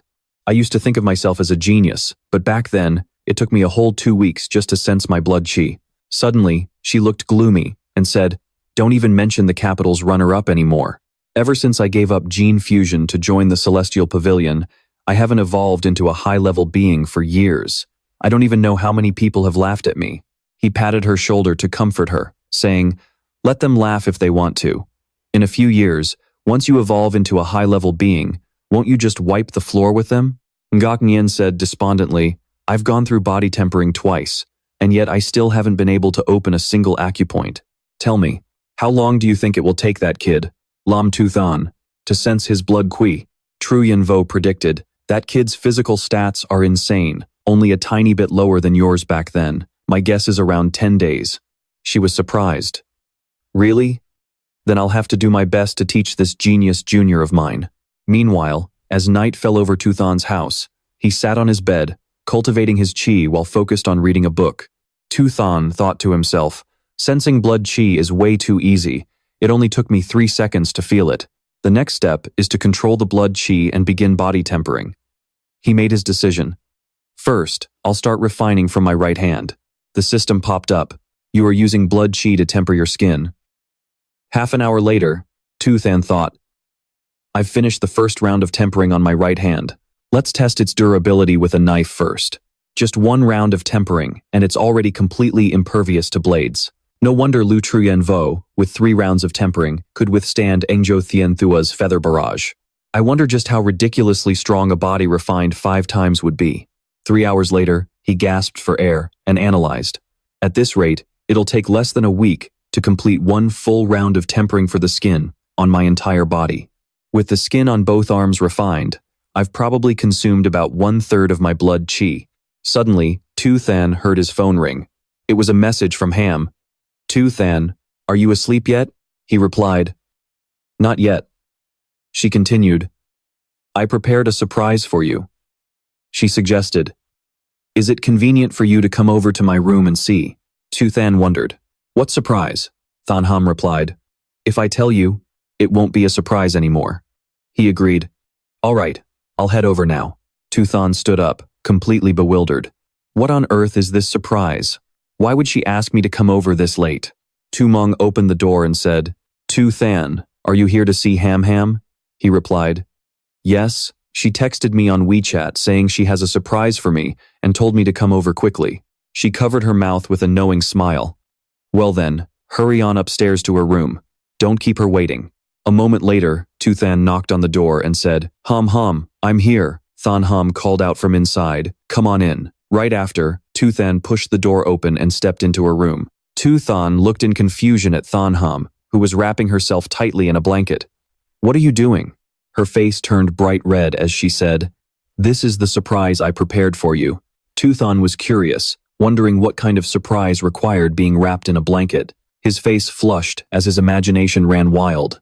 "Don't tell me this surprise of yours is offering yourself to me, or is she going to show me her glow-in-the-dark watch?" Thanham suggested, "Just come over here and see for yourself." Her face was burning red as she watched Tuthan approach. "Pull it back and look," she said. Blushing with embarrassment, Thanham buried her face in the pillow, not daring to look at him. Tuthan's face felt incredibly hot.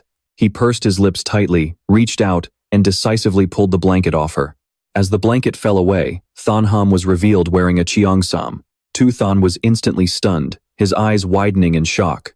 She shyly asked, "Does this look good on me?" He nodded repeatedly, his face blushing deeply as he replied, "It looks beautiful." Thanham twirled a lock of her hair and asked, "I also bought some black fishnet stockings. Do you want to see me put them on?" Tuthan accepted the suggestion, saying, "Go ahead, let's see how they look."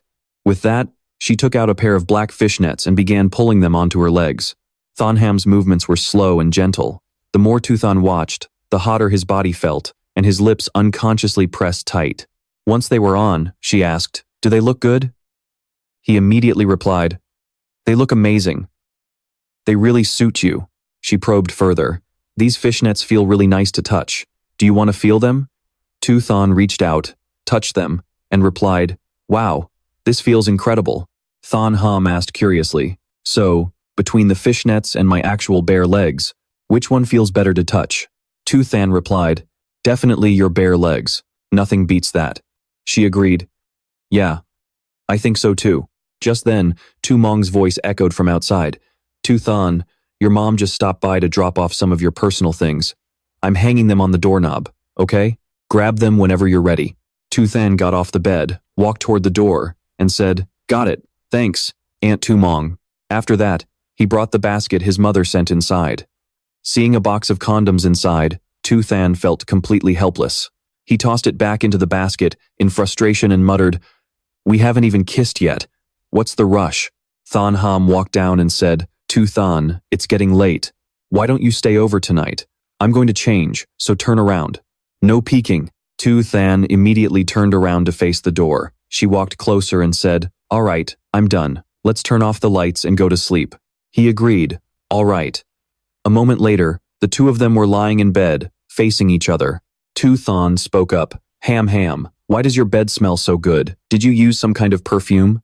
Than Ham giggled and replied, It's my body's natural scent, lingering on the sheets. If you don't believe me, why don't you come closer and take a sniff? He couldn't believe it. Shocked, he blurted out, No way. How is that even possible? She didn't say a word, just lay there in silence, staring up at him. Zikin stared back at Qinghan. Her face was flushed bright red like a tomato. Suddenly, she parted her sweet little lips, and without even realizing it, Zikin slowly parted his too. He wrapped his arm around her neck and pulled her close, and the two shared a deep, passionate kiss filled with genuine, raw emotion. Zikin was lost in the kiss. But right then, Qinghan's eyes suddenly flew open. She pushed him away, gasping for air as she stammered, Wait! Hold on! Watching Qinghan scramble off the bed in a panic, Zichen asked in confusion, What's wrong? Flushed with embarrassment, Qinghan covered her legs and mumbled, I peed myself. Instantly, the air in the room became incredibly awkward. But then, Zichen spoke up, Wait, what did you feel just now? Did your mental energy fluctuate really intensely? She shyly replied, My heart was racing, like a wild, pounding feeling in my chest. And my body suddenly got super hot all of a sudden. And then, well, I peed. My mind was definitely racing like crazy just now. Ziken instantly put the pieces together. Just as I thought. I suspect your unknown superpower is linked to your mental strength. It is controlled by your mental strength. As long as your mental energy is high enough, we might be able to fully trigger and master this superpower. Come here. Let's keep kissing. Let's see if your mental energy spikes the same way as before when we do it. Qinghan stopped him. Wait a second. Let me change my diaper first. Ziken reasoned back. You're just going to wet it again anyway. Let's just keep going first. She climbed back onto the bed, and they resumed their passionate embrace. Staring at Qinghan's flushed face, he asked, How did you feel this time? She shyly replied, The same as before. My mental energy spiked like crazy, and then, I peed. Ziken suggested they try a few more times. All right.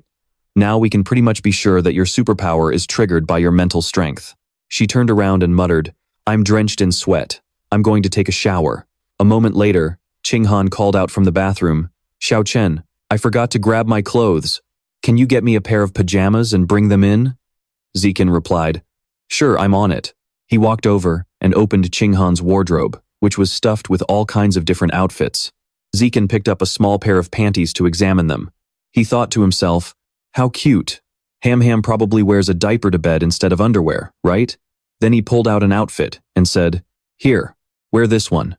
After that, the two of them slept in the same bed. Tu Than woke up, opened his eyes, and looked at the girl lying next to him. Right now, Than Ham was still fast asleep, drooling a little. Smiling warmly, he reached over to gently wipe her face.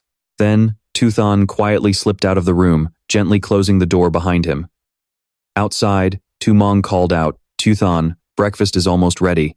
Why don't you have some breakfast before you leave? All right, I'll eat first then. Sitting at the dining table, Qian Geep asked, Is Ham up yet? He sat down and replied, Not yet, sir. Just let her sleep a bit longer. The older man praised him, saying, If only Ham were as disciplined as you. Tu Than gently reminded him, Uncle Qian Geep, Ham did just bring home the top score in the province on the college entrance exam. Sleeping in a little during summer break isn't too much to ask. Qian Geep agreed. Yeah, that's true. He waved goodbye, saying, No need to see me out, Aunt Tu Mong. Watching him leave, Tu Mong closed the door with a knowing smile on her face.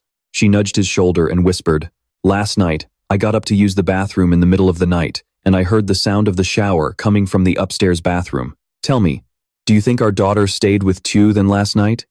Kian Geep's eyes widened as it clicked. "Now that you mention it, she probably did."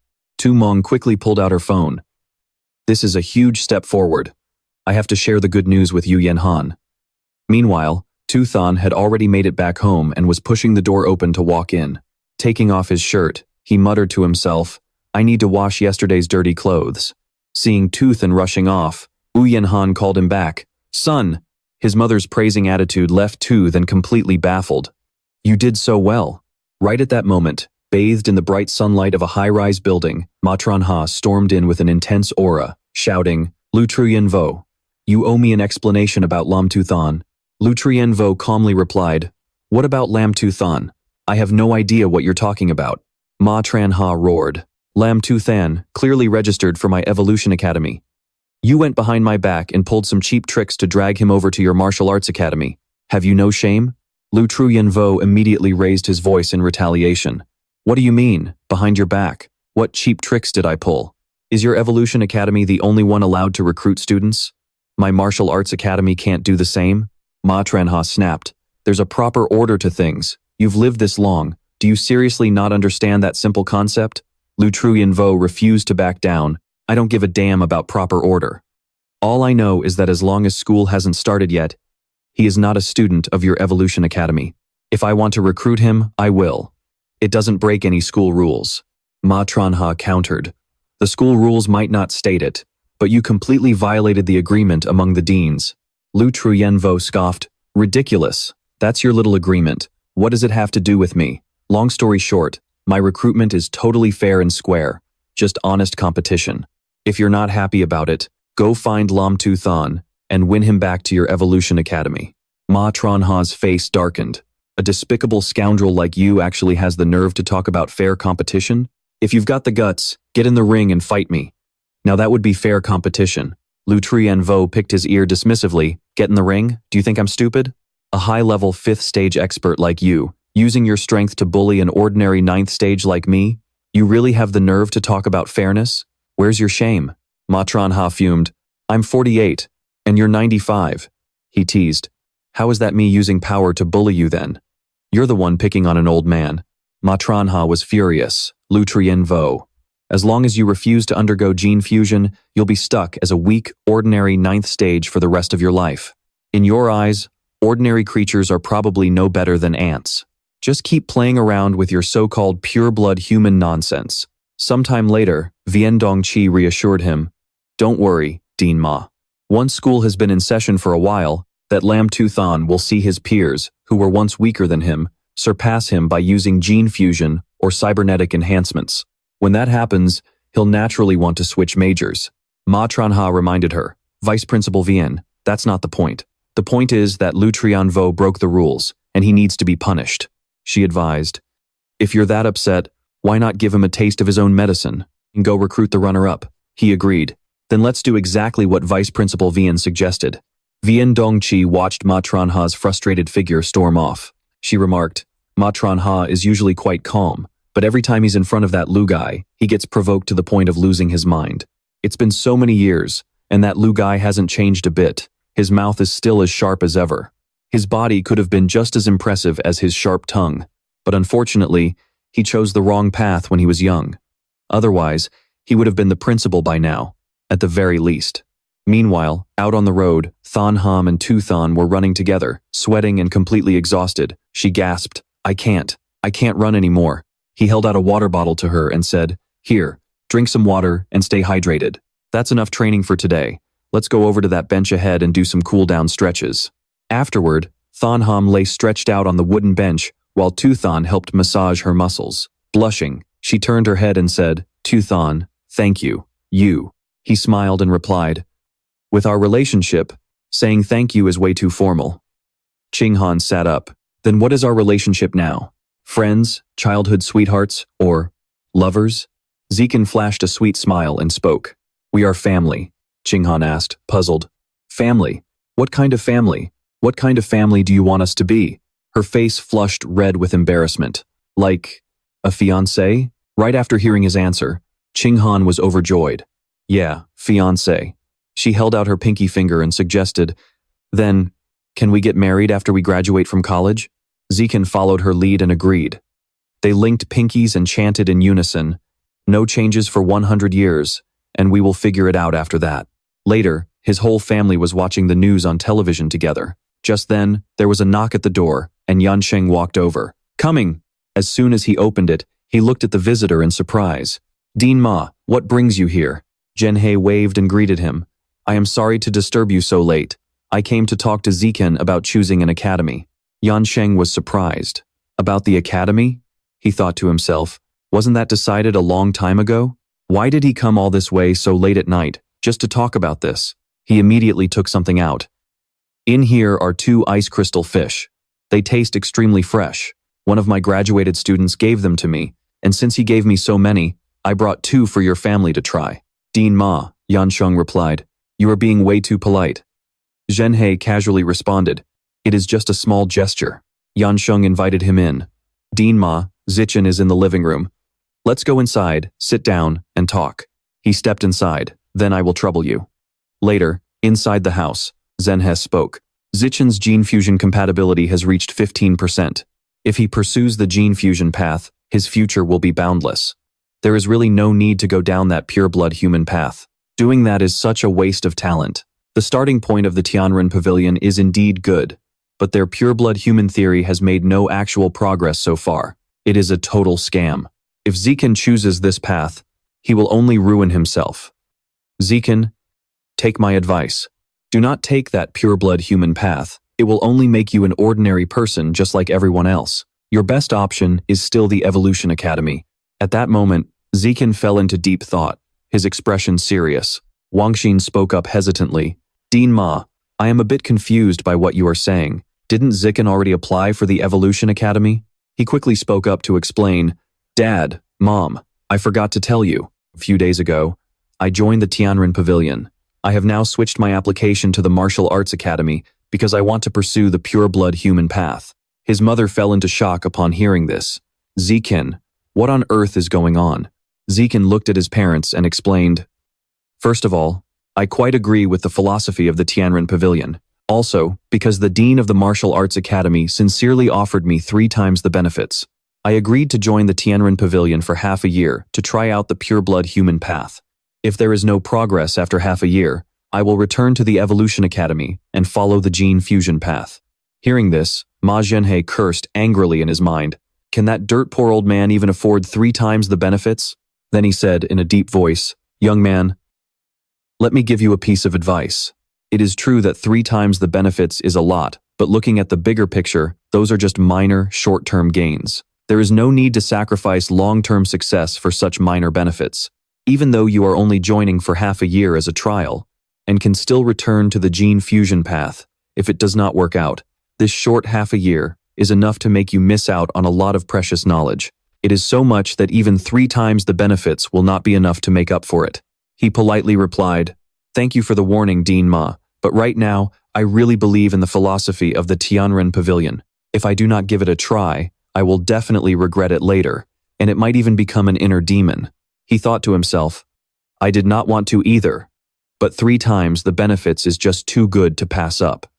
Hearing those firm words, Zhenhe sighed softly, and then he stood up. Since you are so stubborn, anything more I say will be useless. I still have other matters to attend to, so I will take my leave.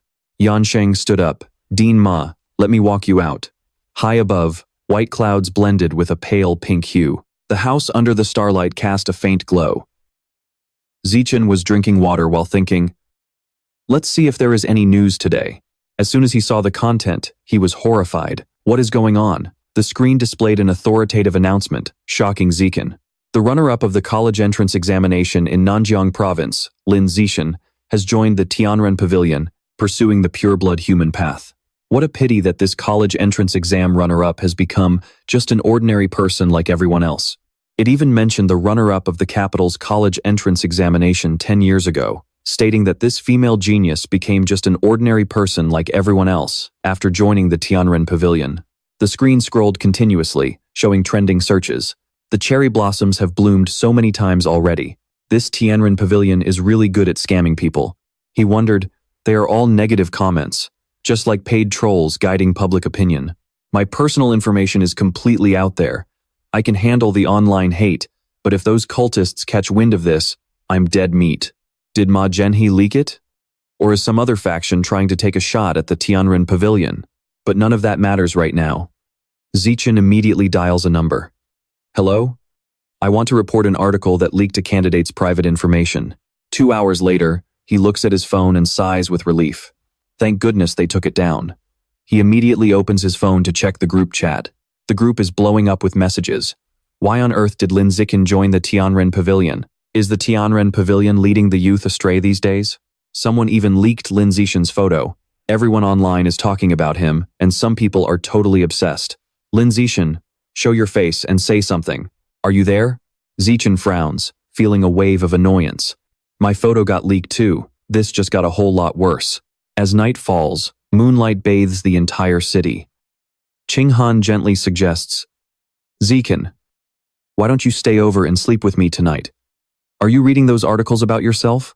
Those scumbags are literally using an innocent candidate as a weapon. They don't have a single shred of decency. Zichen explains, that's just how power struggles work. Playing by the rules only puts you at a disadvantage, while throwing morals out the window gives you the upper hand. She chimes in, Zichen, my master seems to have a lot of influence. Do you think she could help you get out of this mess if we ask her? He shakes his head wearily. This faction war is nothing new. The Gene Fusion faction is actively crushing the pureblood human faction. Since her master is a supporter of the Gene Fusion faction, there is absolutely no reason for her to help. Qinghan nudges him. Well, it doesn't hurt to try. She pulls out her phone to send a text, and soon gasps, my master says she already took care of it. Qinghan's eyes widen in surprise.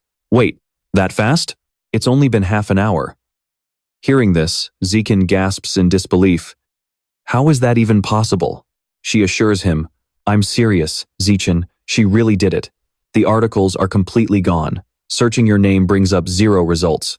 Zichen thinks to himself, she actually helped me? Is she just spoiling her disciple?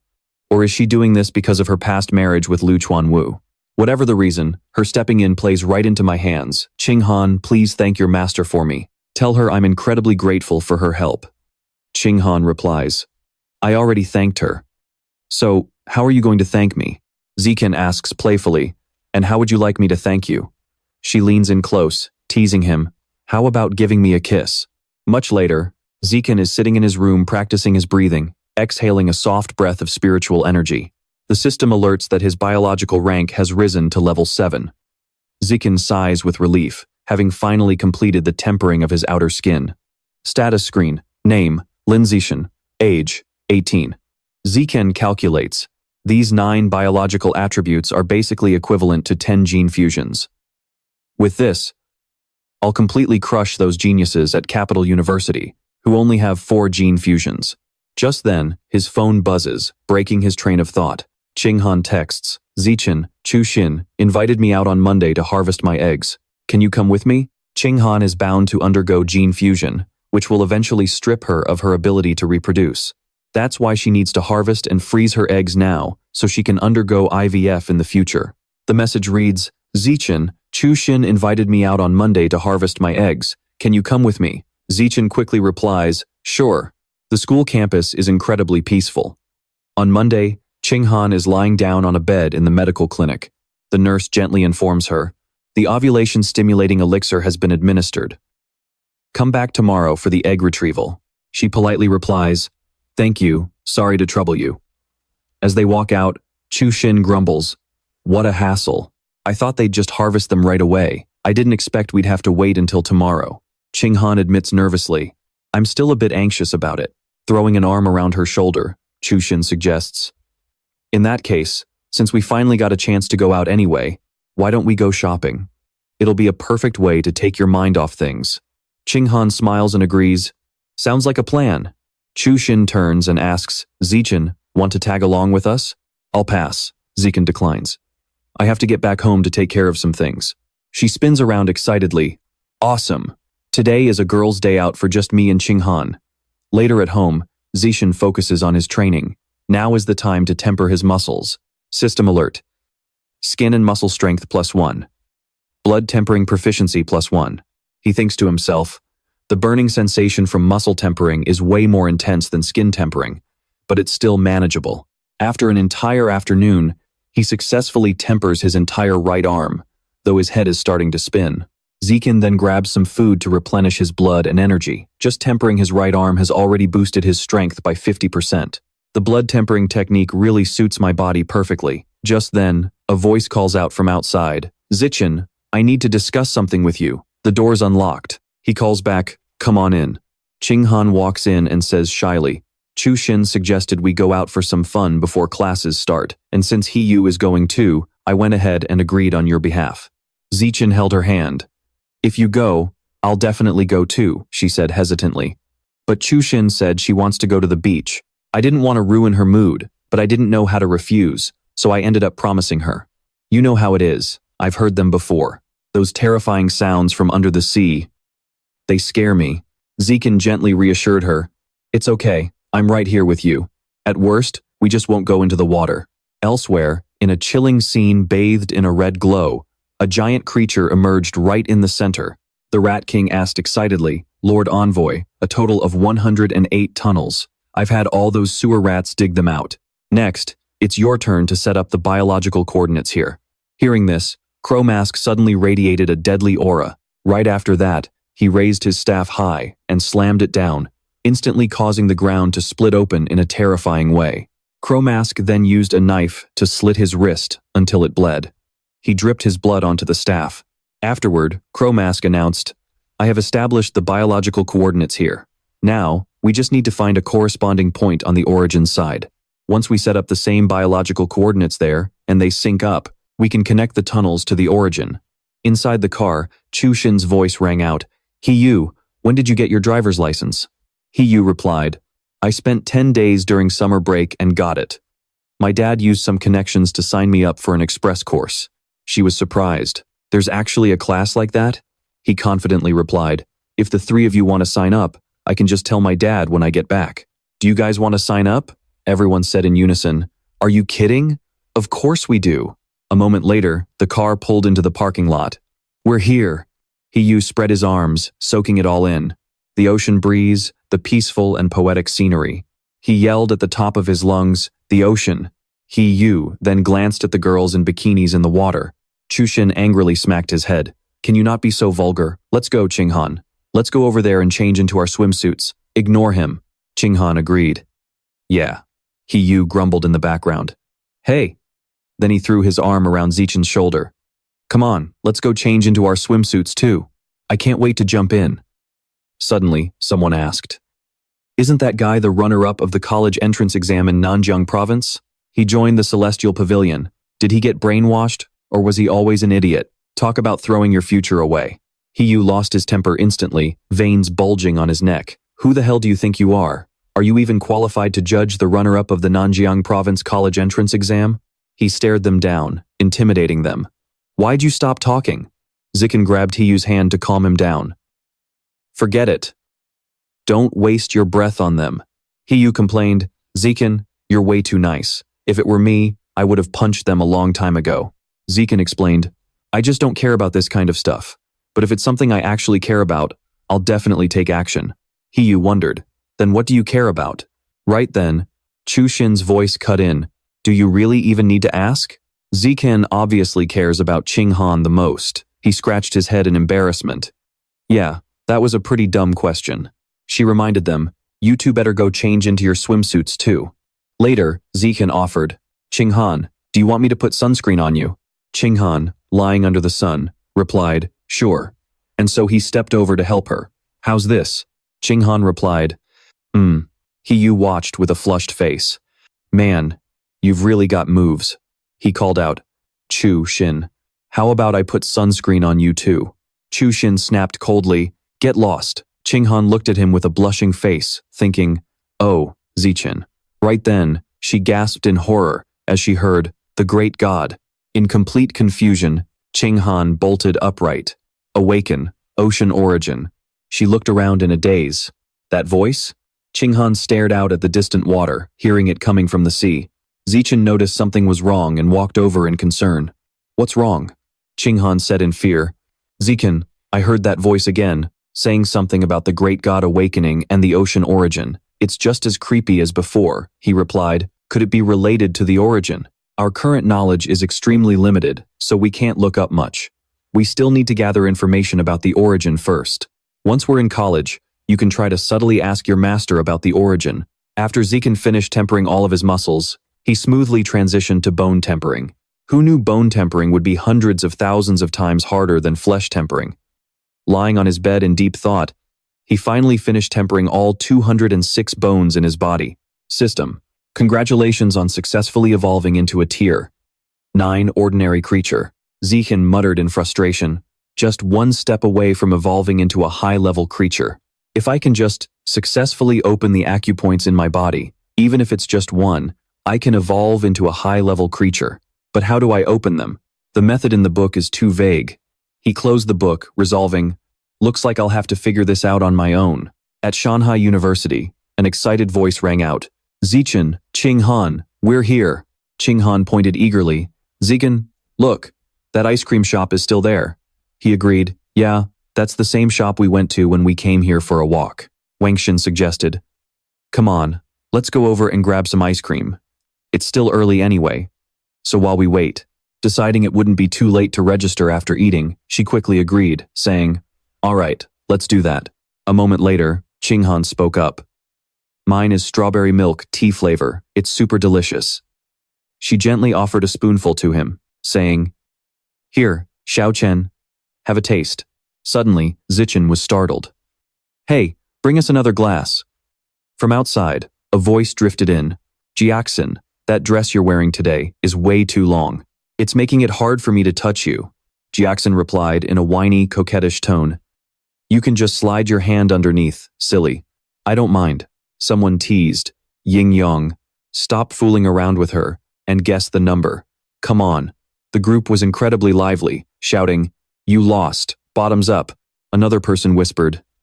That Huang Jiaxin always acts like an untouchable, cold goddess back at the art academy, but look at her now, practically throwing herself at him. Just letting a guy from the Evolution Academy touch her wherever he wants. Well, who can blame her? Students from the Evolution Academy are the ones with a real future. If you were a girl, you'd be clinging to them too. Fair point. Honestly, if I got into the inner campus of Shanghai University, I'd probably spend all my free time hunting for girls on the outer campus too. As Zichen ate his ice cream, he pondered the inner campus. Shanghai University was divided into 2 distinct zones. The outer campus was reserved for academic and art students. Meanwhile, the inner campus was the elite hub for students of the Evolution Academy, Mecha Academy, and Martial Arts Academy. Because the inner campus dealt with top-secret projects like gene fusion and cybernetic modifications, keeping everything confidential was critical. Only teachers and students from the inner campus were allowed inside. Even regular students from the outer campus of their own university were strictly barred. Wangxin offered some serious advice. You two will have a lot of freedom in college, but don't go wild like those people drinking outside. You need to keep studying hard, understood? Yes, Mom, we got it, and yes, Auntie, we understand, they replied. Yansheng stood up and patted their shoulders as, Zichen and Qinghan have been good kids since they were little. They won't turn out like that. Besides, it is getting late. Zichen, Qinghan, you two should get ready to head to the inner campus. Mom and Dad cannot go in there, so Zichen, make sure you take good care of Qinghan. Zichen pulled his suitcase and replied, Don't worry, Mom and Dad. A moment later, a security guard stopped them. Excuse me, please show your admission letters. Qinghan handed hers over. Here is mine. The guard replied, Great, no problem. All right, you do not need to keep searching. I recognize you.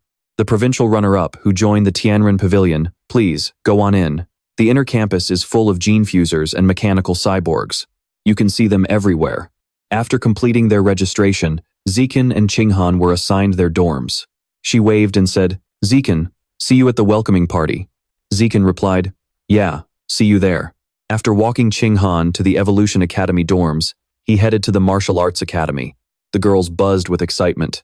Junior Zichen, you are so handsome. Junior Zichen, can I add you? Junior Zichen, let me help with your luggage. Junior Zikan, let me guide you to your dorm. Zikan replied. Sure. Sorry to trouble you then. Xiaodong spoke up. Junior Zishan, there is a student power ranking board over there.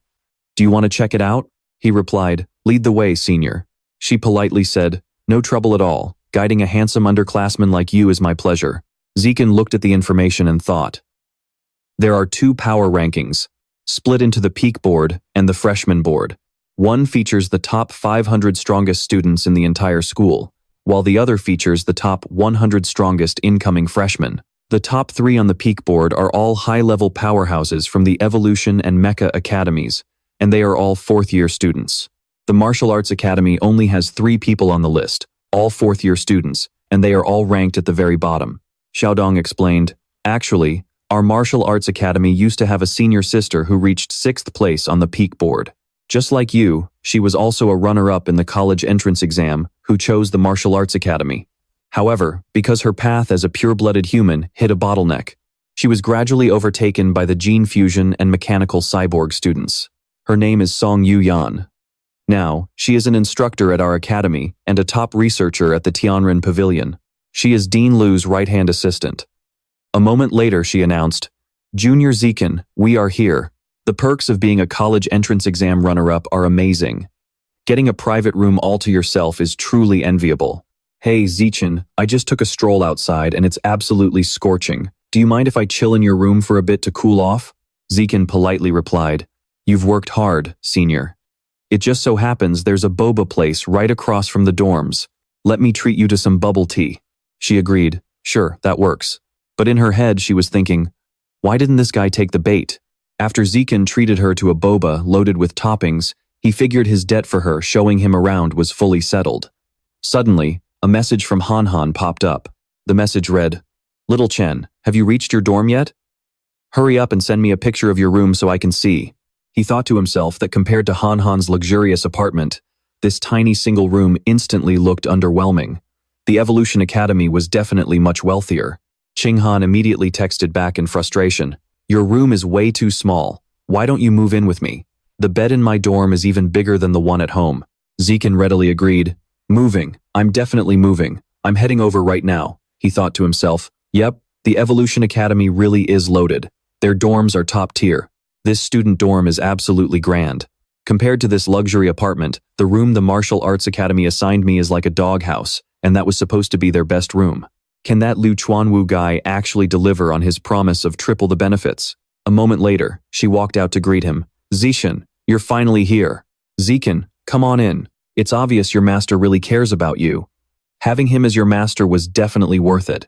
Qinghan replied, I feel the same way. Master is truly wonderful to me. From now on, this is our little home. Since our parents aren't around, nobody will care even if we run around naked. He blushed and scolded. What do you mean run around naked? Don't talk nonsense. Qinghan said nonchalantly, I'm covered in sweat, so I'm gonna go take a shower first. Zikan reminded her, Don't throw your clothes on the floor.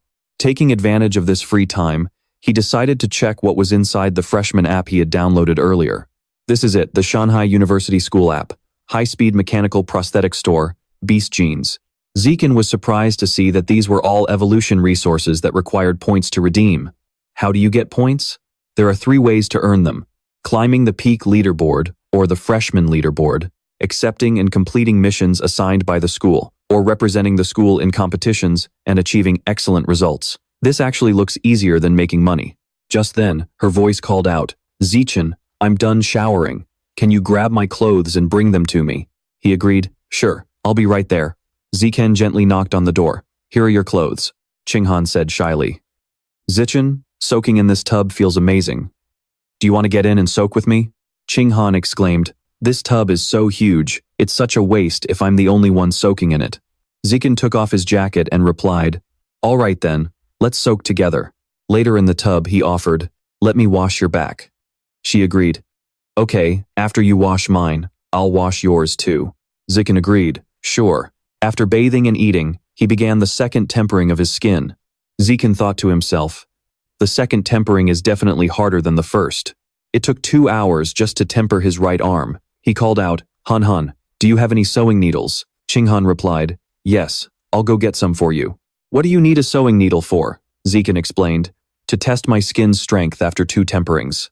After practicing the blood tempering art, the system announced, you are pricking the back of your right hand with a sewing needle. Skin durability on the back of your right hand, +1. She exclaimed. The tip of that sewing needle is so tiny, and you stabbed it with so much force, yet it couldn't even pierce the back of your hand. You're practically bulletproof. Right after that, Zichin poked his skin with the needle again. She gasped. The needle snapped completely. This blood tempering art is insane. It actually makes me want to become a pure human too, he said. Now, it's time to test the heat resistance of the skin on my right palm. Zikin walked over and placed his palm over a flame. The system announced, you are burning your right palm with fire. Heat resistance on your right palm +1. He muttered to himself. It took over a minute to even feel a bit of heat. The tempering effect of this blood tempering art is incredibly powerful. Under the enhancement of the use it or lose it biological attribute, my body will eventually achieve godhood. Suddenly, Zikin paused as he heard his phone ring. A message? He realized it was from Lu Chuanwu. The message from Lu Chuanwu read, Ziken, have you checked in at Shanghai University yet? I've been here since this morning. Is the luxurious single dorm I prepared for you all right? Pretty good. Zichen, have you checked in at Shanghai University yet? I've been here since this morning. Is the luxurious single dorm I prepared for you all right? Pretty good. Are you free right now? Want to take a walk over to the Tianren Pavilion headquarters? I can show you around and introduce you to the other members of the Tianren Pavilion. I'm free. All right then. Just wait downstairs at your dorm. I'll arrange for someone to pick you up. Dean, I'm not. Lu Chuanwu's voice came through. All right. I'll send someone to Zhongyuan Building, 8 to pick you up, he said helplessly. Guess I'll go wait downstairs then. Zishan called out. The Dean of the Martial Arts Academy invited me to check out the Tianren Pavilion headquarters, so I'm heading out for a bit. Qinghan waved. Go ahead. Walking downstairs, he thought to himself.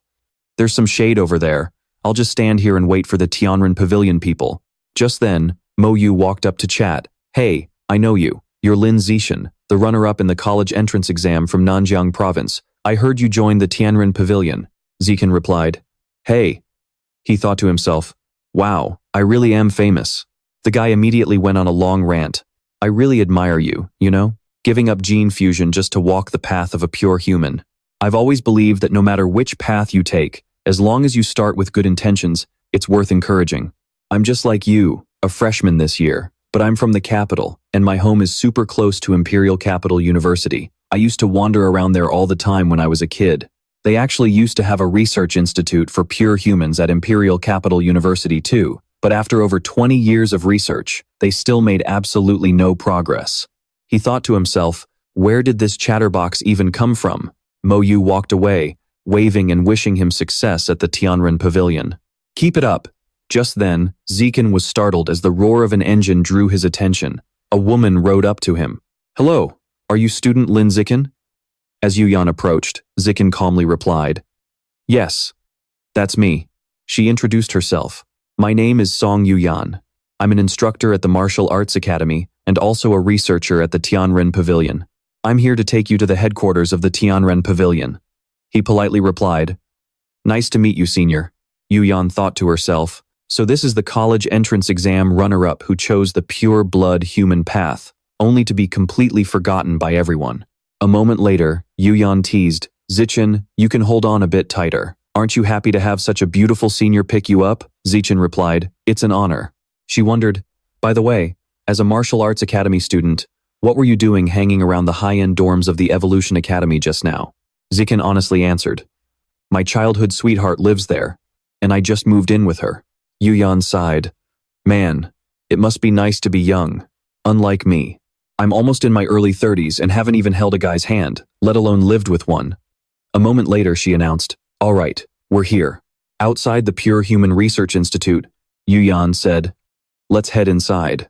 He thought to himself, Pure Human Research Institute. Is that short for Pure Blood Human Research? She introduced, this area is the living and recreational zone of the institute. Since research can get pretty dry, you can come here to relax and unwind. Everything in the fridge is bought with research funds, so feel free to grab whatever you want. Come on, let me show you around the research area. Zikin asked, Senior Yuyan, Why is the institute so deserted? I don't see anyone around. Yuyan explained, the Tianren Pavilion has never been popular, and our school funding is extremely tight, so we can't afford to support many people. To be exact, the current members of the Tianren Pavilion are just the dean, myself, you, and 3 fourth-year martial arts students. Zichen was dumbfounded. Wait, so the first time I met that guy, all those people following him around were just hired actors to make him look good? Whatever, as long as they pay triple the benefits, nothing else matters. Yuyan knocked on the door. Dean, I brought Zichen over. Chuanwu said listlessly, Ah, Zichen, you're here, come on in. She complained, Dean, look at you, you're a mess. Seriously, how long has it been since you last stepped outside? It's been almost 2 weeks now. I've been buried in researching how to unlock acupoints through the blood tempering art. Sadly, there's still no progress. It's quite a challenge. He patted his shoulder. But now that we have Zichen on board, the path of the pureblood human will definitely leap forward. Don't let Yuyan's playful attitude fool you. She was actually the runner-up of the capital's college entrance exams back in her day. Yuyan bragged, my physical stats during the exams back then were 1 point higher than yours. Feel discouraged yet? Chuanwu said helplessly. All right, we get it, you're amazing. Stop teasing your junior. However, it was actually her joining us that helped me, who had been stuck at the second body tempering stage for decades, to successfully complete the third body tempering. Using just an ordinary Tier 9 pureblood human body, I crushed those high-level Tier 1 gene fusers. Zichen, even though your exam scores weren't as high as Yuyan's, life is a marathon. There are plenty of people who start slow, build up their strength, and make a massive breakthrough later on. So you still have a great chance to surpass her in the future. I have high hopes for you. She agreed. The dean is right. As long as you build up enough strength, a breakthrough is bound to happen. Surpassing me is definitely not out of the question. He asked, by the way, that blood tempering art I gave you over the summer, how is your progress? Have you learned how to control your blood yet? Zichen replied, yes, I have. Chuanwu asked curiously, has your biological rank reached ordinary Tier 4 yet? He replied, yes, it has. The dean praised, excellent. Next, let Yuyan guide you through your skin tempering. Back then, it took her less than 3 months after starting her freshman year to successfully complete her first skin tempering. With her guidance, you'll definitely be able to finish your first skin tempering smoothly during your first semester. Yuyan said excitedly, leave it to me. Zichen bluntly refused. No need. I already completed my first skin tempering over the summer. She stared blankly. Wait. What did he just say? He was flabbergasted. Is there something wrong with my ears? Yuyan yelled. Are you kidding me? You were home alone all summer with no one to teach you. Just mastering blood control should have been a struggle. How could you have possibly learned skin tempering as well, let alone completed the entire skin tempering process? In reality, it only took Zichen 30 minutes of reading to figure it out. Zichen said nonchalantly, the translated manual of the blood tempering art had detailed annotations. I just studied it for a few days and figured out how to do it. Chuanwu burst into laughter. Zichen, you must be mistaken. You probably thought you tempered your skin, but it was actually something else. Come on, let me check your arm. Biological attribute system, natural camouflage. He thought to himself, I'd better disguise it. Right after, Zichen rolled up his sleeve and showed his arm. Take a look. He was dumbfounded. How is this even possible? This is actually the first stage of skin tempering. She was completely dumbfounded. Wait, what? How is that even possible? Chuanwu yelled. Zichen, what is your current biological rank? He rubbed his cheek awkwardly and muttered, ordinary 9th tier. Chuanwu instantly lost his mind and cheered. An absolute genius. We are saved. The pureblood human path is finally secured. With you here, we can definitely break through the limits of ordinary humans and evolve into advanced beings. Yuyan silently observed him. It was true what they said. No matter how good you are, there is always someone better. Still, having someone so capable lead the way and push the boundaries of pureblood human evolution is a massive win for everyone. She chimed in, Dean, we need to promote Zichen's potential right away. That way we can draw in more geniuses and get way more funding for the Tianren Pavilion. But Chuanwu shook his head. Absolutely not. We must keep Zichen's abilities a total secret for now. Exposing his insane compatibility with the pureblood path will only paint a massive target on his back. Besides, when it comes to geniuses, we need quality, not quantity. With Zichen here, Our main priority is to pour all of our resources into him and help him smash through the limits of ordinary creatures. Yu Yan nodded in realization. Ah, I see. But if we keep it under wraps, how much funding are we going to lose out on? Without enough money, how are we supposed to keep researching the pureblood human path? He reassured her. Don't worry. I will pull every single favor I have to get Zichen the evolutionary resources he needs. Once he shows how incredibly powerful he is, I will find him a powerful backer to keep him safe. Only then will we promote him to the world and spread the Tianren Pavilion's philosophy. Yu Yan praised him. Wow, Dean, you really have thought of everything. Chuanwu grinned proudly. Of course I have. Zichen thought to himself. If I tell them I am already at the ordinary 9th tier and have already completed both flesh and bone tempering, and that I am already on my 2nd round of tempering, would they literally lose their minds? Just then, the dean spoke up. Zichen, you do not need to attend classes at the Martial Arts Academy anymore. Those beginner lectures won't do you much good. You can just report directly to the Research Institute from now on. Your senior sister, Yu Yan, will be your assistant. She immediately whined. Wait, you want me to be an assistant to a freshman? Dean, have you forgotten about my pride? Chuanwu scoffed.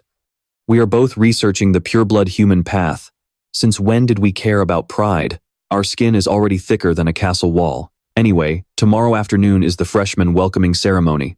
Right after it ends, there will be a trial to choose the top freshman of the year. With your current strength, unless some miracle happens, that title is definitely yours. While you are out there, make sure to teach those punks from the Evolution and Mecha Academies a lesson. Show them what the Martial Arts Academy is made of. Once you do, I will reward you with 10 chi blood pills. Yu Yan rolled her eyes. Dean, that was your real goal all along, wasn't it? Besides, winning the top spot gets you 10 school credits as a reward. Zichen's eyes lit up. 10 credits. Before long, the day of the Shanghai University welcoming ceremony arrived. The crowd began to gossip. Hey, isn't that the runner-up from the Nanjiang province entrance exam? The one who joined the Tianren Pavilion? Why is he sitting next to Shen Qinghan? What is his connection to my goddess? Moyu walked over to strike up a conversation. Hey, Lin Zichen, remember me? Zichen looked up and nodded. Yeah, I remember. Moyu looked between them with raised eyebrows. So, what's the deal with you two? Zichen raised his hand, holding Qinghan's. We're childhood sweethearts, engaged, and getting married right after graduation. Moyu and everyone standing nearby gasped in shock. Meanwhile, the rest of the hall was buzzing with lively chatter. A girl walked in with a graceful posture, observing the ceremony with a cold, detached gaze that held absolutely no warmth. Zichen felt a slight chill looking into those deep, dark eyes, while Moyu was already busy talking everyone's ear off. On stage, the host gestured for attention, and right at that moment, Moyu suddenly stood up. The crowd went wild. Wait, he's the freshman representative? But aren't representatives usually the strongest students of the incoming class? I totally thought it was going to be Ma Shiwei, the one who already underwent gene fusion. This Li Moyu guy has dyed blonde hair and never shuts up. He doesn't look like a genius at all. I guess looks really are deceiving. Moyu smirked to himself. That's right, keep those jaws dropping. I deliberately dyed my hair blonde and acted like a chatterbox just to pull off this epic plot twist. It's finally time to show off. He stepped onto the stage and spoke into the mic. Have you guys ever heard of Li Yijin? Zichen thought. Who hasn't heard of that genius from Capital University? Moyu continued. Well, here's something you definitely don't know. Li Yijin actually has an equally brilliant younger brother, the top scorer of this year's Capital College entrance exam with a gene fusion compatibility of 16%, a prodigy on par with the top scorer of Nanjiang province, with physical stats that rank #1 nationwide. And that genius little brother is none other than me, Li Moyu, standing right here in front of you all. Back when I was in middle school, I made a promise to my brother. Down the road, he will be in charge of breaking records at Capital Imperial Scholar University, while I handle Shanghai University. Soon, every single record at these two elite schools will be completely dominated by us, the Li brothers of the capital. Next, let us give everyone a taste of the pressure of an ordinary Tier 5 being. Moyu thought pridefully. Is this really the pressure of an ordinary Tier 5 being? Most of us are only ordinary Tier 3, or even ordinary Tier 2. Is this really the gap between us and a genius? It is just despair-inducing. He raised his voice to introduce himself. My name is Li Moyu. I hope you all remember my name. Qinghan whispered under her breath. Xiao Chen, That Lee Moyu guy is so dumb. He is only an ordinary tier 5, and already thinks he is invincible under the heavens. He has no idea you could crush him with just one finger. But since you told us to stay low-key, I agree. I got it, the host then continued. Next, please give a warm round of applause to the Student Council President, Zhou Shuahong, as he takes the stage to speak on behalf of the Student Council. He said with deep respect, President Zhou, the microphone is yours. Zhou Shuahong spoke up. Hello, freshmen. I am Zhou Shuahong, the Student Council President of Shanghai University. I am here today mainly to tell you 3 things. First, student discipline at this school is not handled by the teachers, it is managed by the Student Council. The Student Council holds far more power than you could ever imagine. Second, every year at the beginning of each semester, the Student Council will recruit 10 people from among the freshmen. Our only requirement is strength. Freshmen who want to join the Student Council over the next 6 months, remember to prove your worth. Third, the inner campus of Shanghai University is a place where strength rules supreme. It operates under a primal survival of the fittest environment. Seniors suppressing juniors, the strong preying on the weak. These things will happen on a daily basis. So prepare yourselves mentally. That is all. Before I step down, though, I will let you experience a fraction of a high-tier being's true power. Everyone was utterly terrified by his power. His pressure is too intense. I can barely breathe. This is awful. Lin Zikin thought to himself. The pressure from high-tier beings is indeed impressive, but at this distance, for an ordinary tier 9 like me, it poses absolutely no threat at all. The others were left in deep shock.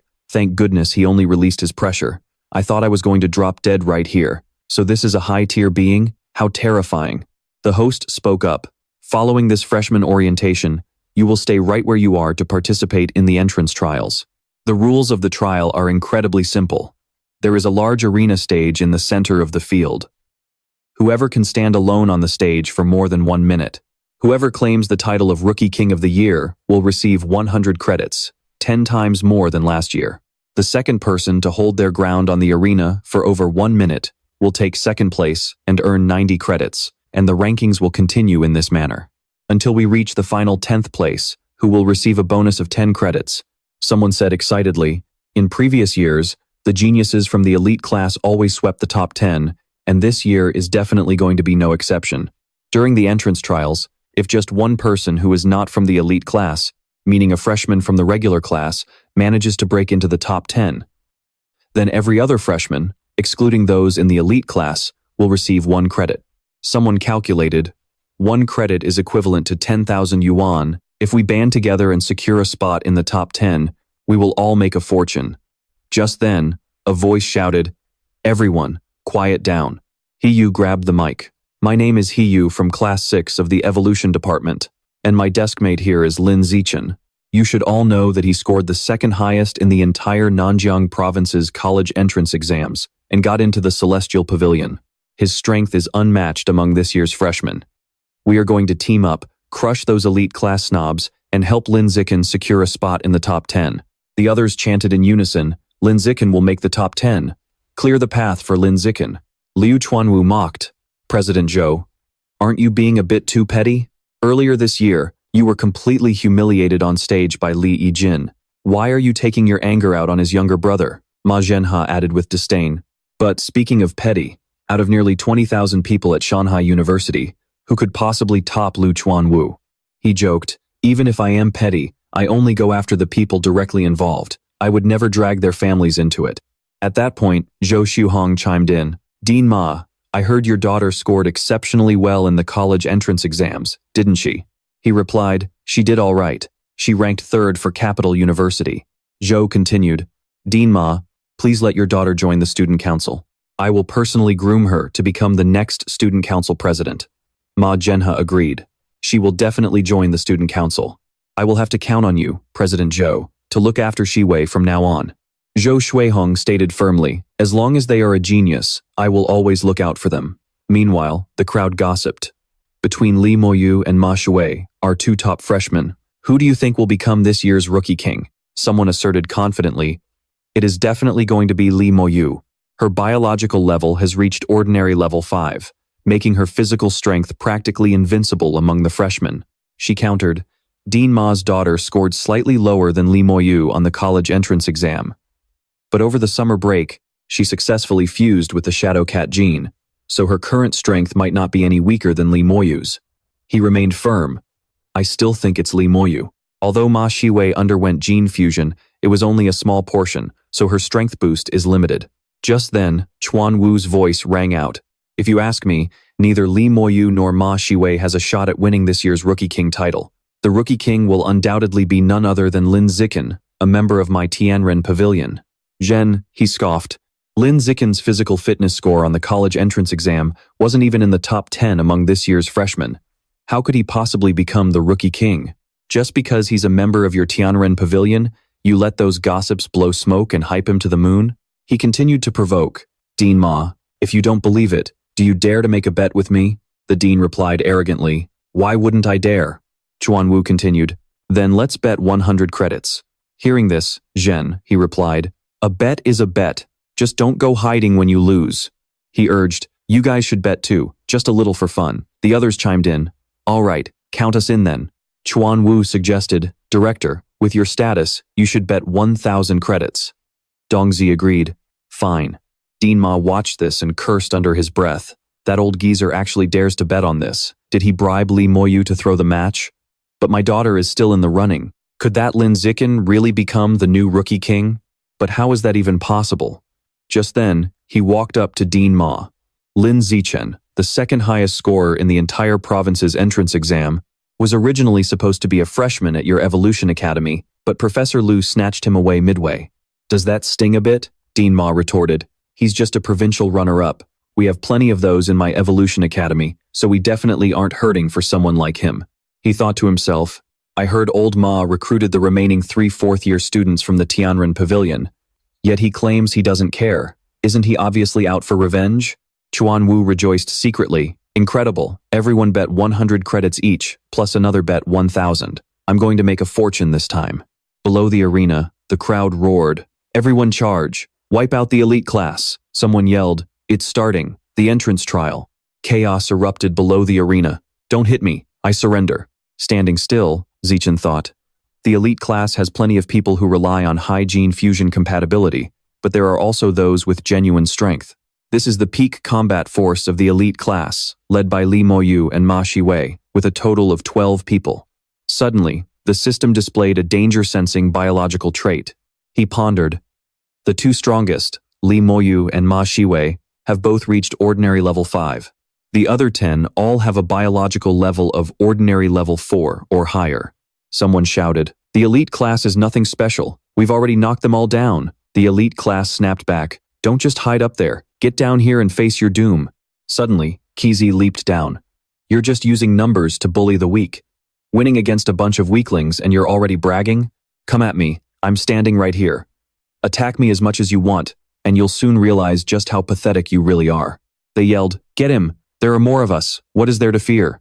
If we all charge at once, and each of us throws a punch, we can take him down. Confident, he threw a punch. Sneering, pests. Before long, anyone who rushed forward was knocked down by Kiji, sending countless ordinary class students flying. He gloated, flies are just flies. No matter how many of you there are, you can't budge an elephant. A student yelled, Lin Zikin, this guy is way too arrogant. He keeps calling us ordinary class students pests. Get over here and teach him a lesson. Stepping up from below, Zikin replied. Slipping his hands into his pockets, he said confidently, if that's the case, then bring it on. Kizi responded. So you're the one who got the highest score on the physical fitness test in Nanjiang province? I've been wanting to test my skills against yours for a long time. I, Lu Quizi, am the top scorer of the college entrance exam in Yuntian province. I run 100 meters in 5.69 seconds, have a standing high jump of 4.52 meters, and can lift 1,150 kilograms with one arm. Lin Zichen, why don't you share your own fitness test results from the exam? With a serious expression, Zikin replied, no need to share. Unleashing a strike, he said, just feel it for yourself. Right after, Kizi was instantly kicked away. The crowd immediately erupted in cheers. Lin Zikin is unmatched. Moyu thought in shock. I thought Lin Zikin would win by playing smart, but I didn't expect him to win through absolute strength. Dongzi wondered with curiosity. Just what kind of power does this Zekan kid possess? Jen, he observed. He looks refined, but in reality, he's a ruthless one. As he stepped down from the arena, he said, Luo Yongjian, the top scorer of Dajiang province, sprinting 100 meters. Just then, a challenger charged at him, only to be instantly blown away by Zekan. The students in the crowd go absolutely wild. Hell yeah, go crush those arrogant elite class geniuses. Who says our ordinary class doesn't have geniuses? Li Moyu, Ma Shiwei. If you two don't step up now, the title of this year's top rookie is going straight to the ordinary class. Someone in the crowd can't hold back and screams, Go, Sister Wei, smash him. Show him what a real elite class genius can do. Brother Chen, whatever you do, don't go easy on her just because she's hot. Brother Chen is invincible. Zichen silently tells himself that this is a golden opportunity to observe a gene fusion user up close. As he watches Shiwei's movements, Zekan is impressed. She is incredibly fast. Is this the attribute boost from the Shadow Owl gene? She is completely shocked to see him dodge so effortlessly. How did he evade that so easily? Right now, I can't even lay a finger on him. Continuing to attack like this is just a waste of effort. Suddenly, Shiwei calls out, Give me 30 seconds. Once I fully activate the Shadow Owl gene in my body, we'll settle this. Zekan calmly replies, Take your time. After all, this is a rare chance to witness a gene activation firsthand, so why would he ever refuse? Up in the stands, the crowd is buzzing with excitement. Dean Ma, has the Shadow Owl gene in your daughter's body already reached this level? Her talent for gene fusion is off the charts. She is even more of a genius than I imagined. No wonder she ranked third in the Capital University entrance exam. When it comes to raw talent, she completely outclasses the top scorers from other provinces. He immediately frowns in worry. She hasn't been fused with the gene for very long. Pushing herself like this could trigger a severe biological backlash. She is still as stubborn and competitive as she was as a kid. She suddenly snaps. Lin Zishan, you are incredibly arrogant. You actually stood there and let me activate my Shadow Owl gene. Now, you are going to pay the ultimate price for your arrogance. Zichen watches Jiwei launch a kick and analyzes her power. She was only at ordinary tier 5 earlier, but now she is almost reaching tier 6. She is shocked by how calm he remains. Even with this power, I still cannot land a single blow on him. Jiwei unleashes a relentless barrage of attacks, but Zekan effortlessly dodges every single one. She starts to panic. Why can't I hit him? This is impossible. Meanwhile, Zekan casually analyzes the characteristics of the Shadow Owl gene fusion, having gathered all the data he needs. Clenching his fist, Zechen decides it is time to wrap this up. There is no need to waste any more time on her. The moment he unleashes his strike, Shiwei is thrown into sheer panic. She can only watch in utter disbelief as she is sent flying through the air. The crowd erupts in absolute chaos. Oh my god, she had such a beautiful face, and Lin Zichen just beat her black and blue. She sits up, clutching her face as tears stream down. My face! My beautiful face! Ma Zhenhe rushes over in a panic, crying out, Shiwei! Shiwei! Lin Zichen, how dare you! You actually beat my daughter into this state. Are you even a man? Zekan fires back. The path of evolution does not care about gender. It only cares about who is strong and who is weak. Standing on the spectator platform with his arms crossed, Li Moyu chuckles. Well said. The path of evolution only cares about strength. As he leaps down onto the arena, the crowd goes absolutely wild. It is Li Moyu. He is finally stepping up. Brother Yu, you are our only hope. Crush him and avenge Jiwei. Moyu sneers. Lin Zekan, I did not expect you to be such a show-off. You intentionally hid your strength as the runner-up of the entrance exam, only to embarrass the top scorer with a single punch during the freshman trials. Too bad for you. You are not the only one who has been hiding their true power. He smirks as his body begins to rapidly transform. Because I have been hiding mine too. The crowd gasps in shock. Li Moyu is a gene fusion user too, and his fusion is none other than the demon-eyed giant ape.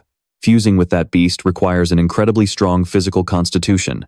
Judging by his current power, he has already reached ordinary tier 6. To achieve a fusion with the demon-eyed giant ape while still in the ordinary realm, the Li brothers are absolute monsters. Seeing this, Chuanwu is frozen in sheer dread. We are doomed. This time, we are going to lose our shirts. 1,900 credits. $19 million. Meanwhile, in a quiet corner, Lu Gang is busy as the organization issues a new mission. The voice on the other end of the line instructs, I just placed a high-level demon seed in the garden outside the campus. Make sure you two go and retrieve it. Then, find an opportunity to force Li Moyu to consume it. Shuji hesitates. Li Moyu is the young master of the powerful capital Li family. Forcing him to eat a demon seed is incredibly risky. The caller cold-heartedly warns, the power of our organization is far beyond your wildest imagination. A petty family, like the capital Li family, can be wiped out with a flick of our fingers. Lu Gang turns to his partner and asks, Ji, are we in or out? Shuji replies with a bitter sigh, do we even have a choice? Meanwhile, Zichen silently evaluates his opponent. The demon-eyed giant ape possesses maxed-out strength and defense. However, this beast's speed is relatively slow. At maturity, they usually rank as high-tier beasts, with only a select few reaching the rare tier. Moyu crosses his arms, looking down on his opponent with supreme confidence. Although Yu and Ma Shiwei are hailed as the top twin stars of Shanda University, the truth is, there is a massive world of difference between us. I wonder if you can still handle me as easily as you did her, you arrogant punk. Before he could even finish speaking, Zichen lunged forward with a punch. His opponent's reaction was impressively fast, managing to dodge a strike thrown at normal stage 6 speed. In that case, let's test him with ordinary stage 7 speed. A single punch from Zichen was powerful enough to completely distort Li Moyu's face. Zichen silently praised him. His defense was incredibly tough, easily surpassing the average stage 6 level. Furious, he spat. Sneak attacking me? You've got no honor. But now, I'm at 120% focus. Your punches won't even scratch me now. But before he could finish, Zichen appeared right in front of his face. The crowd began to murmur. Although Lin Zichen's speed was incredible, it was a shame he couldn't inflict any real damage on Li Moyu. Li Moyu was indeed slower, but his defense gave him a massive advantage, leaving him with a huge margin for error. On the flip side, Lin Zichen probably couldn't withstand a single punch from Li Moyu. It seemed the winner had already been decided. Meanwhile, Zichen thought to himself, the reaction speed test is pretty much complete. The next test will evaluate the final attribute. Raw strength. Moyu roared in anger. Lin Zichen, my speed might be slower than yours, but your strength is pathetic. You can't even scratch me. You're dead meat in this duel. He went completely berserk and lunged forward. Now it's my turn. Someone in the stands screamed in panic. Lin Zichen, dodge. Up in the VIP area, the instructors reminded each other, don't forget to transfer that bet of 100 Academy credits. Everyone present watched the ring with bated breath. In that instant, the bones in Moyu's hand shattered in silence. Clutching his hand in agony, he screamed, my hand! It's shattered! The crowd was completely bewildered. What's going on? What happened to Li Moyu? Did Lin Zichen just win? This is insane. Zichen fell into deep thought. The strength of someone who fused with the evil-eye giant ape gene is truly terrifying, to the point where he shattered his own hand. It looks like his offensive power far outstrips his defense. He called out, Li Moyu's right hand is probably completely shattered. Someone get up here and treat him. The medical team rushed forward. Got it. Suddenly, Dongji stepped in and ordered, move aside. Let me check. Did his entire right hand shatter just from the impact of hitting Lin Zichen's face? If so, just how hard is Lin Zichen's face? Suddenly, the system screen popped up.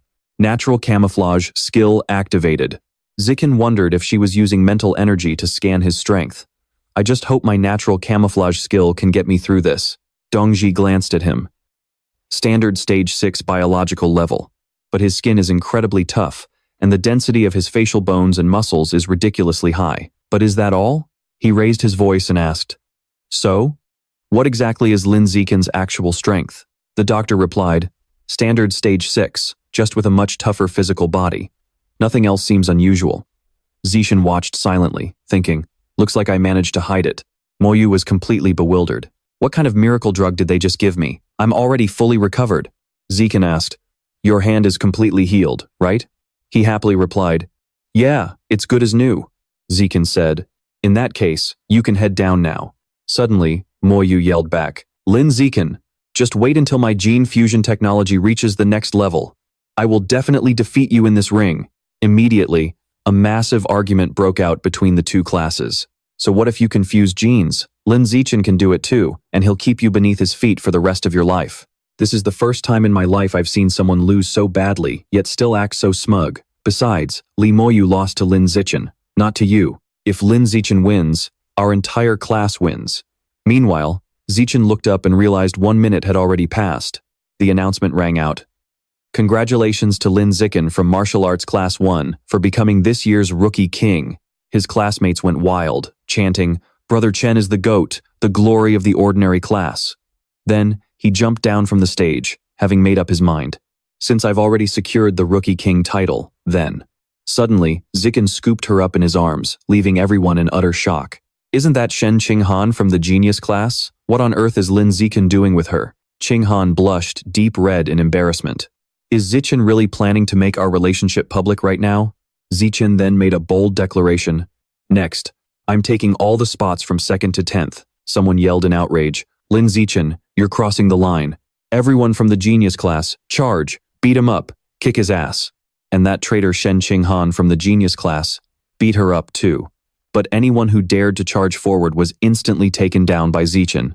Shi Wei, with her face swollen, lunged forward shouting, "Die, you traitor!" But she was quickly sent flying by a single kick from Zichen.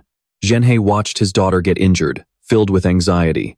Meanwhile, Lin Zichen thought to himself, now that all the opponents from the genius class have been wiped out, surely no one else will dare to object, right? The system announced, "Congratulations to Shen Qinghan for securing 2nd place in the entrance trial." He then requested that the remaining ranks be handed out to everyone in consecutive order. "The ranks belong to you guys, but the academy credits are mine." The other students went wild with excitement, shouting, "Brother Chen, I'm coming. I want a spot in the top 10 too." And just like that, the total credits for the top 10 reached 550. Xiaoyu was thrilled to get such an easy reward. Adding the 9 credits that all freshmen earned from their regular classes, the total score came to 559. He said angrily, "Principal, Lin Zichen is not playing by the rules here. He already won the Rookie King title. How can he also monopolize all the top 10 credits for himself?" Chuanwu stepped forward to counter. "How is that against the rules? Since when did the entrance trials state that one person can't sweep the entire top 10? Even though there is no explicit rule against it, but that doesn't make this behavior acceptable. Lin Zichen is clearly exploiting a loophole in the rules." The principal agreed. Dean Ma is right, this is indeed a loophole in the rules. However, we can only change it next year. Otherwise, it wouldn't be fair to Lin Zichen. Zhenhe was extremely annoyed, but still complied. "I understand." Over at Lu Gang's end, an announcement came through. "There's a change of plans. We don't need Li Moyu anymore. Swap him out for Lin Zichen and feed him the high-grade demon seed. Make him a member of our organization." After the entrance trials ended, Chuanwu rushed over, spreading his arms wide. "Zichen, just how many more surprises are you hiding from me?" But Zichen dodged him, not forgetting to remind him. "You haven't forgotten what you promised me, right?" Chuanwu replied, "Of course not. Right here are 10 blood chi pills. Plus, your benefits for this semester have been tripled. I've already transferred 300 credits directly to your account. Just go buy whatever you need." He thought to himself, after all, this kid just helped me win a bet of 1,900 credits. Stepping closer, he whispered, "Zichen, be honest with me. How much strength are you still hiding? What is your actual level?" He replied, "A standard level 6, trained once, with a bit of muscle tempering and a naturally tough facial bone structure." Chuanwu was completely shocked. "You've actually mastered muscle refinement? I can confidently say that before you graduate from university, you will be able to evolve into a higher form of life than a pure-blooded human. You must stay committed to the path of a pure-blooded human. You are bound to achieve great things in the future." Zichen assured him, "Don't worry, Dean, I will." Later, inside his private room, Zichen looked at the pill. "So, this is a blood chi pill?" He decided to swallow it to test its effects. The system announced, "Blood chi plus 108. He sighed in disappointment. "Is that it? Just this tiny bit of blood chi? This boost is worse than running a few kilometers with evolution through use." Zichen then decided it would be better to give them to Han Han. Just then, Qinghan asked curiously, "Little Chen, when did you get back?" He replied, "About half an hour ago." "Here, take this blood chi pill, and let's see how it works." Her eyes widened in surprise as she asked, "A blood chi pill?" Zichen asked caringly. "How do you feel?" Qinghan replied, "My body feels warm, and my blood chi feels way more abundant." "Little Chen, This blood chi pill is actually really effective, he explained. These blood chi pills don't do much for me anyway. You can have the remaining 8, just take 1 a day at most, she agreed. Okay. The next day, Zichen greeted, "Hello, Sister Yuyan." She replied, "Well, hello there, our new rookie king. I heard from the dean that your biological level is actually a standard level 6, and you've even mastered muscle refinement." He answered, "That's right," Yuyan exclaimed in awe. "Oh my goodness, Zichen, you are an absolute genius. With you joining the Pavilion of Heaven and Man, we will definitely shake the world and change the way people perceive things." Zichen accepted helplessly. "Sure, let's work hard together." Later, he thought to himself, Lu Chuanwu and Song Yuyan have spent years researching the blood refinement aperture opening technique and still couldn't comprehend it. It seems I'll have to look through the original text myself. With the support of my biological attribute, Heaven Man Wisdom Root, researching this should be a piece of cake. She spoke up. "Zichen, the student council members are looking for you at the Research Institute's entrance. They probably want you to join them because of your outstanding performance yesterday." Zichen rejected, not interested. Yuyan reminded him, "As a student council member, you'll get extra credits every month." Just then, Zhou Shuihong walked up to greet him. "Hello, I am the student council president, Zhou Shuihong." Zichen replied, "Hello, President." He said, "I came here today to invite you to join the student council, to become our star candidate for the presidency. Essentially, you'll be groomed as the future president. Joining the student council comes with tons of perks. Besides getting 3 special meals a day, you'll have a say in every major decision at school, and you'll even get extra credits every single month. Are you interested in joining?" He immediately gets excited. "Of course I am." Chu Shuang then continues, "But I have one condition. You must give up being a pureblood human and choose the gene fusion path." Zichen is taken aback. "But why?" He crosses his arms and explains, "The student council only accepts the geniuses of the future. And right now, you definitely have talent. But if you don't pursue gene fusion, even the most talented people will end up being left behind. The path of a pureblood has no future. Dean Lu and Instructor Song are living proof of that." Zichen asks in confusion, "The president? So, you're saying I have to follow the gene fusion path just to join the student council?" Shuihong nodded in response. "That's right," to which he replied, "Then forget it, I am still not joining." In his heart, the perks of the student council couldn't even compare to what the Celestial Pavilion had to offer.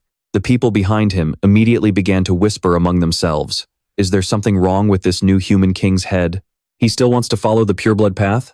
Just because he got the title of the new human king, he thinks he's a big shot. What a stupid freshman.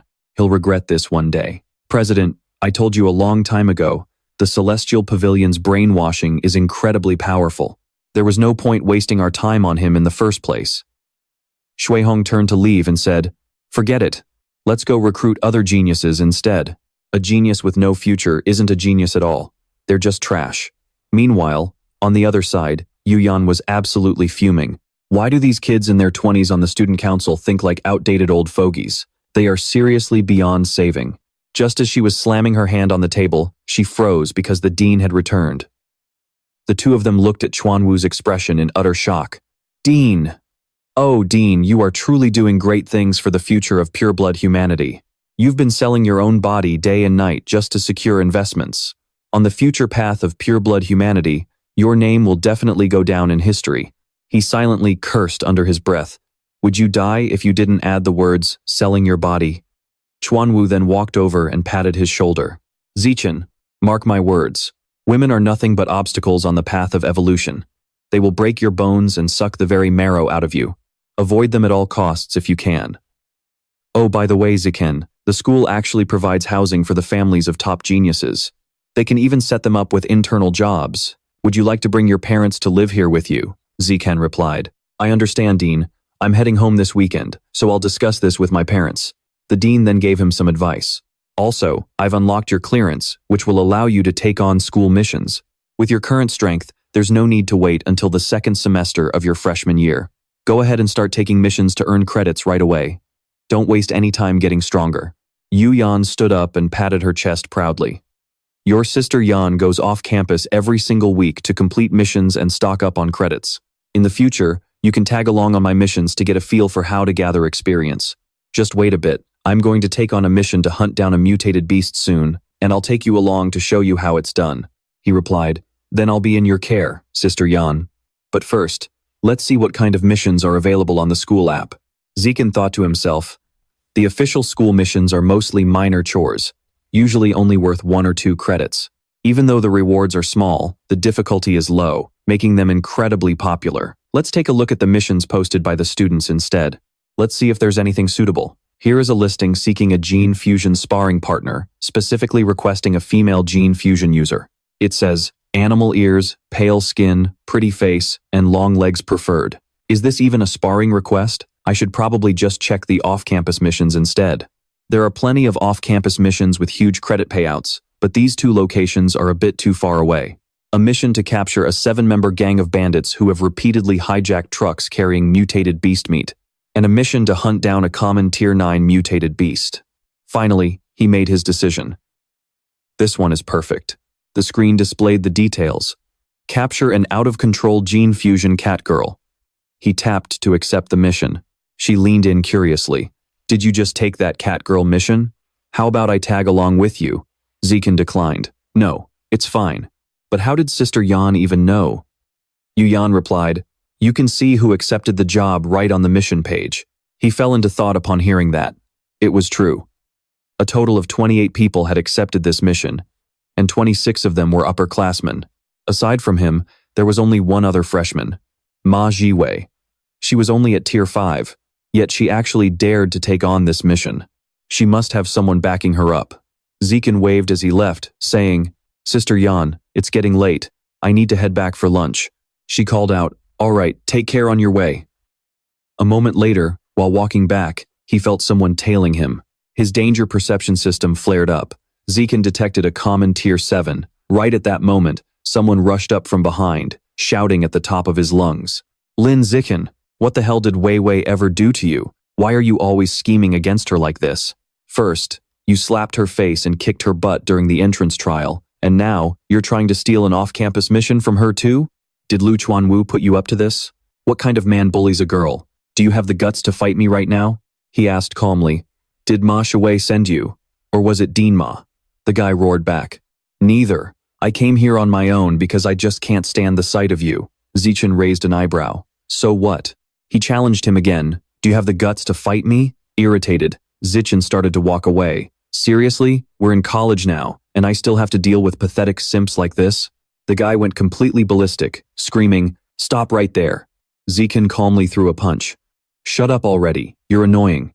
Zikin asked him, are you satisfied now? A while later, he arrived back home. I'm back. Qinghan replied, oh, you're back? I have finished cooking, so wash your hands and let us get ready to eat. Little Chen, the 10 kilograms of raw snail meat you bought at the mall yesterday has been delivered to the house. Let me help you put it in the fridge. He replied, I got it. He thought to himself. At first, I planned to buy it all to unlock the entire manual, but that would be too flashy and easily draw attention. So I only bought 10 kilograms first to test the waters. The system notified that he had absorbed a large amount of source essence from the raw snails.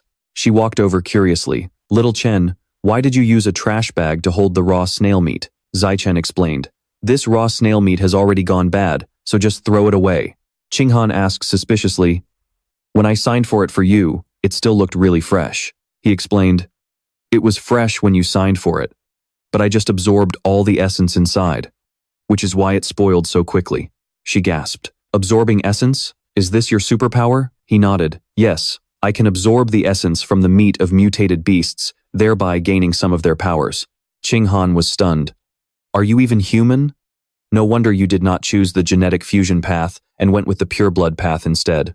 With this superpower, you do not even need genetic fusion at all. Zichen remembered. Oh right, Dean Lu told me. The school can bring the families of genius students here to settle down and arrange jobs for them. Should we bring our parents here? Qinghan hesitated. There is actually a deal this good? Of course I want to. Zichen suggested. We have this weekend off, so let us go home together and talk to our parents about this. She said, Little Chen, during class today, my teacher mentioned that there is a top-tier match happening at the arena at 3 p.m. today. It is definitely worth watching. It is a showdown between the 9th-ranked mechanical student and the 8th-ranked genetic fuser. Do you want to go watch it with me? Zichen agreed. Then let us go watch it together after we eat. Beside the teachers and students, representatives from the Shenji Group are also attending. The Shenji Group is the largest partner of the mechanical department at Shanghai University, so their presence is not surprising at all. The host introduced, "Look at the second-floor hallway. The genius mechanical girl we always see online is here too."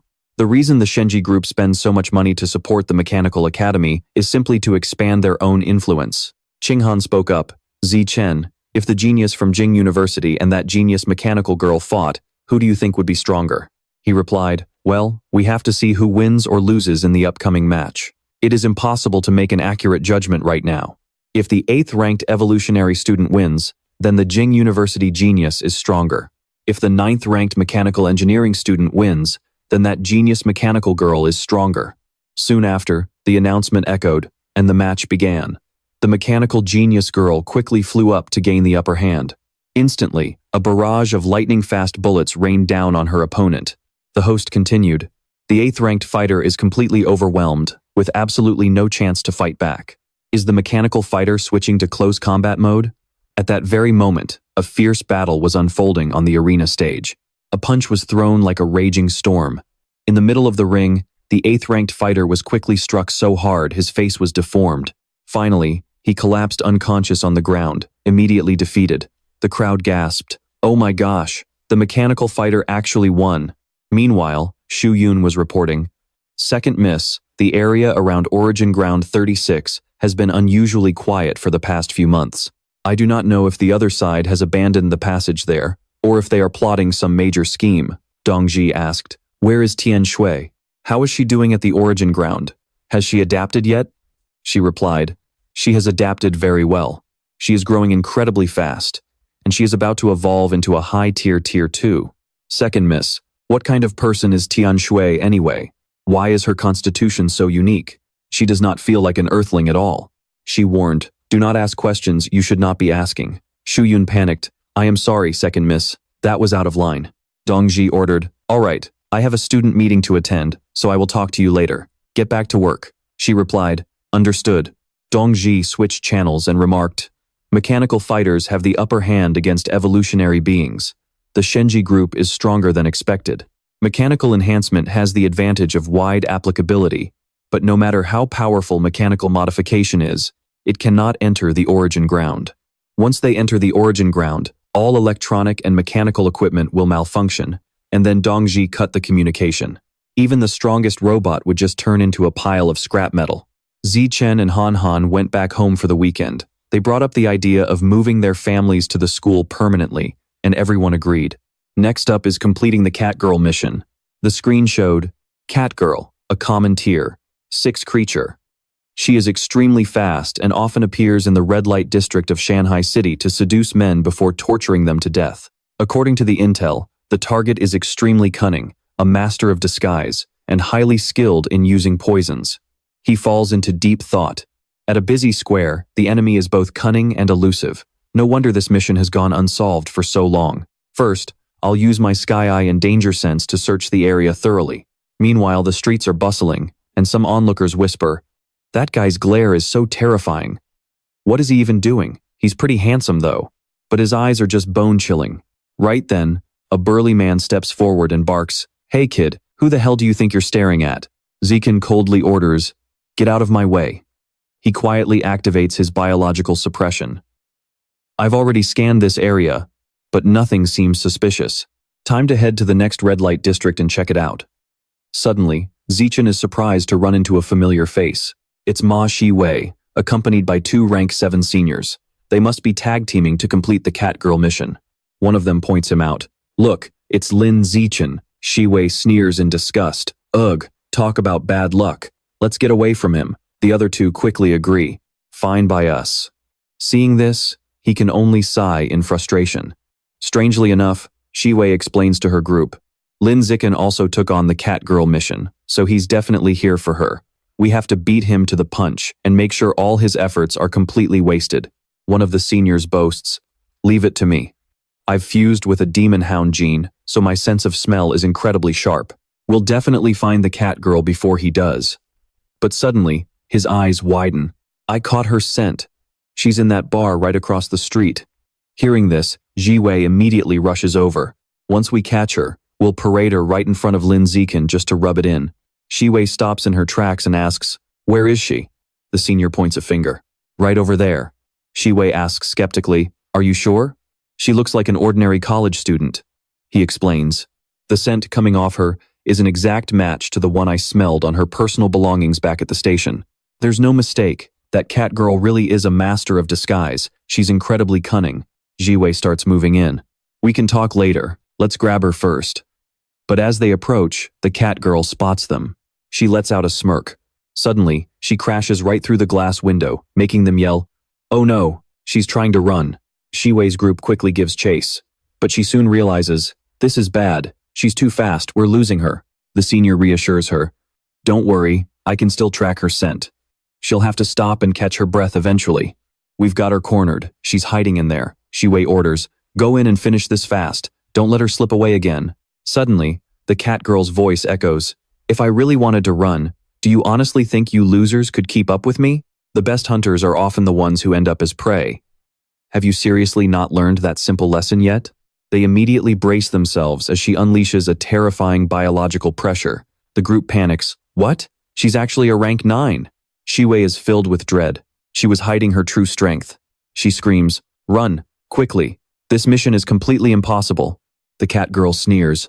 "Trying to run? None of you are getting away." Spotting one of the seniors, she purrs playfully. "Well, hello there, handsome. Ever since you walked into that bar, I've had my eyes on you." Seizing the moment, the female senior unleashes a massive cloud of smoke. "This is our only shot. This smoke will dull her senses, so use this chance to run." The senior pants in relief. That was way too close. The mission intel was completely wrong. We almost got killed back there. Still trembling, the male senior urges, "Jiwei, hurry up and call Dean Ma, explain the situation and get them to update that damn catgirl mission right away." Jiwei anxiously pulls out her phone saying, "Okay, I'll call him right now." But then, a realization hits her. Wait, Lin Zikan took this mission too. If he runs into that cat girl, he's dead meat. No, I have to warn him. He might be a jerk, but I can't just let him die. But I don't have his number, so I'll have to get in touch with Shen Qinghan first. Meanwhile, back at the alley, the cat girl is fuming. "My prey got away." Just as she is cursing her luck, her eyes land on Zikan's figure. She gasps. "Wow, he is gorgeous, totally my type. Guess it's a blessing in disguise after all. Too bad you had to run into me, kiddo. You can only blame your awful luck." Meanwhile, Zikan notices that this cat girl is actually a rank 9. She gasps in sheer terror. "How is he so much faster than me?" Before she can react, Zikan unleashes a powerful punch aimed straight at her. The impact is so brutal it completely distorts her face, sending her flying backward until she crashes heavily into a wall. She clutches her bruised face as Zikan mutters, "She took 50% of my strength and only walked away with a torn layer of skin?" Meanwhile, she panics. "He's just a young student. How can he be this incredibly strong? And he hasn't even undergone gene fusion. If I keep fighting, I'm going to lose. If I fall into his hands, I'm dead meat. Saving my skin is more important. But how on earth is he still keeping up with this speed?" Zikan closes the distance instantly. "Then let's see how you handle 100% of my power." After the devastating blow, he looks down at her and mutters, "Her neck is literally broken and she's still alive. How much of a beating can this chick take before she finally stays down? Dead? But her biological pressure is getting weaker and weaker. I need to end this before she recovers." Suddenly, Zikan's eyes freeze as he stares ahead and blurts out, "Oh no, the biological pressure inside her is spiking again. She actually triggered a bloodburst at death's door. I can feel she's only a hair's breadth away from reaching the threshold of a high-tier life form." The cat girl goes completely berserk and roars, "You little brat, who the hell are you?" She tells herself, "I was forced to fully activate all the catgirl genes in my body just now. Even though my strength surged enough to save my life, my feral instincts will be permanently worsened, making me even more vulnerable to being consumed by the beast genes." Zikan quickly forces a wry smile and says, "My bad, looks like I got the wrong person." She grits her teeth, glaring at him as he walks away. "I can't gauge this guy's strength, and his actions make absolutely no sense. On top of that, I'm completely out of cards, and my genes could backfire on me at any second." If he attacks again, I'm history. To stay alive, I need to get out of this danger zone as fast as possible. Suddenly, the cat girl whips her head around in shock. What's that sound? A weapon strikes her right in the forehead. Caught completely off guard, she is pinned to the wall as Zekin charges straight at her with blinding speed. He drives his weapon deep into her body, staring at her with a look of suspicion and doubt. He keeps pressing forward, unleashing a barrage of attacks until he senses that her biological pressure has completely vanished. Skeptically observing her, he mutters, "Is she really dead this time?" Zekin reminds himself that the next step is to upload this to the school app's mission system. This is to prove he completed the mission. After that, he needs to notify the security department to clean up the scene. He pulls out his phone. "Hello? Yes, I'm currently at lane 20, street 20. I've found a cat girl's corpse here." Zekin then reaches his hand out. Next, he can devour the shadow cat girl gene dwelling inside her. The system chimes, "You have absorbed a massive amount of the shadow cat girl's life essence." He is amazed. Who would have thought that absorbing a high-tier shadow cat girl fusion candidate could accelerate the chart's progress this much? Perhaps this cat girl suffered a backlash from her own shadow cat girl genes, resulting in a higher concentration of dark cat girl genes in her body. Meanwhile, Xia Wei is speaking with Zhenhe. "Dad, the cat girl mission I took almost got me killed. The mission details were completely wrong. Her rank wasn't just a standard tier 6, she was an extremely powerful tier 9 ordinary." Shocked, he responds, "What? Wei, tell me exactly what happened. I'll have a word with director." He, the head of the mission assignment system, in a bit. She recounts the events. This is what happened. Inside, Xia Wei thinks, "I really need to get back to school as soon as possible. I shouldn't linger out here in case that cat girl comes looking for revenge." Her classmate Danji nudges her and asks, "Wei, look at this. What's going on? Why does it say Lin Zichen completed the cat girl mission?" Xia Wei replies in utter confusion. "That cat girl's biological rank is tier 9 ordinary. He's just a freshman. How on earth did he pull that off?" As the weekend comes to a close, Shen Qinghan and Zishan return to the school dorms together. Just then, he receives a text message. The message reads, 300 academic credits have been transferred to your account." Zekin thinks to himself, "So, the reward for the cat girl mission has cleared. But wait, why is the reward higher than expected?" Just then, another notification from Shanghai University pops up. The notification reads, "Correction, the previous intelligence regarding the cat girl mission was incorrect. The target's rank has been updated to tier 9 ordinary." Beside him, Qinghan is taken aback. The school's mission system is so unreliable. "Thank goodness you're strong enough, or you would have been sent to your grave." He replies, "Yeah, it was a total trap. I'll have to be more careful when picking missions from now on. Next time there's a suitable mission, I'll take you along so you can get used to some real combat and build up your courage." She beams with joy. "Awesome. I finally get to go on a mission with you, Zishin." Zekin stares at his phone, lost in thought. He immediately purchases 90 pounds of raw snail meat and activates the chart. Initially, he was worried that buying such a massive amount would draw unwanted attention, but so far, everything seems perfectly fine. Beast meat is highly nutritious and does wonders for evolution. Han Han is so frail, I should buy more beast meat for her to eat. He asks, Han Han, "Have you ever thought about eating beast meat?" Zekin mentions, "I've already ordered some." Sitting back in her chair, Qinghan replies, "Let me see. How about we buy some violent eagle meat to eat? 1 credit buys 6 pounds. If we put it in the fridge, it'll last us for days." He agrees.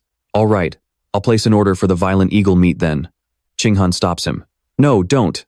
Let me do it. I still have the 90 credits you gave me." Zekin nods. "Okay." He muses, "We're living under the same roof like family anyway. There's no need to draw a line between what's yours and what's mine." While the two of them are eating, the doorbell rings. He says, "I'll get the door." Upon receiving the package, Zechen is surprised. "Wow, that was fast. Let's put this violent eagle meat in the fridge first. Next, it's time to devour it." The system chimes. "You have absorbed a massive amount of life essence from the necrotic snail." Zechen realized this was indeed a necrotic snail, but it was severely injured. He examined it closely and concluded, its healing speed is incredibly fast. System. You have successfully unlocked the necrotic snail diagram, obtaining the biological attribute. Ultra. Fast regeneration. He was shocked. This was an invincible self-healing ability. The description for ultra-fast regeneration read, Your self-healing capability has been significantly enhanced. Zichen decided to test this self-healing ability first. He focused his gaze on the wound on his hand. Gradually, the massive cut began to shrink. Finally, it completely vanished without a trace. In less than a few seconds, the bleeding stopped, and the wound completely closed up.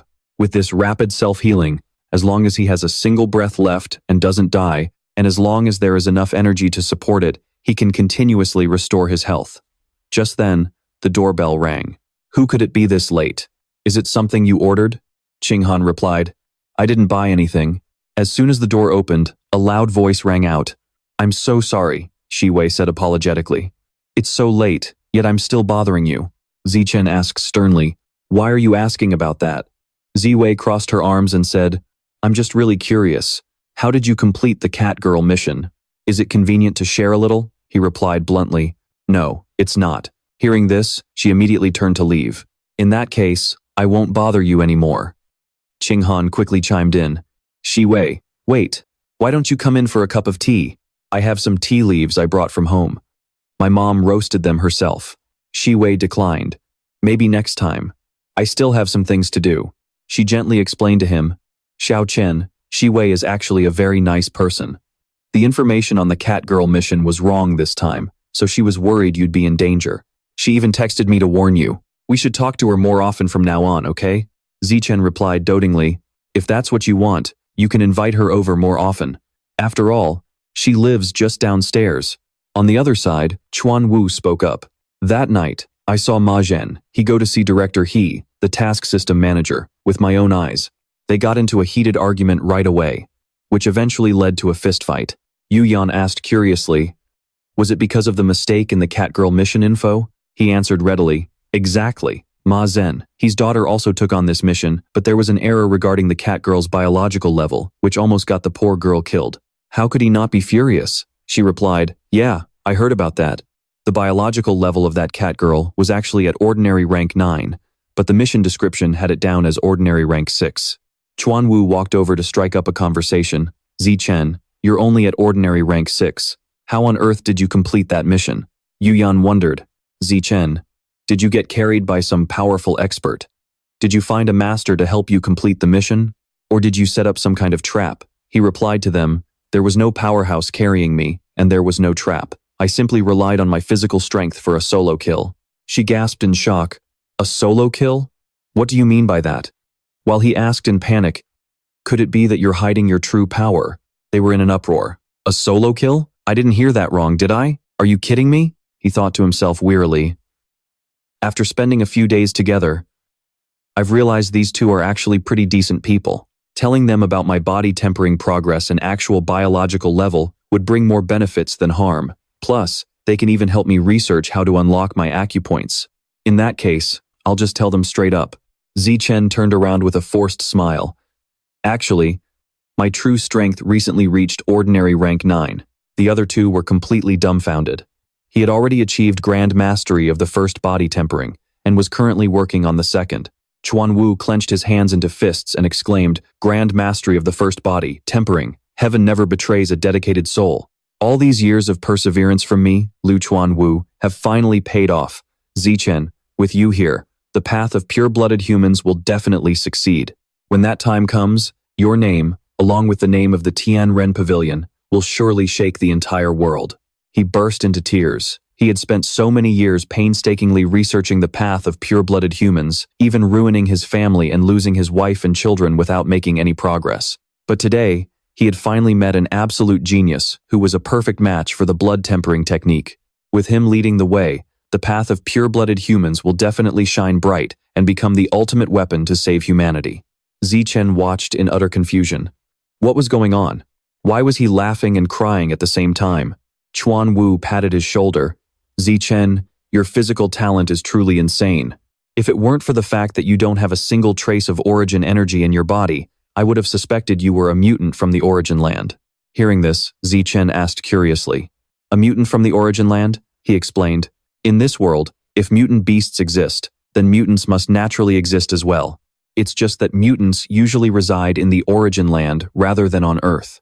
So, there's basically no way for us to ever cross paths with them. She asked skeptically, Do superpowers actually exist? Director, you are so biased. I've been with the Tianren Pavilion for 5 years. Yet you've never mentioned this to me once.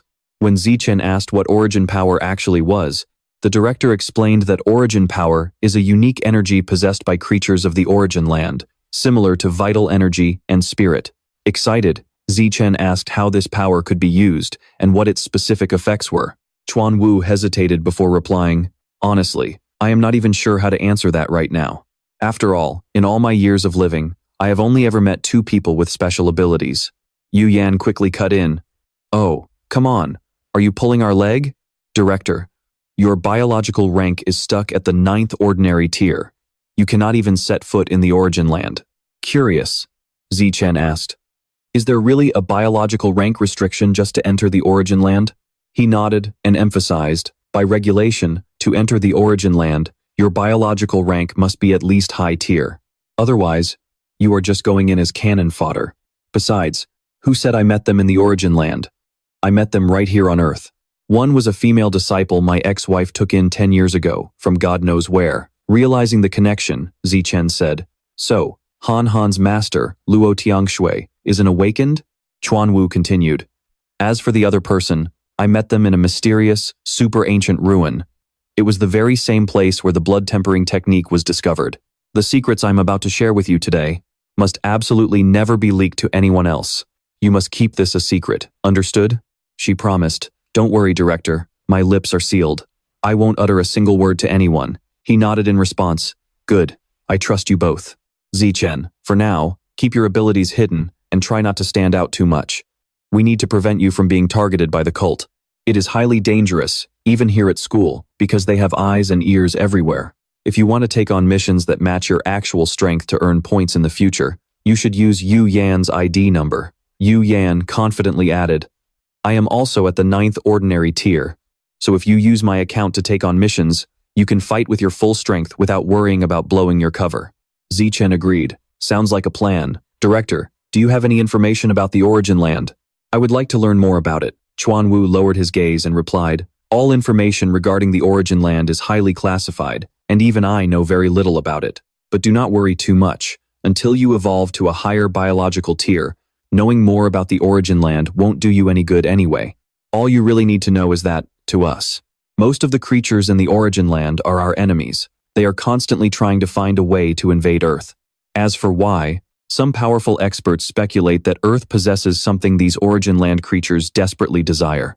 Right then, his phone suddenly rang with the tune of the song "You Are My Little Apple." The voice on the other end quickly piped up, "Hey baby." Chuan Wu laughed awkwardly as he explained, "An old friend of mine just invited me over for dinner, so I will be taking my leave now. Just shoot me a text if anything comes up." After he left, Yu Yan grumbled, "The director is way too hard-working. He is probably off to help the Tianren Pavilion secure more investments again. Oh, by the way, Zichen, how on earth did you manage to hide your biological tier and your body tempering progress?" "It was so well hidden that even the director and the principal couldn't tell." Zichen replied, "I am really sorry, Sister Yu Yan, but I cannot share that with you." He thought to himself, "The system's power is my ultimate trump card. How could I ever reveal it to her?" Yu Yan clasped her hands together, pleading, "Come on, little brother Zichen, don't be so stingy. Just tell your dear sister Yu Yan, pretty please? I will even trade a secret of my own with you. You can ask me absolutely anything." Zichen quickly waved his hands, turning his gaze away to refuse. "Honestly, I really can't say." Seeing his reaction, she sighed in defeat. "Fine, if you are that unwilling to tell me, then forget it. But since we are both at the 9th ordinary tier, how about we have a quick spar?" He readily agreed, "I can do that." He thought to himself that sparring with an opponent at the same level would help him analyze his own strength and sharpen his real combat skills. Excitedly dropping into a combat stance, Yu Yan revealed, "My body tempering progress is currently at 1/5. I have tempered my skin twice, my flesh twice, and my bones twice. So, when we start, do not hold back and hit me with everything you've got." Yu Yan asked, "Ready?" Zichen replied, "Ready when you are." She gestured with her hand. "Then let's begin. You attack first, and I will focus on defense to see how strong your strikes really are." He immediately lunged forward like a striking leopard with dizzying speed. As Zichen flashed past her, Yu Yan gasped in shock at his sheer, raw power. He has clearly only completed his body tempering once, yet his strike actually managed to hurt my abdomen, which has already undergone flesh tempering twice. This guy's strength is completely absurd. At this rate, he will surpass me in no time. I can't let that happen. While he is still weaker than me, I need to establish my dominance right now. Clearing her throat, she said, Zichen, that kick just now wasn't quite up to my standards. If you are going to strike, you must always aim for a lethal blow. You should have targeted my vital weaknesses. Real combat is a matter of life and death. There is no room for sportsmanship here. Do you understand? He replied helplessly, I got it. Stepping forward with renewed intensity, Yu Yan said, Good, because next, we are going to start a real fight. I hope you can last 5 minutes against me. Zichen quickly shot back, Then please go easy on me, Sister Ingyan. Right after, one launched an attack, while the other swiftly dodged. She started to panic, thinking, I've clearly given this everything I've got. How is he still overpowering me so easily? Am I really about to lose? As Ngok Nian's fist closed in, Zichen muttered to himself, It's time. With that, Zichen leaned back, throwing the match and faking his defeat. She quickly ran over to help him up. Zichen, your potential is absolutely limitless. To think you forced me to use 90% of my strength just to barely scrape a win. In another year, I'm afraid I won't even be a match for you. Zichen, since you've achieved grand completion in body refinement, you can now begin unlocking your acupoints. I'll teach you the latest acupoint unlocking method I've developed. Give it a shot. Zichen agreed. Sure. Let me give it a try.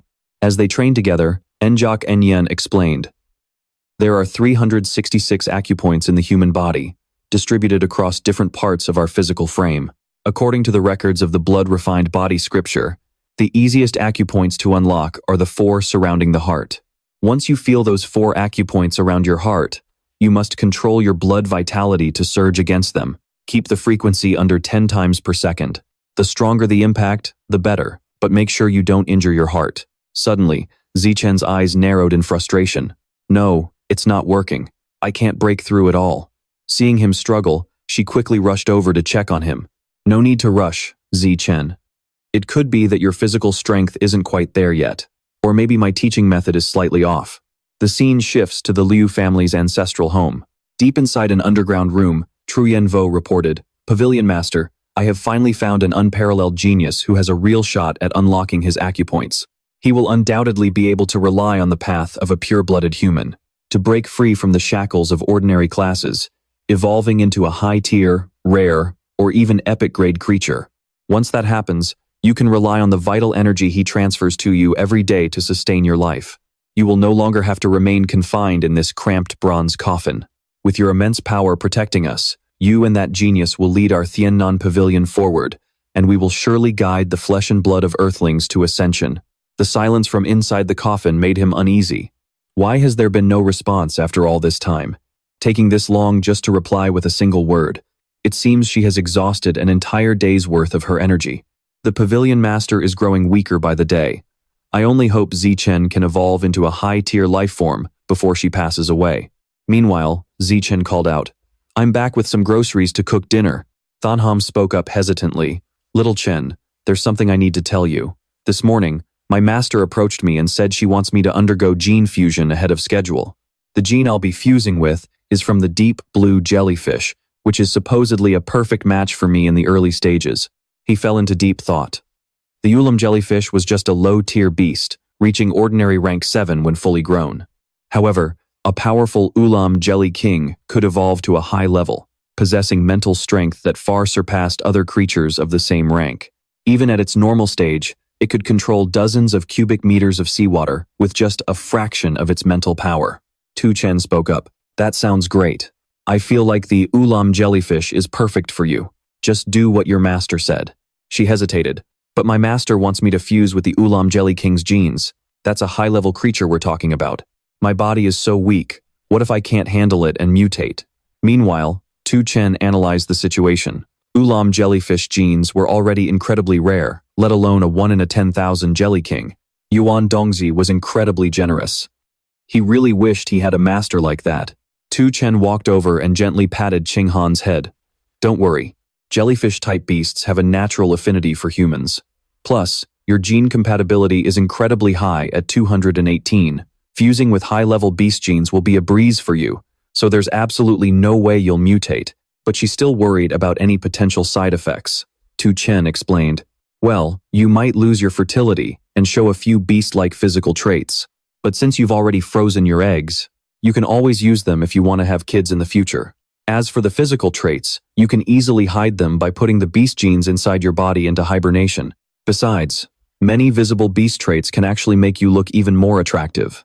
Just look at those cat-eared or fox-tailed girls you've seen before. They're incredibly popular. Qinghan nodded. I guess you have a point. But deep down, she couldn't help but wonder what traits she'd get after fusing with the Ulam Jelly King. Would she become even prettier? She then raised her phone high and showed him. Hey, little Chen, look, isn't the Ulam jellyfish gorgeous? He smiled and teased.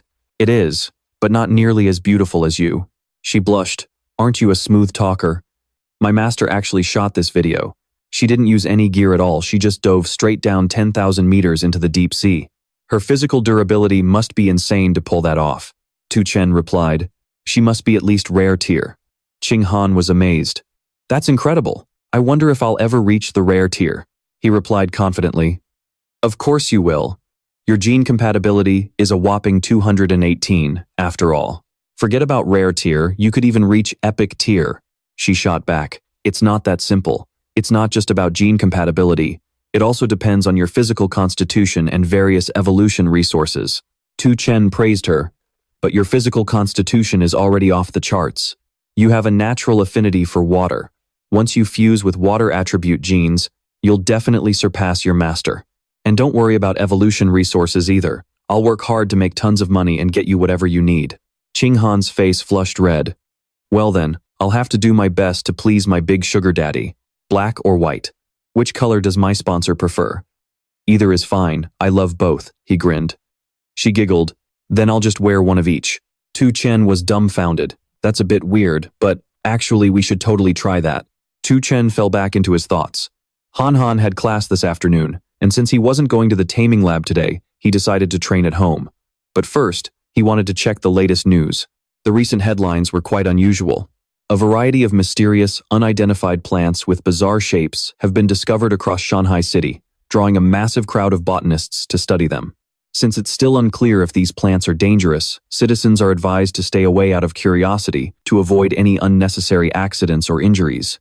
Tu Chen stared at the screen, lost in thought. These mysterious plants looked exactly like the ones in the background of Han Han's photo. Could they be from the exact same place? How on earth did plants from the origin source land end up on Earth? Could it be the work of the tree god cult? He had just wiped out the rat god cult, and now this tree god cult was popping up. There are way too many villains out there. I seriously need to power up as fast as possible. After my second body refinement, my internal energy and blood vitality drain way too fast. My current reserves just aren't cutting it. Let's see if the shop has any pills to quickly restore blood vitality. Oh, these blood recovery pills don't look half bad. Let's start by buying 100 of them. The description showed they cost 1 point per pill. Meanwhile, Tu Chen analyzed his system. The wave snail illustration was already unlocked. It's time to unlock the next beast illustration. Let's see what fits. The Vandok mongoose. The system listed its meat at 20 points per pound. He pondered. Despite its name meaning 10,000 poisons, the creature itself wasn't venomous. In fact, it fed on other venomous beasts, giving it an insanely high poison resistance. Unlocking the Vandok mongoose illustration might even grant him a poison resistance attribute. It would definitely come in handy to prevent sudden death. My points are still under 200 though, so I'll just buy 1 pound for now to kickstart the progress. Since I can't break through the acupoints yet, my physical strength is probably too low. I should focus on a second round of skin tempering first. And so, Zichen trained and tempered his body like that for 2 whole hours. Finally, he collapsed to the floor, gasping for air. This is bad. My vital energy is draining way too fast. I need to take a break. No, wait, I'm starving. I've got to eat something to get my energy back. Right then, a loud, aggressive knock echoed from the door. A delivery worker called out, "Hello? School delivery. Is anyone home? I have 2 packages here for you." Zichen threw the door open so fast that the delivery worker almost dropped everything. She quickly fumbled and caught them, gasping, "Whoa, got it." Then she looked at him worriedly and asked, "Are you all right?" Later, Zichen stared at the pills in front of him. Let's see how well this chi replenishing pill works first. My head stops spinning, and my limbs don't feel like jelly anymore. No wonder this stuff costs 1 point a pill. The results are incredible. Next, it's time to absorb the life essence of the all-poison mongoose. The system chimed in. You have absorbed a small portion of the all-poison mongoose's life essence. He smiled in satisfaction. With these blood-replenishing pills, my recovery time will be cut in half, and my body tempering will be way more effective. Spending points to fast-track my growth is definitely a worthy investment. As twilight cast its shadow over the city, Ching Han's voice echoed from outside the door. Zikan, I'm back, and I brought a surprise guest. Guess who? Chu Xin waved cheerfully. Hey Zichen. Long time no see. Zikan blinked in surprise. Chu Xin? Long time no see. She walked into the apartment, looking around in awe. Wow, you two have it so good. I can't believe you get to live in a luxury place like this. Unlike me, I couldn't even get a single room. I have to cram in with a bunch of roommates. He shrugged. Well, if you really want a single room, the Martial Arts Academy has plenty of them. You could always move over there. Chu Xin sighed. Thanks for the suggestion, Zishan, but I actually prefer having roommates. Being all by myself is just too lonely. Zikan nodded. Fair enough. Suddenly, her expression shifted. To be honest, I actually came here today to cry on your shoulders. You have no idea how awful the upperclassmen are. You guys are top-tier geniuses, so nobody dares to mess with you, but ordinary students like us are having a miserable time. He frowned. What do you mean? Ching Han chimed in, equally curious. Yeah, what on earth happened? Chu Xin explained. The day before yesterday, a senior girl came to inspect our dorm. She took a liking to my makeup, and without saying another word, she just walked off with it. She claimed she was just borrowing it for 2 days, and one of the guys in my class had it even worse. His family sent him 100-year blood ginseng, and the seniors literally snatched it right out of his hands. I filed a complaint with the student council, but they refused to do a damn thing. They just told me that this academy runs on the law of the jungle. They said if we don't like it, we should fight back. But we're just freshmen. How are we supposed to stand up to upperclassmen who are way stronger than us? It's clearly rigged to favor those older bullies. Hearing this, Zichen spoke up. Chu Xin, if any senior tries to push you around again, just let me know. I'll see what I can do to handle it. Ching Han nodded in agreement, her face tight with anger. Those seniors are absolutely disgusting. If they try anything else, we'll find a way to deal with them together. Chu Xin's face instantly brightened. Thank you so much, Zikan. But before she could finish, the ground suddenly began to tremble. Whoa, is that an actual earthquake? The system suddenly flashed a warning. Danger detected. Zishan narrowed his eyes. I have a bad feeling about this, but the warning doesn't seem too intense. Elsewhere, a voice spoke up. Lord Emissary, I am planning to break through to a higher biological level this year. I was wondering if you could grant me some evolutionary resources. The figure in the crow mask replied, Given your outstanding performance this year, you have earned this demon flame flower. Its stimulating properties are extremely potent. When you consume it, I highly advise having a woman by your side. The man beamed with joy.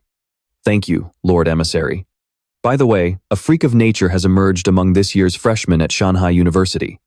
His physical talent is absolutely off the charts.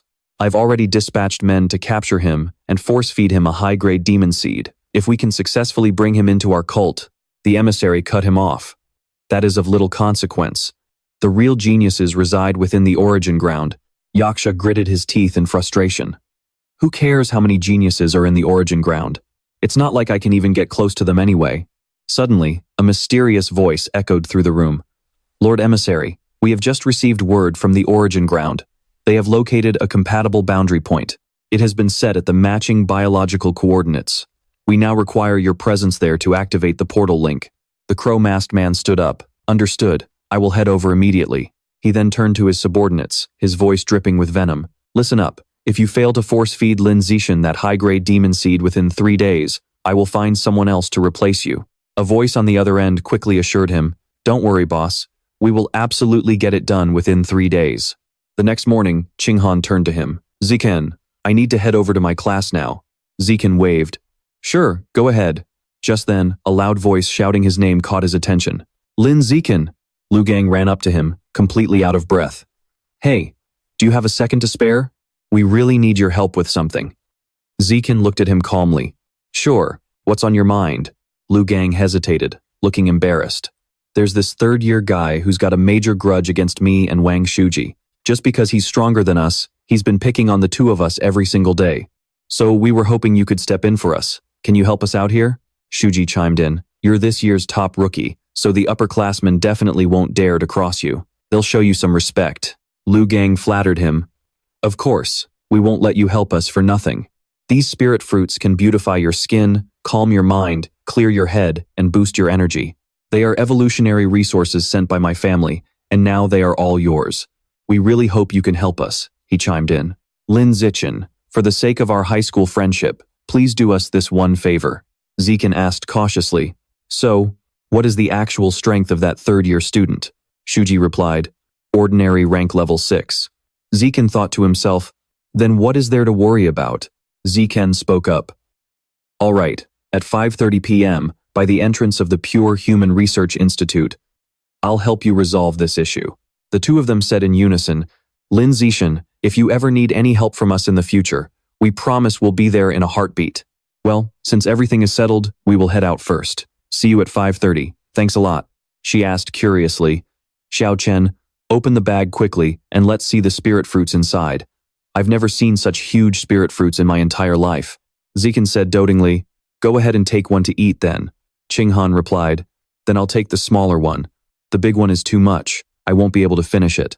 He agreed. Sure, the small one is yours then. As she picked it up, she wondered, Xiao Chen, this spirit fruit looks so gross. Is it ruined by some bugs? He picked it up and examined it closely. Is it rotten? Suddenly, his danger perception system went off. Zichen was taken aback as his danger perception skill flashed a warning. The system asked, do you want to devour the high-level demonic tree parasite seed? He was completely bewildered. What on earth is this? These so-called spirit fruits were actually demonic tree parasites. Immediately, Zichen chased after them, shouting, you two, wait, don't leave just yet. Shuji was startled. What's wrong?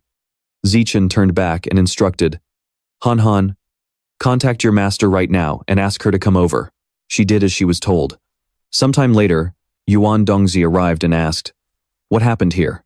He explained to Principal Yuan, these two asked me for a favor and gave me a bag of spirit fruits. Inside, there are several bizarre red fruits like this. I suspect they're connected to the tree god cult. She frowned. This is a seed of a mutated tree. Once swallowed, the person will be controlled by the tree and lose all free will. This is one of the common methods the tree god cult uses to force people into joining them. Zichen felt uneasy. Does that mean they've already been controlled by the tree god cult? Right away, the other two panicked. Principal Yuan, we were forced to do this. Principal Yuan, Yuan Dongji spoke, I'll take these two in for questioning first. As soon as we have results, you two will be the first to know.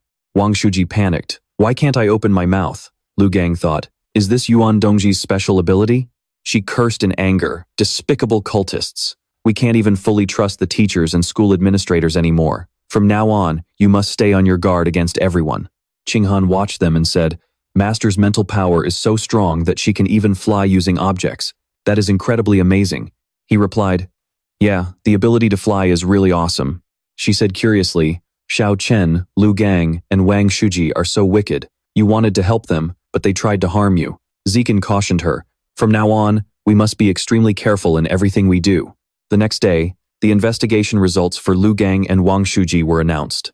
Both were confirmed to be members of the tree god cult. During the practical exam of the college entrance examination, they were forced by a security guard to consume a demonic seed. As a result of their punishment, they were both expelled and faced criminal charges, their lives essentially ruined. Zichen and Qinghan's parents had also recently moved onto the campus. Thanks to the enhancement of the blood and chi pill, his second skin tempering was complete. Meanwhile, his progress on the second flesh refinement was 40% complete. As for Han Han, she finally faced the day of her gene fusion. She said happily, Master, I'm a bit nervous. Please let Xiao Chen come with me. He greeted Principal Yuan. She explained, the blue jellyfish is a water-type mutant beast. The more water your body holds, the easier the fusion will be. So first, drink plenty of water. Immediately after, Qinghan was forced by Yuan Dongji to keep chugging water. Moments later, bloated and full, she protested, Master, I can't drink another drop. She retorted, even if you can't drink anymore, you still have to. Take off your clothes and lie down over there. This syringe contains the gene of the blue jellyfish queen, which will be injected straight into your heart shortly. I'll use my mental power to numb your pain receptors, so you won't feel any pain initially. However, during the subsequent gene fusion process, even with your sensory nerves numbed, you will still feel excruciating pain. If the pain becomes unbearable, don't try to hold it in. Just scream your heart out, Qinghan replied nervously. I understand, Master. Standing at a distance, Zikan thought, the gene fusion process normally requires a lot of complex testing equipment to continuously monitor the changes in the subject's physiological indices. However, Yuan Dongji can use her extremely powerful mental energy to scan everything, completely bypassing the need for any of that equipment. She spoke up. The Azure Jellyfish Queen gene has been successfully injected. Once the fusion process begins, you'll feel an intense, burning pain very soon, Dongji advised her. You need to brace yourself, sweetie. 2 hours later, Qinghan asked in confusion, Master, why? Why do I feel absolutely nothing? She was stunned. How strange. Zikan asked cautiously, Principal Yuan, did something go wrong with Han's genetic fusion? Suddenly, a thought raced through Dongji's mind. How is this even possible? Could Qinghan's genetic fusion have failed? Dongji explained. Qinghan's genetic fusion has failed. Even though she couldn't successfully fuse with the Azure Jellyfish Queen gene, we can't say it's a complete failure. Zishan asked, What do you mean by that? She explained. Normally, if injecting exotic beast genes into the heart doesn't cause severe rejection, it's considered a successful genetic transplant. As long as there's no rejection, the various compounds in the gene serum will help her own genes quickly fuse with the beast's genes, allowing her to gain its corresponding abilities. The red ones are Shen Qinghan's genes, and the blue ones are the Jellyfish Queen's genes. But Qinghan's situation is extremely bizarre. After the Azure Jellyfish Queen gene was injected, it didn't trigger any rejection, yet it didn't start fusing either. Zikan asked curiously, Principal Yuan, what exactly is going on here? Dongji analyzed. Under my spiritual perception, I felt that Qinghan's own genes seem to have developed their own consciousness. They are surrounding the invading Azure Jellyfish Queen genes and restricting their freedom. At this point, some of the Azure Jellyfish Queen genes instinctively tried to initiate the fusion, only to be choked out by Qinghan's genes, turned into nutrients, and completely absorbed. Right now, all the remaining Azure Jellyfish Queen genes have their freedom completely restricted. I've never seen anything like this before. Qinghan panicked. Zichen, Master, I think my hair is turning blue. She was surprised. This is indeed a physical manifestation of the Azure Jellyfish gene, but the fusion clearly failed. Why are the jellyfish traits still showing? Zikan probed. Han, do you feel anything different in your body? She replied, I feel like something new has appeared inside my body. I can sense it, and it feels like I can even control it. Dongji pressed her forehead against Qinghan's, utterly stunned. She can sense it. She can control it. Isn't this exactly what genetic fusion is? Could there be something else I missed? I need to use my spiritual power to investigate further. She instructed Qinghan. That strange sensation you're feeling inside is the Azure Jellyfish Queen gene. Try using your spiritual power right now to control it and force it into a dormant state. Obeying her master, she replied, Let me try. Dongji guided her. Now, try telling it to manifest outwardly a little. Qinghan complied and began to relax her body. Yes, master, she thought to herself, even geniuses like Li Moyu and Ma Shiwei took 2 weeks after fusion to master putting the beast genes into hibernation and manifesting them. Yet Qinghan mastered it almost instantly. Zichen asked with concern, Principal Yuan, then what on earth is going on with Han right now? Dongji replied, I have good news and bad news. Which one do you two want to hear first? She replied, Let's hear the bad news first. She replied, The bad news is, you might never be able to become a genetic fuser. But the good news is, you're actually much stronger than a genetic fuser. You don't need to fuse with their genes, yet you can still do everything a fuser can. What's more, you can do it way better. To put it simply, your genes can literally enslave any exotic beast genes injected into your body. You don't have to merge with the beast genes, yet you can perfectly wield their abilities, all without ever worrying about any backlash from them. You are still a pure-blood human. Until now, no pure-blood human has ever been able to break the shackles of ordinary organisms to evolve into a higher form of life. But you You might very well become Earth's first pioneer to evolve from a pure-blood human into a higher state of existence. Qinghan was stunned. Can I really do that? Dongji reasoned. If a pure-blood human can truly break the shackles of ordinary biology, then without a doubt, you will be the first one to do it. Zikan raised an eyebrow in annoyance. Wait, what's that supposed to mean? Is she looking down on me? She continued. Even though Qinghan is not a genetic fuser, the primary way to boost her power still relies heavily on exotic beast genes. So on the outside, Qinghan will still look just like a genetic fuser.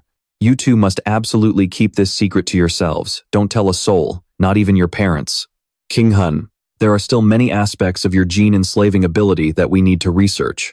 From now on, whenever you're free, come to my office at 8 p.m. every evening so we can study this together. Qinghan replied, I understand, master. Under her master's guidance, half a month later, she said excitedly, Xiao Chen, I've got great news. I can use my mental power to control water now. Zikan praised her. You've only just learned water control, yet you can already manipulate it so smoothly. Your talent is honestly insane, it's almost ridiculous. Qinghan cheered. There's something even crazier. I can also control other people's blood energy.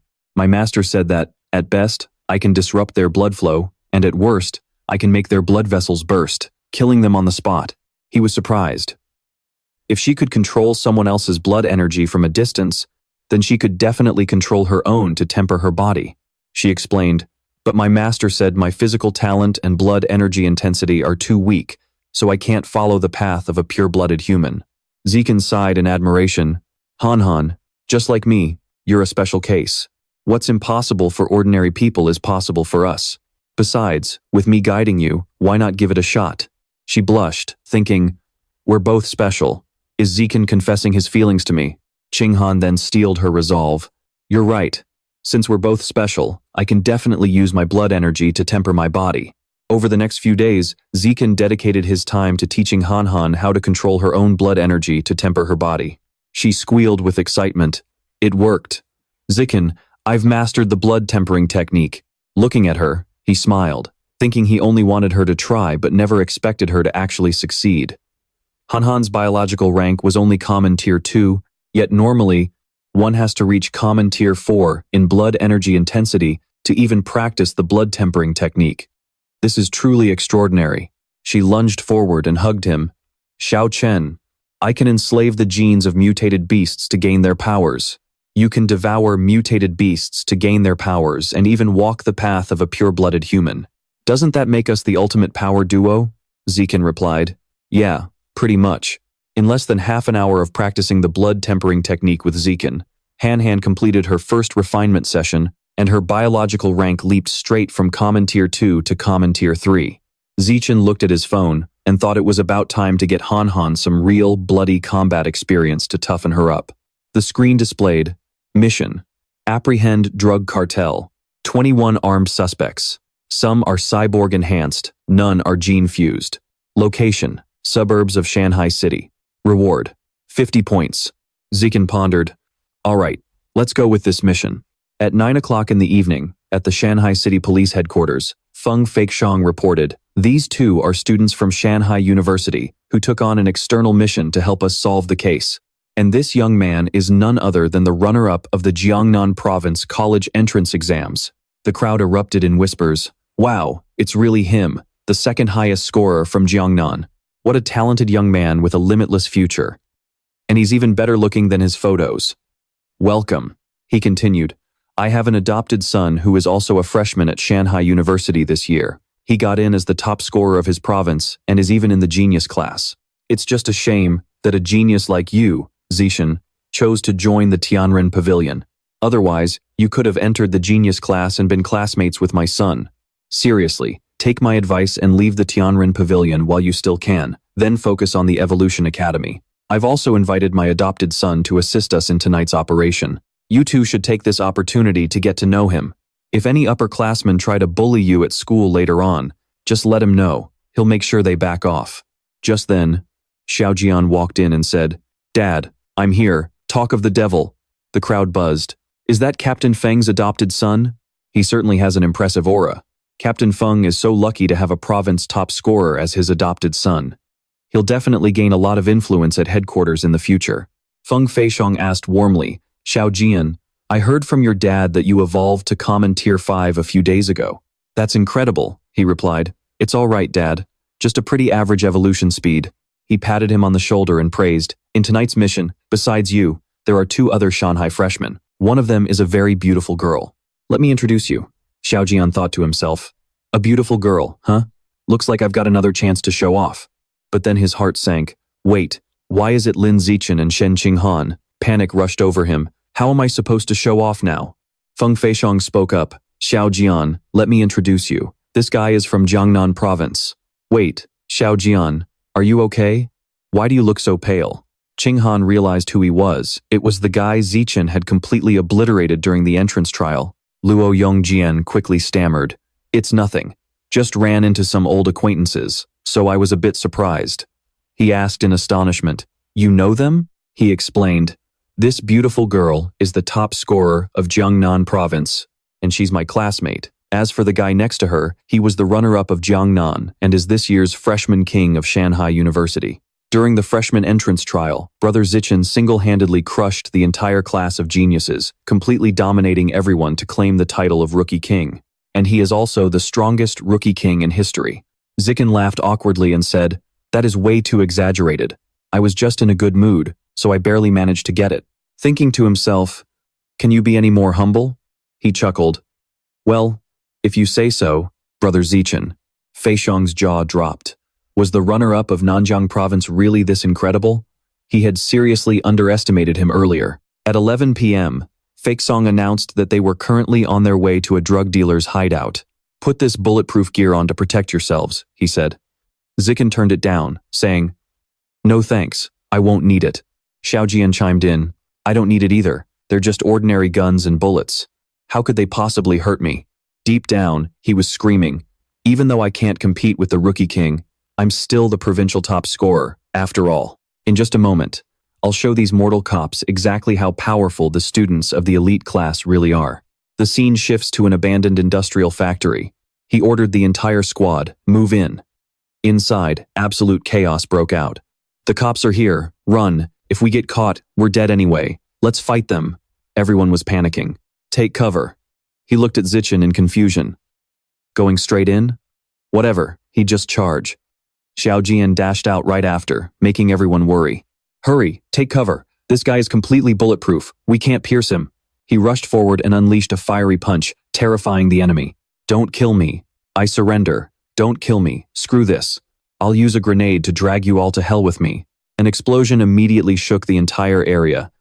Zichen said to himself, I'll leave the rest to Han for some practice. He called out, Han, you're up. Qinghan pondered. I just need to control the blood qi in their bodies, and that should do it. The thugs on the other side began to scream, I can't move. She unleashed her technique, aiming to knock them unconscious. A subordinate soon reported, Captain, we found some very bizarre seeds in here. Feixiong realized, just as I thought, it's a demonic tree seed. Looks like this is connected to the divine sect again. According to the drug dealers, 2 months ago, a mysterious masked man asked them to distribute the seeds, promising a handsome reward. The subordinate added, So, they're not just drug dealers anymore. They've also become heretics. Zichen interrupted. My girlfriend and I still have some business to take care of at school, so we'll head back first. He replied, Is that so? Then I'll find someone to drive you guys back. For the sake of safety, Zichen figured it was best to avoid getting tangled up with these heretical cults. Just then, his eyes caught a creature on the ground. What on earth is that? This rat is planting a demonic tree seed. A divine sect rat? He turned to Qinghan. The divine sect rats might be colluding with the divine sect trees, helping them spread these demonic tree seeds. She agreed. Got it. I'll report this right away. Zichen made a call. Hello, Captain Feixiong. Something came up on my end. In his mind, he thought, matters regarding heretics are best left to the security forces and the advanced biology department. Half a month later, Han and Zichen completed another mission, arresting a group of weapons smugglers. 3 days later, he and Yuyan completed a mission to eliminate some high-level Tier 1 cyborg bandits. In the blink of an eye, the first semester of their freshman year was drawing to a close. Catching his breath, Zichen thought, My second body refinement has finally reached grand completion. Qinghan rushed over from a distance and threw herself at him. Zishan, I successfully completed my first body refinement. He was astonished. That fast? You've only been practicing the blood refinement technique for 3 months, yet you've already completed your first refinement. This kind of talent is way beyond ordinary. She countered, but didn't you say that after a successful body refinement, your biological tier would evolve to ordinary tier 9? How come I'm only at ordinary tier 6? Zikin suggested. Could it be because your physical talent is too weak, but your ability to control blood qi is incredibly strong, so the physical intensity produced during refinement wasn't quite enough? Crying out, she wailed. Then doesn't that mean I'll never be able to catch up to you? Zikin thought in a panic. I'm literally using a cheat code. If you could actually catch up to me, that would be a serious problem. A while later, Yu Yan asked, how on earth do you open these acupoints anyway? Dejectedly, Zikin wondered. Could it be that we need to refine our bodies 5 times just to activate the acupoints? She reassured him. No way. If that were the case, ordinary people wouldn't be able to cultivate at all. Let's talk about something fun. Let me tell you some juicy gossip. Do you have any idea how messy the private lives of the school leaders are? Sit back and let me fill you in. He suddenly remembered. Oh right, Sister Yu Yan, how many points do I currently have in your account? Yu Yan was surprised. Since you used my account to complete several high-level missions with me, you've earned a ton of bonus points. It's a grand total of 2,400 points. Zikin thought to himself, myriad poison mongoose meat costs 20 points per pound. That's enough to buy 99 pounds of it. Opening the menu, he smiled and replied, Sister Yu Yan, I'd like to buy 99 pounds of myriad poison mongoose meat. Could you please use my points to place the order for me, you? The clerk asks curiously, what are you buying so much 10,000 poison mongoose meat for? Zikin replies sheepishly, it's a bit confidential. Someone placed an order for it. The 10,000 poison mongoose meat is then delivered straight to the research institute. To be absolutely safe, Zikin takes the meat back to his dorm, preparing to devour it. The system then chimes. You have successfully devoured a large amount of the 10,000 poison mongoose's life essence. He decides to proceed with the devouring process. The system notifies him, you have successfully unlocked the beast pattern of the 10,000 poison mongoose. Poison immunity unlocked. Your poison resistance has increased significantly. Zikin murmurs to himself, let's see if this numbing neurotoxin can build up an immunity. 2 hours later, he realizes he isn't anesthetized at all. It seems his poison immunity has completely neutralized the neurotoxin. Shortly after, Zichen and Qinghan go to see Director Dongji to receive their second dose of beast genes. Dongji advises them, before we inject you, I need to check the condition of your deep blue jellyfish king gene to see if you're ready for the second type of beast gene. Wait, what on earth is this? How did your biological level jump from ordinary tier 2 to ordinary tier 6 so fast? Qinghan explained shyly. Well, about that. I've been practicing the blood tempering technique, and I just completed my first physical refinement a few days ago. After that, my biological level evolved to ordinary tier 6. Dongji stands there dumbfounded. But how did you manage to do that? She explains that she utilized the water-controlling ability of the deep blue jellyfish king to regulate her blood circulation. Dongji gasps in admiration. Qinghan, you're an absolute genius. Your physical constitution is incredible. You'll definitely become one of humanity's peak powerhouses in the future. Let's not waste any more time. I'll inject you with 5 different types of beast genes to see if there are any limits on the number of genes you can subjugate or their elemental attributes. The metal attribute of the golden-winged demon butterfly has powerful illusion-inducing abilities. The wood attribute of the equinox flower bug grants strong camouflage capabilities. The earth attribute of the armored earth dragon provides immense defensive power. The fire attribute of the hellfire lizard boasts devastating burning power, and the water attribute of the living dead snail possesses incredible healing properties. Dongji warns Qinghan, I'm starting the injection now. She observes closely, thinking, the armored earth dragon gene was instantly crushed by Qinghan's own genes and dissolved into pure nutrients upon entry. Then, the genes of the hellfire lizard, the equinox flower bug, and the golden-winged demon butterfly suffered the exact same fate. They were completely wiped out. Only the living dead snail gene, which was injected last, managed to survive, but it ended up completely subjugated by Qinghan's own genes. Dongzi speaks up, so currently, only water attribute genes can be subjugated. Let me try injecting you with 3 other water attribute beast genes to see what happens. They're all in. How are you feeling right now? She replies with a groan. I feel a bit bloated, master, like I'm stuffed to the brim. She analyzes. The 3 newly injected water attribute beast genes were also smothered and absorbed. It seems she can only subjugate 2 types of water attribute beast genes for now. She explains to Qinghan. Your physical body isn't strong enough yet, or perhaps your mental power needs more training, which is why you can only subjugate water attribute genes. Once your power grows, you'll definitely be able to handle even more water attribute beast genes. Qinghan beams with joy. That's wonderful. I'll train as hard as I can, master. Dongji reminds her. The living dead snail gene you just subjugated allows you to secrete a special type of mucus. Aside from its powerful healing properties, this mucus is also incredibly lubricating. If you two ever need to use it in the future, go ahead. Oh, and the freshman tournament for this year has been moved up to mid-January, right at the end of this semester. Qinghan, I'm really looking forward to your performance. I hope you can make it into the top 5 to secure a spot in the winter break training camp. She answers, I understand, master. I won't let you down. Zikin is quite surprised that the freshman tournament is being held so early. Chu Xin says shyly, I'm sorry for bothering you guys again. Qinghan playfully scolds her. Oh, stop it with that bothering talk. You should come over more often. Zikin urges. Come on in, guys. Why did you bring so many bags anyway? She explains. Our family's clothing store just got a new shipment of clothes a few days ago. I saw a few matching couples' outfits that would look perfect on you and Qinghan, so I brought them as a gift. I've already washed them, so go ahead and try them on to see if they fit. All right, strike a pose so I can snap some pictures.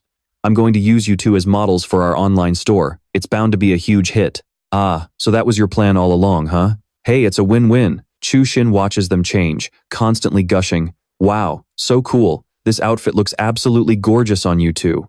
Incredible. With you guys wearing these matching outfits, who wouldn't buy them? He sighs. We're finally done with the photo shoot. Let's eat before the food gets cold. The 2 girls quickly agree. Sounds like a plan. Qinghan chimes in. Zichen. On our way back to the dorms, Chu Xin and I ran into a really nasty senior. She tried to use her strength to steal our shopping bags. Honestly, if she hadn't recognized me as your girlfriend, she probably would have taken them. Chu Xin grumbles. She's the senior I told you about last time. She is the exact person who borrowed my makeup and never returned it. She is here for me. Han Han only got dragged into this mess because of me. She felt so indignant and said, that is just too much. Once we finish eating, we are going to get justice for you. She tried to reason with her, saying, just let it go. She is a member of the student council, and her boyfriend holds a high-ranking position there. We really cannot afford to mess with her. What is there to be afraid of? We have Zikin with us. Zikin agreed, saying, I will go with you guys. At this hour, all the second-year students were attending martial arts classes at the gym. Everyone started whispering and gossiping the moment they saw them walk in. Is not that guy the rookie king? Yeah, I think his name is Lin Zikin. What is he even doing here? Do you think he is here to start trouble? Chu Xin pointed and said, Zichen, it is that girl over there with the wine-red hair. Her name is Li Ziqi. Zikin spoke up. My friend says you borrowed 2 of her makeup items and never returned them. Is that true? Ziqi snapped back. What do you mean, borrowed and did not return? You are making it sound like I am trying to rob her. Once I am almost done using them, I will obviously give them back. It was just borrowing some makeup. Why are you making such a huge scene? You are so stingy. Besides, I did not just use your stuff for free. I even gave you all of my own makeup, she retorted indignantly. Every single time you took something from me, it was completely brand new. But everything you gave me in return was basically empty. She arrogantly sneered. When I handed them back to you, there was clearly plenty left. Was not there?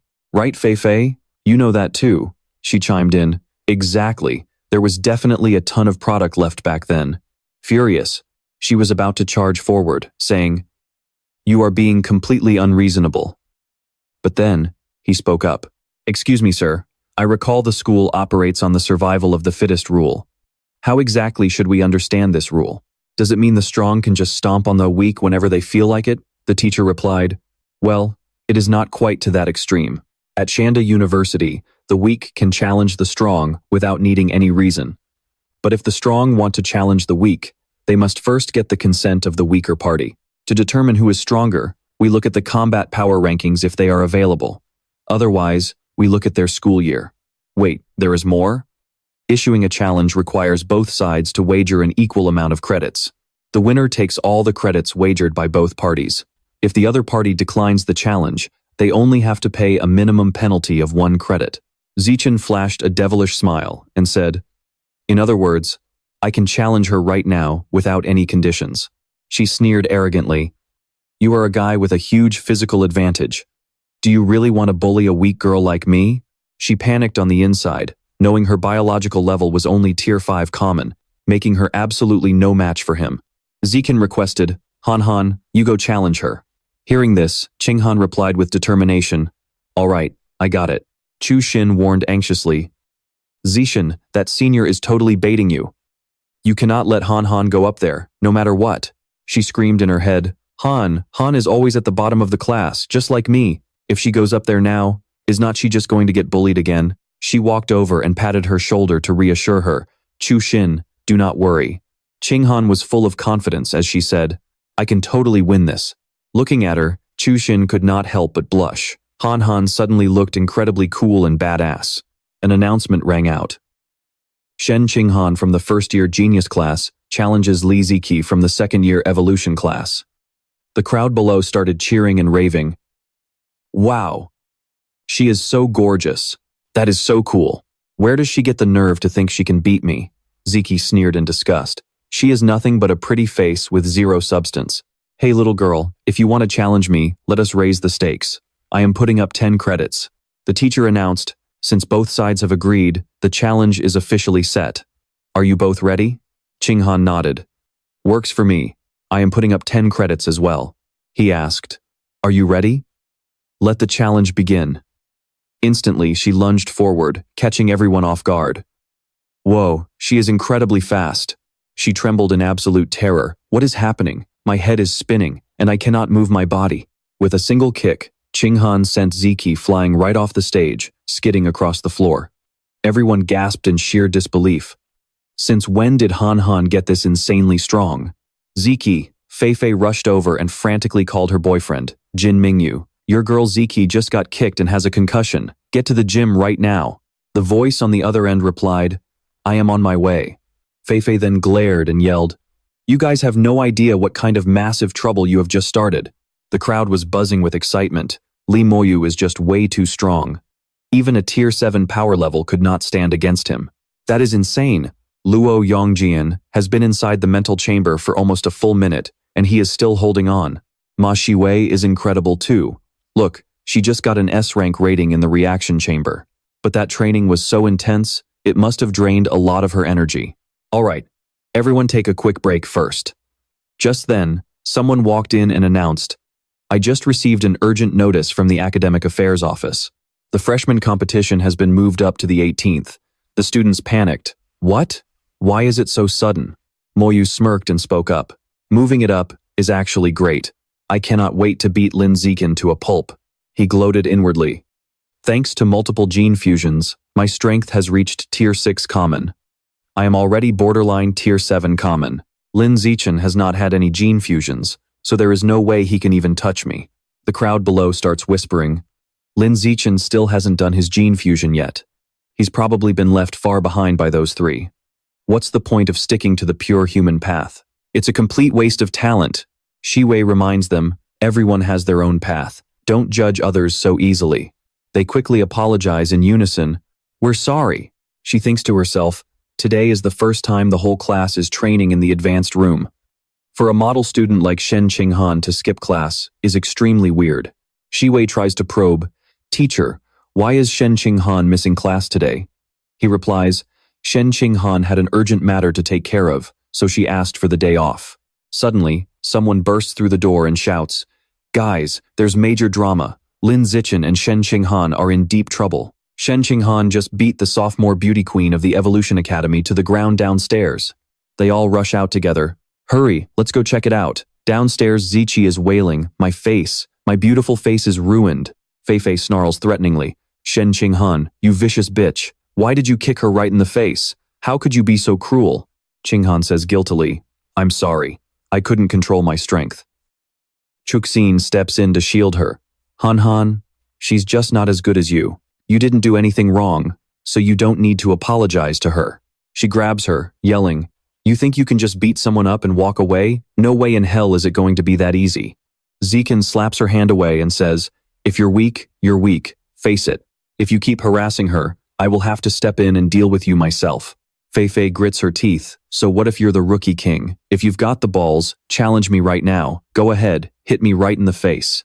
He punches her dead in the face, +1 academic point. Honestly, I've never heard anyone make such a stupid request before. Just then, someone warns, "Li Ziqi's boyfriend is here." Ziqi wails, "Honey, they ruined my face." Fei chimes in, "He only targeted our faces." Mingwu snarls in anger, "Junior, doing this to a girl's face is taking things a bit too far, don't you think?" Zikin fires back, "I think your girlfriend was the one bullying the freshman, which is way worse." He snaps, "Don't talk trash if you don't have any proof." Xiaojian pipes up, "Bro, your girlfriend has been bullying the first-year regular class freshman. I've personally seen it plenty of times. How can you say there's no proof?" Mingwu fumes, "Why you?" Zikin says flatly, "If you want to get justice for your girlfriend, fight me right now. Otherwise, I'm going back. I don't have time to waste with you." Mingwu roars in rage, "You asked for this. I can bet 300 points on this challenge." "Kid, do you even have that much?" Zichen calmly replies, "Yes, I do." Jiwei thinks to herself, Zichen actually accepted the challenge? He has some nerve.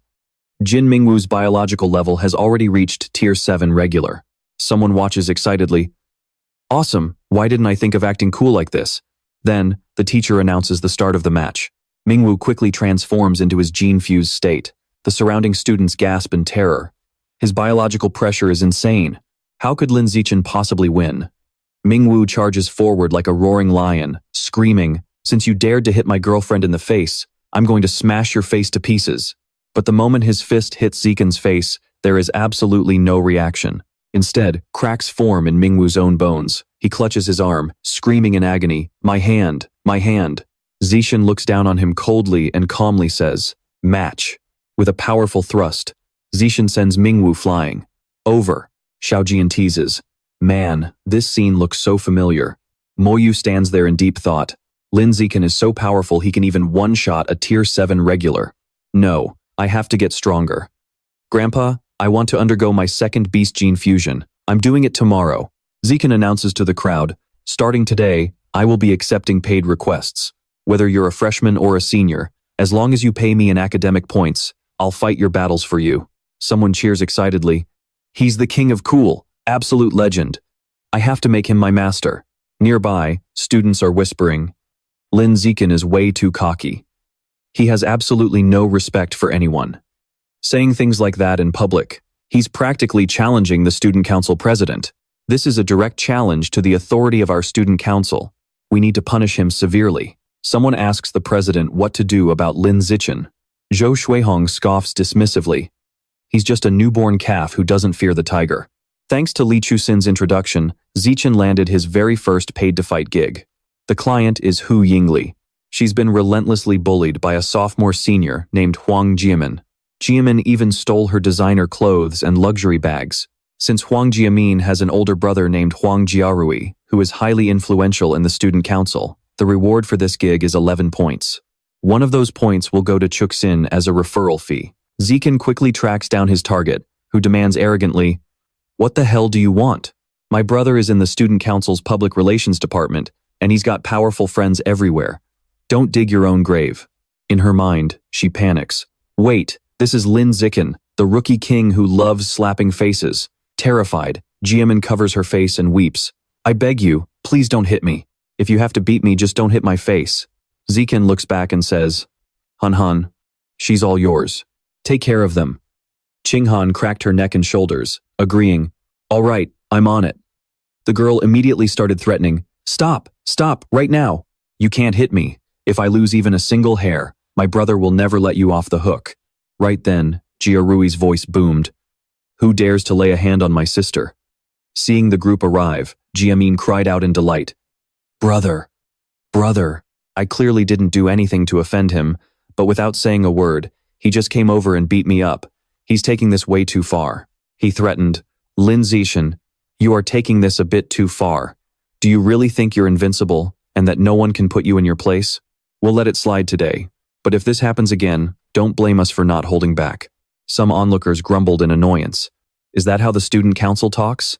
I bet they're just too scared to offend the new rookie king. Looks like there won't be a fight after all. How boring. Zikin's attitude remained cold as ice as he commanded, Qinghan, do it.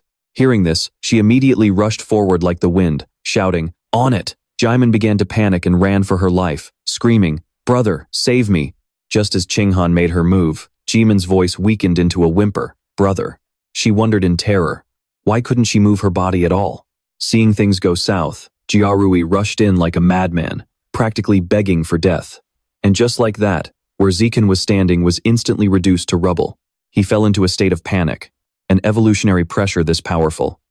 Could it be a high-level organism? This Lin Zichen guy really does have some powerful backer protecting him. Meanwhile, Qinghan didn't stop, raising her leg to strike. With a single kick, she sent Jiamin flying into the distance. Jiarui panicked. What's going on? What just happened? Standing up, he muttered. Back then, all of us felt that biological pressure. It must have come from a top-tier powerhouse. His lackey replied, no wonder Lin Zichen dares to be so arrogant. He must have someone powerful backing him up. Hong Jiarui made a decision. Since we don't know who is backing him yet, it's best if everyone stays away from Lin Zichen for now and wait to see how things play out. If we accidentally end up in a conflict with him, just stick to verbal warnings. In short, do your best to avoid getting into a physical fight with him. Jiarui took the order. Understood. Meanwhile, in another location, He's panicked voice echoed. Principal Yuan. The residential area is currently in absolute chaos due to Lin Zichen's wild antics. This is all because of Lin Zichen's so-called paid beating services. Was this your idea? Dongji replied, no, but I actually quite like Lin Zichen's approach. The students have always been kept under the thumb of the student council. The class structure is too rigid and harsh, which is detrimental to the school's long-term development. It's time to break this deadlock. The scene shifts to 2,000 meters underground in Shanghai City. The mutated rat spoke up. The biological channel, including Origin Sector 36, has finally become much more stable. Crowmask added, we can start moving those mutated beasts from the Origin Sector now. However, for the time being, only lower-level beasts can be transported, because this newly opened biological channel lacks proper reinforcement. Its capacity limit isn't high, so the intrusion of high-level organisms could easily cause the channel to collapse. The biological channel is about to start transitioning, so everyone focus and be prepared. One tiny mistake could result in being pulled in and torn to shreds. And then, he began to cast his spell. As a massive amount of magic surged, Crowmask bellowed, open up. A gateway to a new world quickly swung open. As countless new monsters emerged, someone shouted, the mutated beasts are out. Now that over 300 ordinary mutated beasts have been transported and contained, should we continue? The channel is becoming unstable and must be closed immediately. After a long moment, Crowmask commanded, close it. Suddenly, his voice turned into a panic. Oh no. The mutated rat asked in confusion, Lord Envoy, what is going on? He replied, it looks like we need to brace ourselves for a fierce battle. It's the nine-tailed demon fox. The beast muttered, is this the legendary Earth? Thanks to the heavy promotion from his previous paid beating gigs, Zichen's business was absolutely booming. Every day brought in over 10 orders. In just half a month, he had already racked up over 200 bookings and accumulated over 3,000 points. Many students began praising Zichen as the beacon of justice in the school, claiming he had successfully cleaned up the toxic environment. But others argued that Zichen was nothing more than a greedy merchant who only cared about points. Not caring what others said, Zichen was only focused on the points he earned. Qinghan then greeted them. Hey everyone. Someone replied. Hey Qinghan. Just then, Xiaojian walked over. Hey there. Seeing his face, they asked, what happened to your face? He replied, oh, I just tripped and fell on the road. Shi Wei exposed him. This idiot tried to copy your fiancé by taking on a job and ended up getting thrashed by the student council. Xiaojian said defensively, the student council only targeted me, but they didn't dare touch Lin Zichen. They only bully the weak and fear the strong. What a bunch of cowards. Once I grow up and get stronger, I will definitely settle the score with them. She reminded him, you're not the only one who can grow stronger. Besides, your talent is no match for those in the student council, so you might as well forget about it. He fell silent. He agreed that it made sense. Shiwei announced that the freshman tournament was about to start, so focusing on recovering his body should come first before even thinking about the tournament. He groaned in pain. Soon, the day of the freshman tournament arrived, and Zichen and Hanhan steamrolled through their opponents, easily making it into the top 8. The crowd went wild. No one expected Shen Qinghan to actually make it into the top 8. Her progress since the first qualifiers was simply mind-blowing. Her growth is indeed incredible, but it's such a pity. She's up against Shiwei in this match. Otherwise, she'd have a real shot at the semifinals. The showdown began. Both Shiwei and Zichen started unleashing their power. As she charged forward, the crowd gasped in awe. Ma Shiwei is making her move. She's so fast. But on the other side, Qinghan calmly uses her blood control technique. Shiwei's body suddenly starts trembling. She panicked, thinking, "What is going on? The blood flow in my body is completely out of control." To think Shen Qinghan could actually do this. Qinghan then rushed forward, preparing to land a kick. Before anyone knew it, Shiwei was sent flying back, completely dazed. How is this even possible? Ma Zhenhe watched anxiously, muttering to himself, "What is up with these two childhood sweethearts? They both clearly come from very ordinary families. So why on earth are they both such absolute geniuses?" As the match ended, she was in disbelief. Did I really just beat Ma Shiwei that easily? 10 minutes later, it was time for the semifinals. The first semifinal. Lin Zichen versus Shen Qinghan. She spoke up, "Zichen, this is the first time we've ever faced each other on a stage since we met." He replied, "Then show me what you've got." The referee then signaled the start of the match. Zichen analyzed her moves. She shouldn't have kicked just now. A punch would have been better. That was a wrong move. The angle of this punch isn't good either. It leaves her wide open for a counterattack. Down in the crowd, people started whispering, "Wow, they're literally turning a semifinal match into a sparring session. Look at those lovey-dovey punches. I'm so jealous. I wish I had a boyfriend to spar with too." A moment later, catching her breath, she gasped, "I forfeit." The referee declared Lin Zichen the winner, advancing him to the finals. Mo Yu pointed his finger and declared, "Lin Zichen, I might not be as strong as you right now, but don't think you can beat me easily. I will fight with everything I've got to at least force a draw." And just like that, the two faced off, and the match began. Mo Yu instantly unleashed his genetic evolution power, while Zichen dashed toward him from afar like a gust of wind. The crowd gasped in shock. Another one-shot instant kill. This Lin Zichen's physical body is just cheating at this point. With how monstrously strong he is, he might actually make a name for himself on the path of a purebred human. Lin Zichen's victory is truly something that cannot be underestimated. Dongji stood up and announced, "This year's freshman martial arts tournament has officially concluded, and the top 8 freshmen are to stay behind to receive their awards. The top 5 will also participate in this year's winter break special training camp. The camp will be held at the headquarters of the Nanjiang Military District, which is also the military district responsible for suppressing Sourceland 36. Training starts in 10 days. Everyone, please gather early at 7 in the morning on the day before the training camp starts, right downstairs of the administration building. I will personally drive you all there," Zichen muttered to himself. "A military district suppressing a Sourceland?" Up on the rooftop, Xianzi sneered. "The cult of the rat god has been rooted on Earth for so long, they must have seen plenty of handsome men.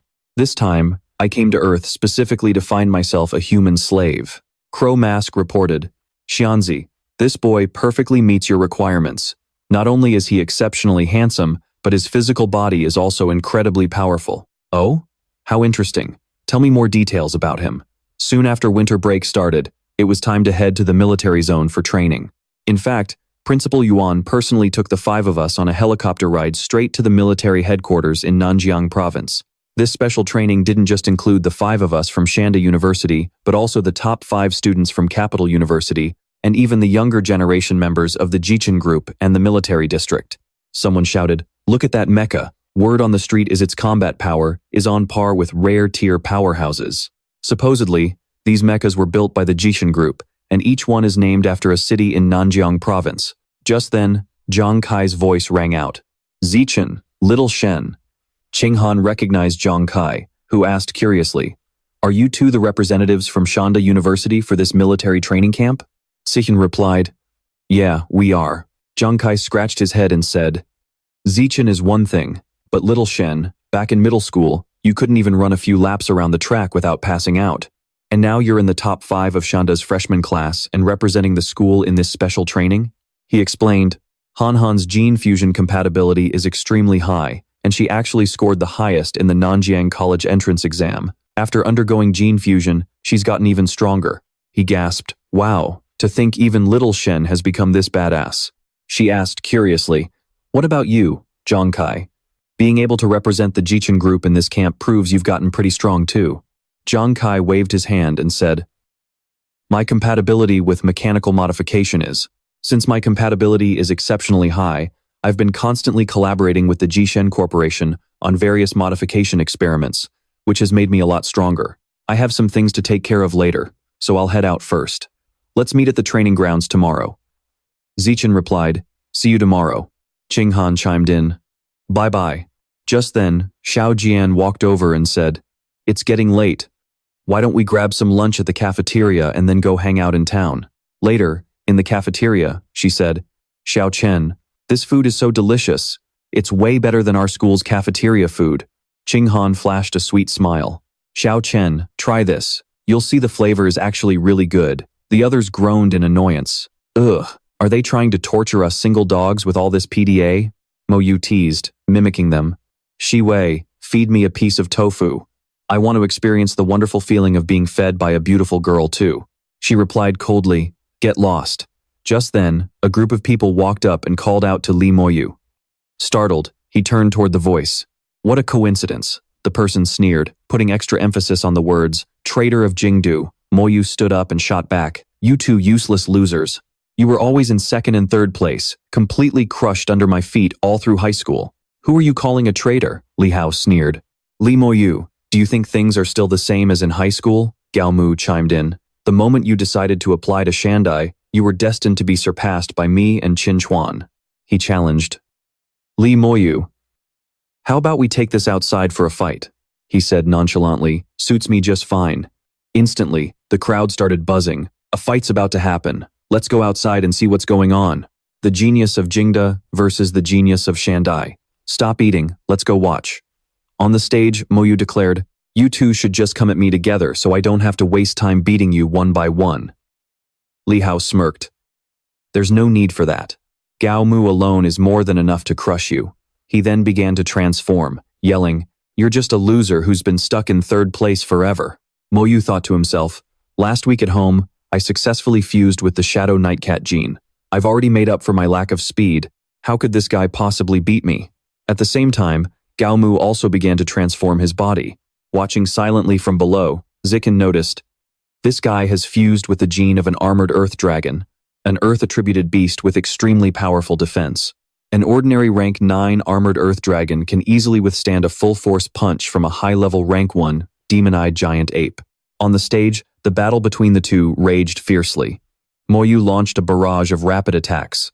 He thought in shock, what's with this guy? How is he not budging at all? Below the stage, Qinghan watched anxiously.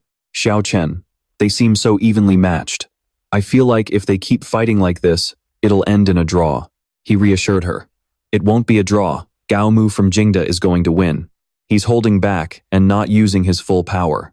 There's still another beast gene inside him that he hasn't activated yet. Meanwhile, Li Moyu has already gone all out. Moyu taunted. All you can do is hide in your shell like a turtle to stall for a draw. Gao Mu retorted, Shandai's top genius. Let me show you my full strength and end this match. It's the demon-eyed giant ape gene. That Jingda guy actually fused with the demon-eyed giant ape gene too. He panicked. This is impossible.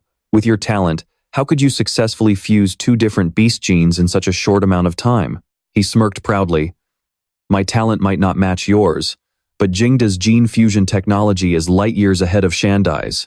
You traitor of Jingda. Choosing Shandai was the biggest mistake of your life. The crowd gasped in shock. Is this going to be a pure test of strength? But the Jingda fighter has the armored earth dragon defense. Shandai definitely won't win this. Gao Mu mocked Li Moyu again. Do you know why the Li family only favors your older brother, Li Yi, and completely ignores you? Because you're just a hopeless disappointment who can't be helped. I heard you couldn't even claim the #1 spot among the Shandai freshmen. You were completely suppressed by a local freshman named Lin Zichen. What a total waste of space. Which one of you two is Lin Zichen? He calmly replied, that would be me. He challenged, I heard you always keep Lee Moyu down at Shandai. Get up on stage and fight me. If you win, I'll give you 10 high-grade blood chi pills." Instantly, Zikin's expression shifted. "Fine by me," Xiaojian said with worry. "Brother Chen, he's fused with the armored earth dragon gene and the demon-eyed giant ape. His offense and defense are incredibly high, but his speed is low. You shouldn't fight him head-on. Low-level gene fusers can't keep their beast genes activated for too long. If you just use your speed advantage to dance around him, you can wear him down and win." Gao Mu mocked in a challenging tone. "I heard you're actually taking the pure-blood human path, completely giving up on the highly promising path of gene fusion. Shandai sure knows how to raise a bunch of idiots." He thought to himself, "Once I defeat Lin Zichen, the one who's been holding Lee Moyu down, I'll show Lee Moyu just how massive the gap between us really is." Zikin said in disgust, "Stop wasting your breath. Let's just get this started." Immediately after, Gao Mu charged forward like a gust of wind.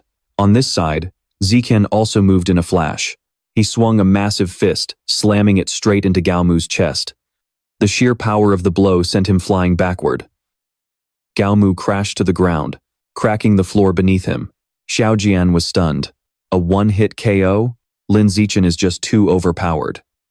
Li Hao was terrified because his own strength wasn't that much higher than Gao Mu's, but Gao Mu was instantly taken down with a single punch from Lin Zichen. If he were in that position, he probably wouldn't even last 2 moves.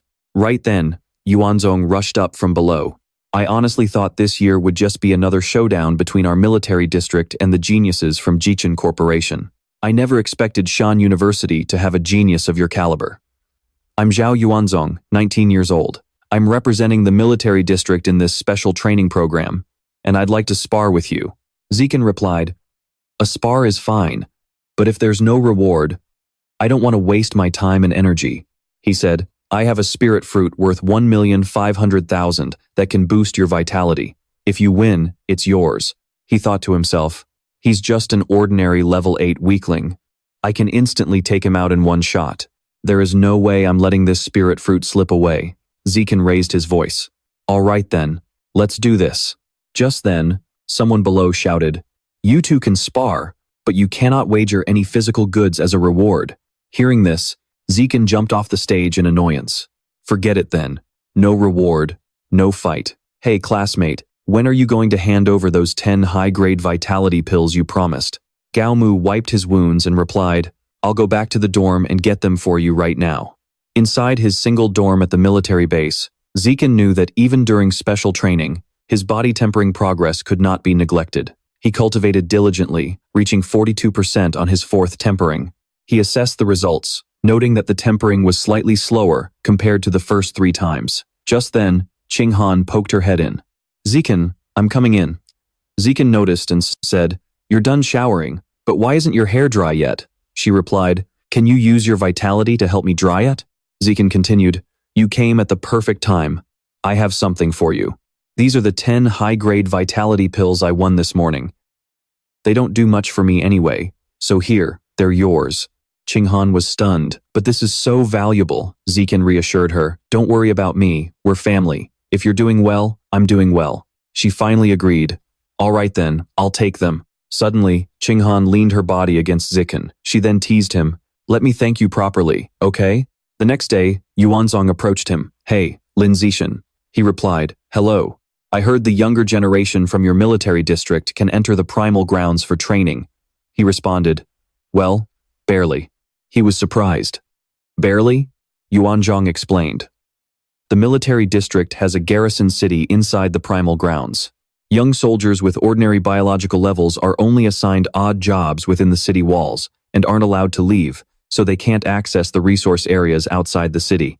The primal grounds are filled with fierce competition.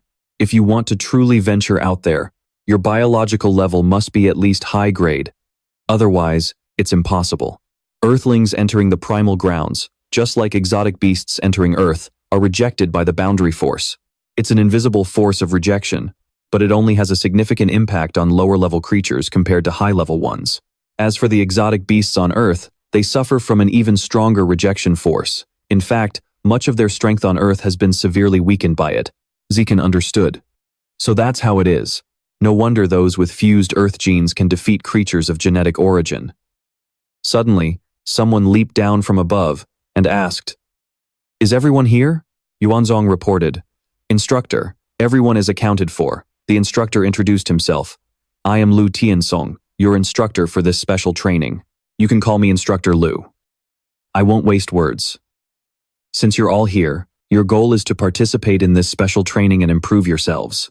He silently assessed him. His biological level has reached high grade level 6.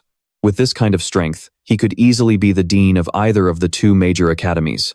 Tiansong announced, "Now, I will temporarily divide you into 4 teams. Once the teams are assigned, the entrance assessment for the camp will begin immediately. Only after the evaluation is complete will the actual special training program begin." Once the group division was finished, luckily, Han Han and Zishan ended up in the same group. Meanwhile, Zhao Yuanzhong, Zhang Kai, and Shengguan Yueying, a girl from Jing University, were also assigned to our group. She said happily, "Thank goodness we weren't split up." A moment later, the instructor's voice echoed, "This building has 3 floors, and each floor has its own set of challenges. If you can clear all the stages and reach the rooftop within 3 hours, you pass. The first floor has 4 walls, and each wall has a door in the middle. You will take the assessment as a team, with each group entering through a different gate. That is all. I hope you all make it through safely." Finally, everyone headed inside, and the test officially began. Our group of 5 managed to dodge the hail of bullets and break through the reinforced walls of the first stage without much trouble. However, the other 3 groups had already reached the 3rd stage, while our Group D had only just entered the 2nd stage, falling quite a bit behind. The 2nd stage was a battle of wits, requiring us to play rock, paper, scissors against an artificial intelligence. Winning just once would unlock the door to the next stage. Just like that, they were only 2 centimeters away. Every tie opened the gate by 1 centimeter, but every loss shut it by 3 centimeters, followed by a painful electric shock. You lose. Prepare for your shock punishment. After realizing the AI's rock, paper, scissors game had no pattern at all, Zikin popped off a glass window pane to use as a mirror, forcing a tie every single round until they finally cleared the 2nd stage. The system announced, "A tie," opening the door slightly, but once they reached the 3rd floor lounge, they found Zhang Yuan looking completely stunned. Staring at the screen, he gasped, "What the? The other 3 teams have already been eliminated." Zikin immediately activated his danger sense. He thought, 3 teams wiped out in an instant? Stage 3 is definitely going to be a nightmare. Let's use danger sense to scout first. Stage 3 consisted of 4 rooms, and each one was guarded by a powerful robot. Judging by the battle scars left by the other 3 teams, these robots didn't just have insane defense, they also packed a devastating punch. Stepping forward, Zikin asked, "Should we head in now?" Zhang Yuan hesitated. "Is this robot really our opponent for Stage 3? Suddenly, the machine jerked to life, making someone scream. "Watch out, everyone. It's loaded with armor-piercing rounds. Don't get hit, or it'll tear right through your bones. Wait until it runs out of ammo, then charge." "That's not going to work. That thing is carrying way too much ammunition. We need to make a move before our cover gets blown to pieces," Yu Ying suggested, trembling as she curled into a ball. "Maybe we should just give up. If everyone else failed, there's no way we stand a chance." He shot back, "Even if the odds are slim, we can't just quit. The instructor will absolutely tear us a new one if we do." Right then, Qinghan chimed in, "Why don't we give it a shot? Who knows, we might actually make it. With Zikin here, I know we can do this. Besides, Lin Zikin and I are in peak condition. So, we'll handle the frontline attack, while Zhang Kai and the 2 girls provide cover support." With that, they charged forward together. As they made their move, Zhang Kai shouted, "I'll fire some thermal smoke grenades to buy you guys some time. Once you're hidden in that purple smoke, the robot's thermal sensors won't be able to track your location." Qinghan added, "I'll slow its movements down by using my telekinetic energy to manipulate the fluids inside its system. This should cause a malfunction and lag its reaction times." Meanwhile, Yu Ying dashed in from another angle. She yelled, "I'll draw its fire." Seizing the moment, Zhang Yuan shouted, "Now's our chance." He slammed directly into the robot, gritting his teeth. "Damn, that hurts. Feels like my skull is splitting open." Meanwhile, Zikin didn't hesitate for a second. Striking from a different angle, he quickly analyzed the situation. Even the power of an ordinary Tier 8 can't leave a scratch on this thing. This means its combat power is at the absolute peak of an ordinary Tier 8. Suddenly, Zhang Yuan screamed, This thing's defense is too insane. We can't break through it. We need to fall back immediately. Right then, Zhang Yuan froze in his tracks. He bellowed, "Run! Get out of there! Its thermal sensors are back online!" At that exact moment, the robot locked onto Qinghan and charged. "Watch out!"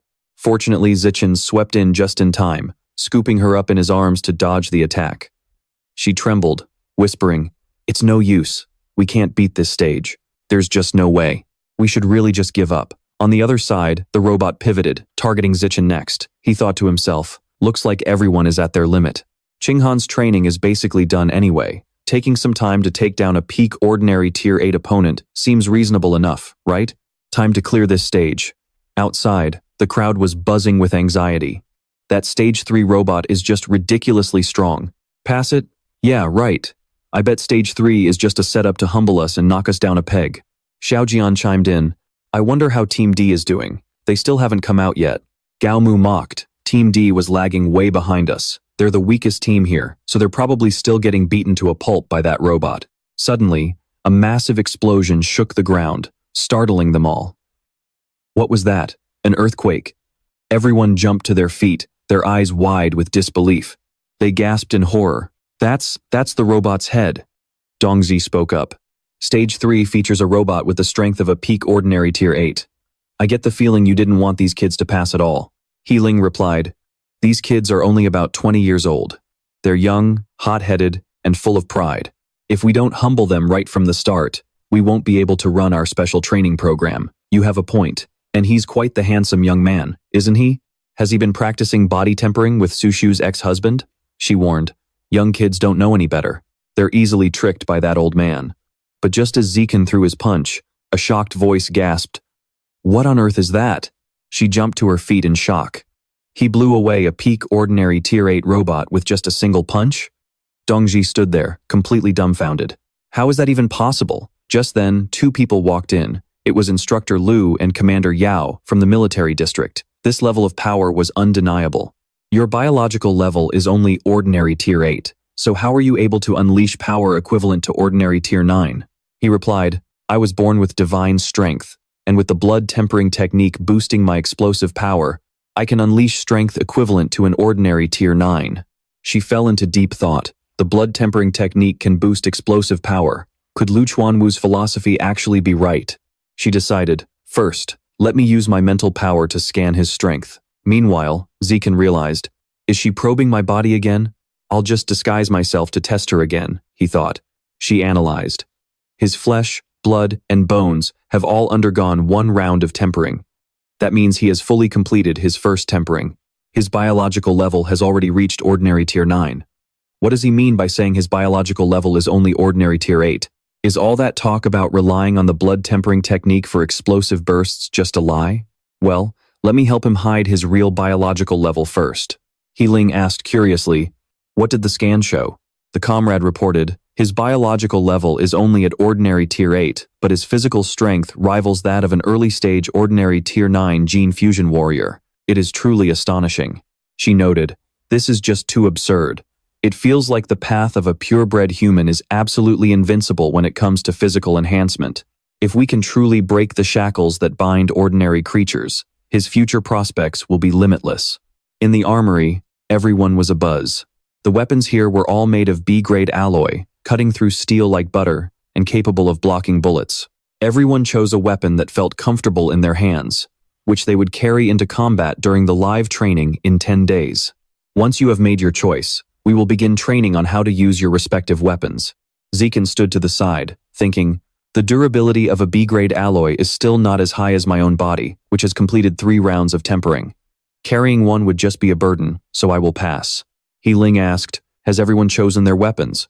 They replied, yes, we have. She asked Lin Zichen curiously, where is your weapon? He replied, reporting, Instructor, I train in bare-handed combat, so I don't need a weapon. Ling was annoyed. This genius from Shanda University was too arrogant. He was probably letting his success in the camp's entrance exam go to his head, and he needed a reality check.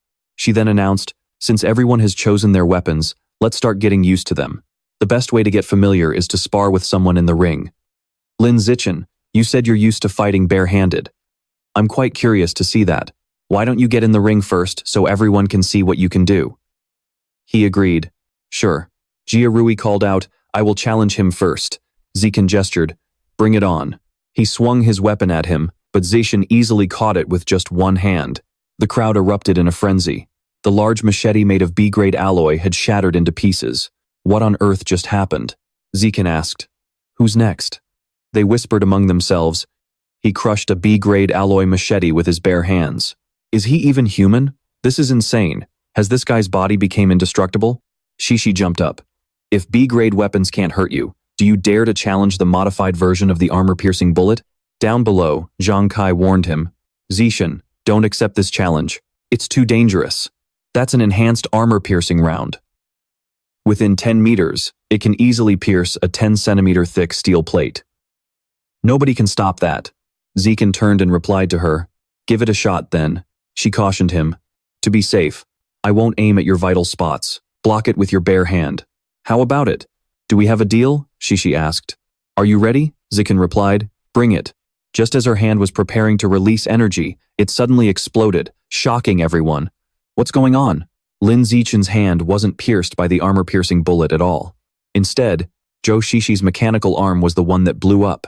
The armor-piercing round couldn't even penetrate Lin Zichen's palm. Because it was blocked right at the muzzle, it detonated directly inside the barrel. Lin Zichen's strength is just freakish. Could purebred humans actually be the true future of humanity? He Ling fell silent. He is simply a top-tier genius, a supreme talent that stands far above all other geniuses.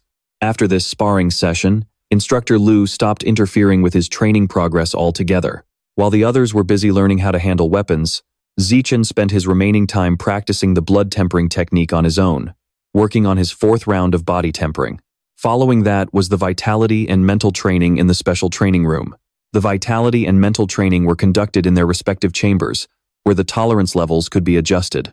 These tolerance levels corresponded to each individual's strength. Han's vitality intensity could withstand up to level 6, but her mental intensity reached level 7.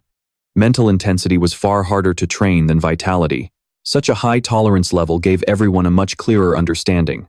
Based on his current physical strength, Zichen estimated he could withstand the level 11 vitality chamber. That was equivalent to a high tier 2 level. But to keep people from getting suspicious, he still only adjusted it to level 8, matching the intensity of a common tier 8. The crowd began to whisper. They couldn't believe Lin Zichen could actually endure level 8 mental training intensity. His mental strength actually matches his biological rank. This is absolutely insane. Can a god-blooded human's mental power really be this high? He told himself he shouldn't show off too much, so he decided to hold back. He planned to sneak out with Han tonight to see how strong he really was, and while he was at it, get a basic idea of his biological rank's true power. At Shanghai University's Pure Blood Research Institute, she sat alone in the room. Zichen wasn't there, and neither was the dean. She was working all by herself. Suddenly, a sound from behind startled Chu Yan. Hello, do you know where Lin Zichen is? Foxcharm, tell me where Lin Zichen is. Chu Yan replied. He's at the Jiangnan Military District headquarters. Meanwhile, Qing Han asked anxiously. Xiao Chen, is it really okay for us to sneak in here like this without permission? There's even a digital lock on this door. Maybe we should forget it? Zichen replied. A simple digital lock won't stop me. Besides, I just want to use the blood, vitality, and mental cabins here to test my limits. Even if we get caught, it's no big deal. He managed to endure level 12 intensity in the blood vitality chamber for half a minute. This proved his physical strength had reached high tier 2, very close to high tier 3. The system chimed, undergoing intense mental attack. Spirit +1. The limit for measuring mental strength was level 10, which was equivalent to high tier 1. Reaching high tier 1 mental strength was far more valuable than having a physical strength that was only close to high tier 3. After all, increasing one's mental strength is much harder than boosting physical strength. Soon enough, the day of practical combat training arrived. Our mission this time is to wipe out a branch of the tree god cult that was established in Shanghai City. I've been chosen as the captain for this operation. Based on our current intel, the head of this branch is a second-stage gene fusion user. He fused the genes of the Shadow Night Owl and the Phantom Giant Shark, and his biological rank has reached the peak of common tier 9. He is just one step away from becoming a high-level creature. She wondered, Xiao Chen. The trees here are so tall, even taller than those in a tropical rainforest. Shi Wei added. The trees here? Moyu countered. Something is really off. Something is not right. This just proves we've come to the right place. This is definitely the lair of that tree god cult branch. Shishi said. I'll send a drone to scout ahead first. He turned around, planning to follow the drone. She reported, about 300 meters away, I've detected a bamboo house that's at least 100 square meters in size. If nothing unexpected happens, that bamboo building is their main headquarters. Zikan ordered, Zhao Yuanzong and Gao Mu, both of you have the armored earth dragon gene. Charge ahead with me to clear the path. The 5 members of the Jichin group will handle long-range fire support, using their ammunition to target the enemies with precision. They acknowledged the order in unison. He continued, everyone else, stay close to the team and charge. Over here, the commander ordered. There is no need to try and take them alive. Your own safety is what matters most. The subordinates replied, understood. Right at that moment, one of the goons screamed, enemy attack. Zikan's group quickly rushed in to attack. With just a single shoulder ram, Zikan smashed right through the door. He analyzed, this masked guy is wearing the exact same outfit as the one from before, but his hairstyle is different. The system chimed, you have devoured a small portion of the violent great eagle's life essence. Zikan was surprised. Devouring unlocked the beast's illustration, and it can even strengthen me with the corresponding biological attribute? This bullying the weak biological attribute is incredible. Right after, he leaped high into the air as the people below looked up at him in awe. Then they rushed forward, shouting for his blood. But with just a flash of his glowing eyes, they were all taken down in waves. He thought, this side is pretty much wrapped up. I'll go check out how the other fights are going first. The system chimed, you have devoured a small portion of the 8-horned iron bull's life essence. The crowd gasped. His biological rank has reached common tier 8. Be careful. I can't hold them off. Send backup quickly. Zichin immediately activated his danger sense skill. The small sword shot forward. He's not dead yet. Finish him off. Then flames completely engulfed the area. Zichin spoke up. It looks like we have the upper hand for now. But why haven't we seen the branch leader whose biological rank has reached peak tier 9? Suddenly, the entire bamboo building began to shake. No, the whole ground is shaking. Everyone gasped in terror. The trees are moving. What on earth is happening? Qinghan warned. Run! They screamed. Oh no! These vines are forming a cage and trapping us inside. This is a trap. We fell for it. Zichin analyzed that the tree cage had also trapped the cult members. He thought, my top priority right now is to subdue them and figure out what's going on. Then, he threw a punch straight into one of their faces. Zikan interrogated him. Explain this tree cage, and I might spare your life. He replied, I'm telling you, these giant trees, they're cultists. Suddenly, a tree dragged him away, leaving behind only a terrified scream. He realized this was a method of control used by the divine tree cult. Just then, 2 figures appeared. A genius among his peers. He truly is an absolute prodigy. If a high-level genius like you joins our divine tree cult, you'll have a limitless future, seeking to evolve your life to a higher plane. Zikan grew anxious. Damn it, they even set up these traps. Looks like they're after me. A masked woman appeared. Looking up, someone thought, I can feel that masked man is incredibly strong. If this keeps up, we're in big trouble. Commander Liu warned. The situation is extremely dangerous right now. Everyone, get out of here immediately. I'll hold those 2 off. Meanwhile, Zichin took the lead, shouting, everyone follow me. But Liu Wei sneered, you think you can escape? Countless branches instantly pursued everyone, wrapping tightly around Jiamin. She screamed, help me, I'm caught. The crowd panicked. Instructor, I'm caught too. Instructor, save me. Jiarui realized that running wasn't the solution. The only way to save everyone was to take him down. With a roar, he charged straight at him. Liu Wei sneered contemptuously, is this the best you've got? This is my playground. Dealing with someone like you is child's play. Jiarui set his resolve, damn you, I'm taking you down with me. His entire body erupted with energy as he activated and boosted his mutated beast genes. Immediately, the man leaped up to dodge the attack. The vines binding everyone began to loosen, and they quickly retreated. Qinghan watched him fight, calling out, Zichin. Meanwhile, Xiaowei cried out in tears. Lin Zichin, save me. He replied, leave it to me.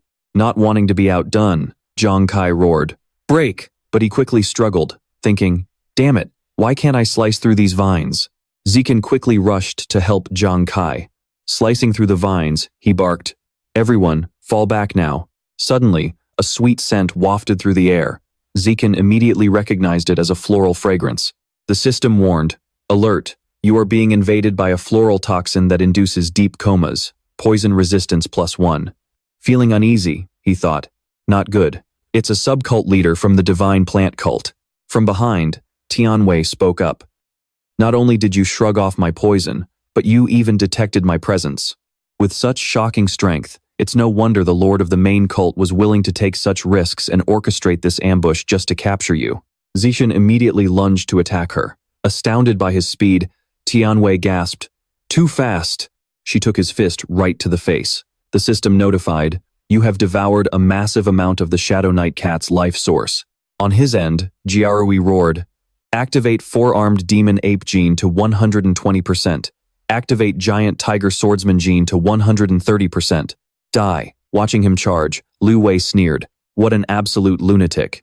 Over-activating the mutated beast genes in your body. Aren't you afraid of mutating and losing your mind?" Jiarui's fist slammed directly into him, the sheer force of their clash shaking the surrounding space. Lu Wei gasped, "Thank goodness I fused with the purple flower snail gene. Otherwise, that guy would have killed me." He then threw a pill into his mouth. "You forced my hand." With a roar, Liu Wei slammed his hands onto the ground. "Now, die." A swarm of vines surged forward, attacking Jiarui. Caught in a tight spot, he began to bleed heavily. Looking at the others, Zikan thought, "Luckily, everyone in the military district's training camp carries antidotes. Once they recover, we need to retreat immediately." Suddenly, his system sensed danger. He gasped in shock. "Oh no! A powerful presence is heading this way. It's that advanced rank 6 fighter. Did he kill Instructor Liu?" Zishan called out, "Listen up, everyone. I think that Masked Man is controlling these vines to hunt us down, but Instructor Liu is nowhere in sight, which means he's likely been defeated. The Masked Man's target is me. I'll draw him away to give you guys a chance to escape. Don't look back, don't worry about me, and don't stay behind to hold me back." As they watched him run off, they yelled, "Zishan, you must come back alive." Keeping his eyes locked forward, Zishan shouted back, "Got it." On her end, Qinghan worried, "I'm only an ordinary rank 6. There's no way I can help Zikan. All I can do is keep my distance so I don't hold him back. If only I were stronger." Meanwhile, Zikan thought as he ran. As expected, he's pursuing me. Qinghan should be safe by now, but his speed feels off. It doesn't seem like the speed of an advanced rank 6. He must have been injured when he fell down the ravine, and now he's trying to leap back up to the bank. Sensing his presence, Zikan thought, judging by his current state, he only seems to be one rank higher than me, around advanced rank 4. He looks pretty badly hurt too. Maybe I can squeeze some info out of him, or even pull off a counterkill. Zichan activated natural camouflage. The man sneered, "Done running at last?" As vines shot toward Zikan from behind, he agilely dodged them. These vines aren't hitting very hard. It looks like he doesn't want to kill me, he wants to capture me alive. He is closing in. In the end, Zikan purposely let himself get hit, giving him an opening. At that exact split second, Zikan was slammed violently to the ground. Wenhang sneered, "You are pretty fast. If you had not slowed down back there, it would have taken me a lot more effort to catch up to you. Just now, you managed to unleash a burst of speed that completely blew past your biological limits. Is it some kind of new serum developed by the military zone to unlock potential? My top slave was just one step away from evolving into a higher life form. She must have underestimated you guys, allowing you to use the power of that drug to turn the tables and kill her. It took me 5 long years to train her, and you just ended her like that." Zikan pretended to be knocked out, thinking that the person he was talking about must have been at the peak of the ordinary 9th tier. Thinking of Qinghan, Wenhang said with a sleazy grin, "But man, that green-haired chick with you just now is hotter than any star on television. Once I am fully recovered, I am going to capture her and train her to be my brand new favorite slave. But for now, you are paying for her life first." Zikan thought to himself, "This is it." His eyes snapped open. Zikan threw a devastating punch straight into his vital spot.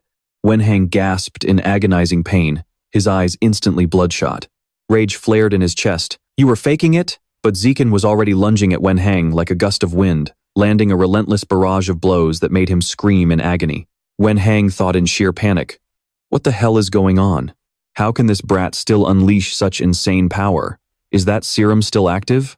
He reassured himself, "That has to be it. I just need to survive this wave of attacks and he will burn out." But then his dread grew. Wait, no. Why is his vital energy not draining at all? The force behind each strike only grew stronger. His body bruised and battered. Wen Hang screamed, "You are not even 20 years old. You are clearly just a low-life commoner. How on earth are you sustaining the explosive power of a high-level 4th tier?" Taking Zishan's fist head-on, he shrieked, "Ninth Elder, save me! Ninth Elder, I cannot hold him off."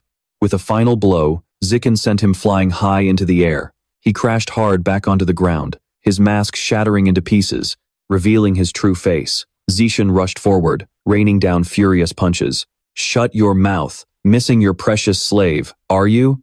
Let me send you to join her." Right then, a system notification popped up, asking if he wanted to devour the target. He panted heavily. Finally, he is dead. The status screen materialized. Devour successful. You have unlocked the Wood Sprite Bestiary and acquired the biological attribute, Lord of the Green Forest. Gazing down at the corpse, Zikan pondered, these are all spirit-based attributes. He must have been a mage. It is because his physical build was weak that I found a gap to jump tiers and take him down. Suddenly, a voice echoed from the distance. A mere ordinary 9th tier body killing a high-level 6th tier powerhouse?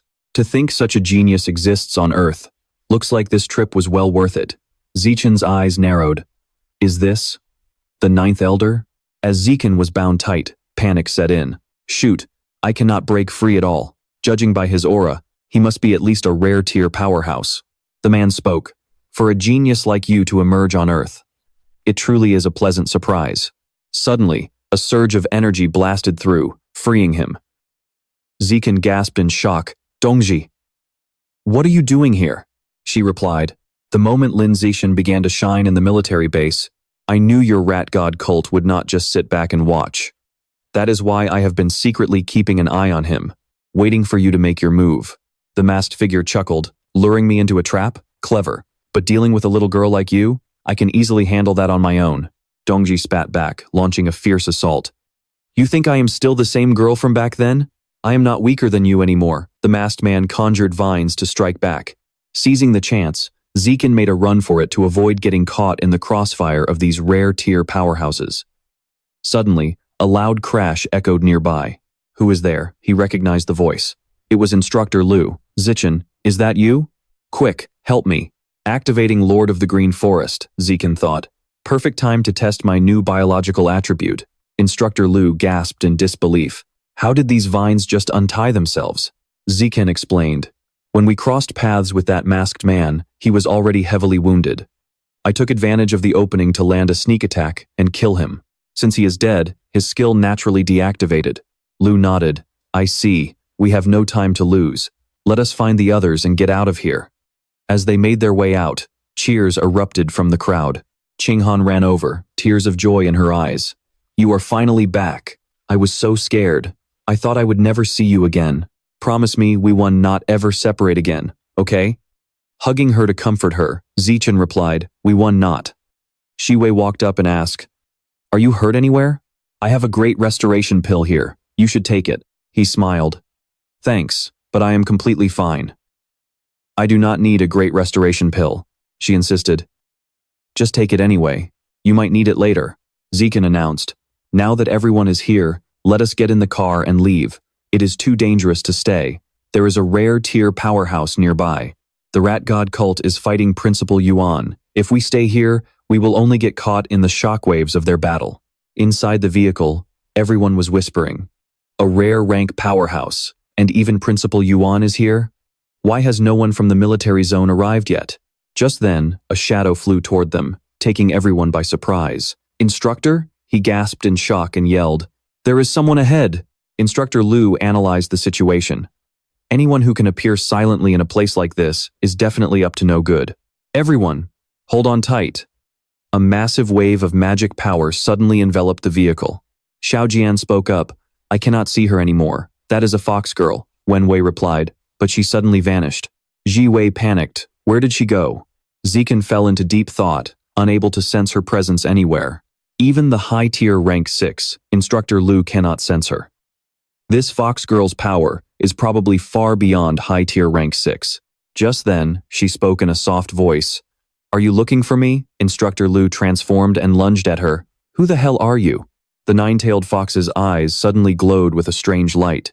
He seemed completely hypnotized by her energy. She ordered everyone, "Get out of the vehicle. Except for Zishan, everyone else get out and leave right now. I have no interest in the rest of you." The crowd panicked. What should we do? Just do what she says and run. Even Instructor Lu is no match for her. Is she also with the rat god cult? Let's just escape first and talk later. But what about Lin Zichin? Zichin spoke up. "She came for me. All of you, get out of the car." Instructor Lu looked at him with worry. "Take care." Qinghan cried, resisting. "No, I won't let you face danger alone ever again." He urged her. "Han, get out first." She hesitated, but the nine-tailed fox, growing annoyed, cast a spell on Qinghan, throwing her out. Zikin screamed in panic. Han. Her body crashed through the window. Seeing that she was safe, Zikin breathed a sigh of relief. Luckily, only her clothes were torn, and she was unharmed. She walked over and said to him, "Now, is it time for the two of us to sit down and talk? My future bed slave. Your powerful physical talent and handsome face perfectly match my requirements. The essence hidden inside that powerful body of yours must be delicious. You are fully qualified to be my bed slave and feed me your energy." He asked, "Are you a gene fuser or a mutant?" The nine-tailed fox replied, "Neither. I am from the origin, but I am basically half Earthling. My mother is a creature of the origin, but my father is from Earth. Even though my mother was so outstanding, she was still scammed out of her money and body by my scumbag father. I have grown up this much and have never even seen him. As far as I am concerned, men only deserve to be bed slaves with collars around their necks. I have been completely honest with you now. Are you willing to wear this collar I have carefully prepared for you and become my bed slave?" Zikin asked curiously. "What if I refuse?" She yelled. "You have no reason to refuse, and you certainly do not have the right to." Zikin replied, "Then let me think about it." Internally, he told himself he had to stall for time and wait for the military zone or Principal Yuan to rescue him.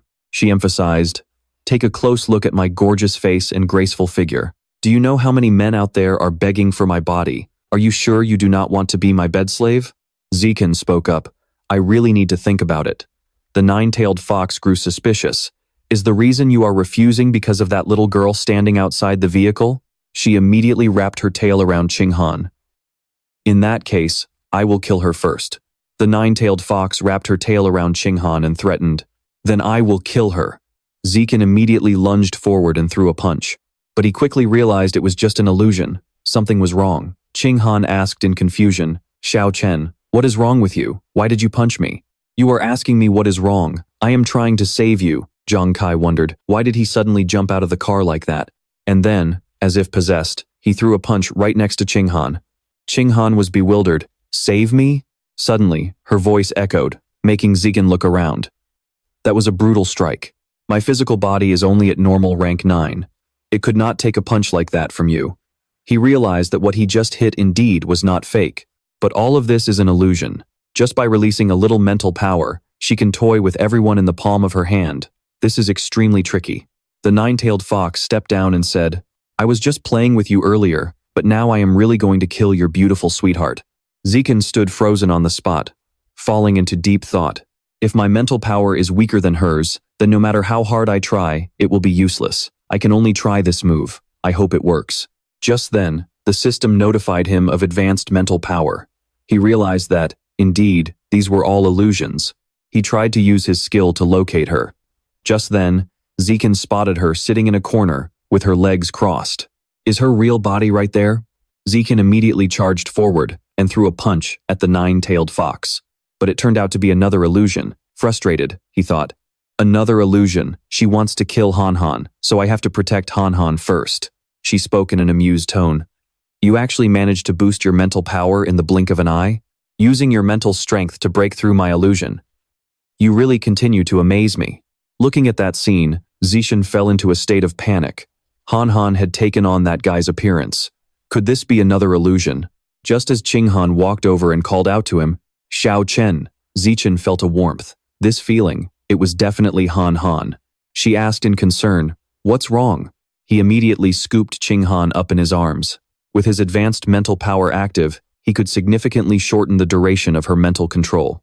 Besides, her physical body was much weaker than his, so Zichen ultimately decided that running away was the best move. The nine-tailed fox's voice rang out in warning, "You can't run.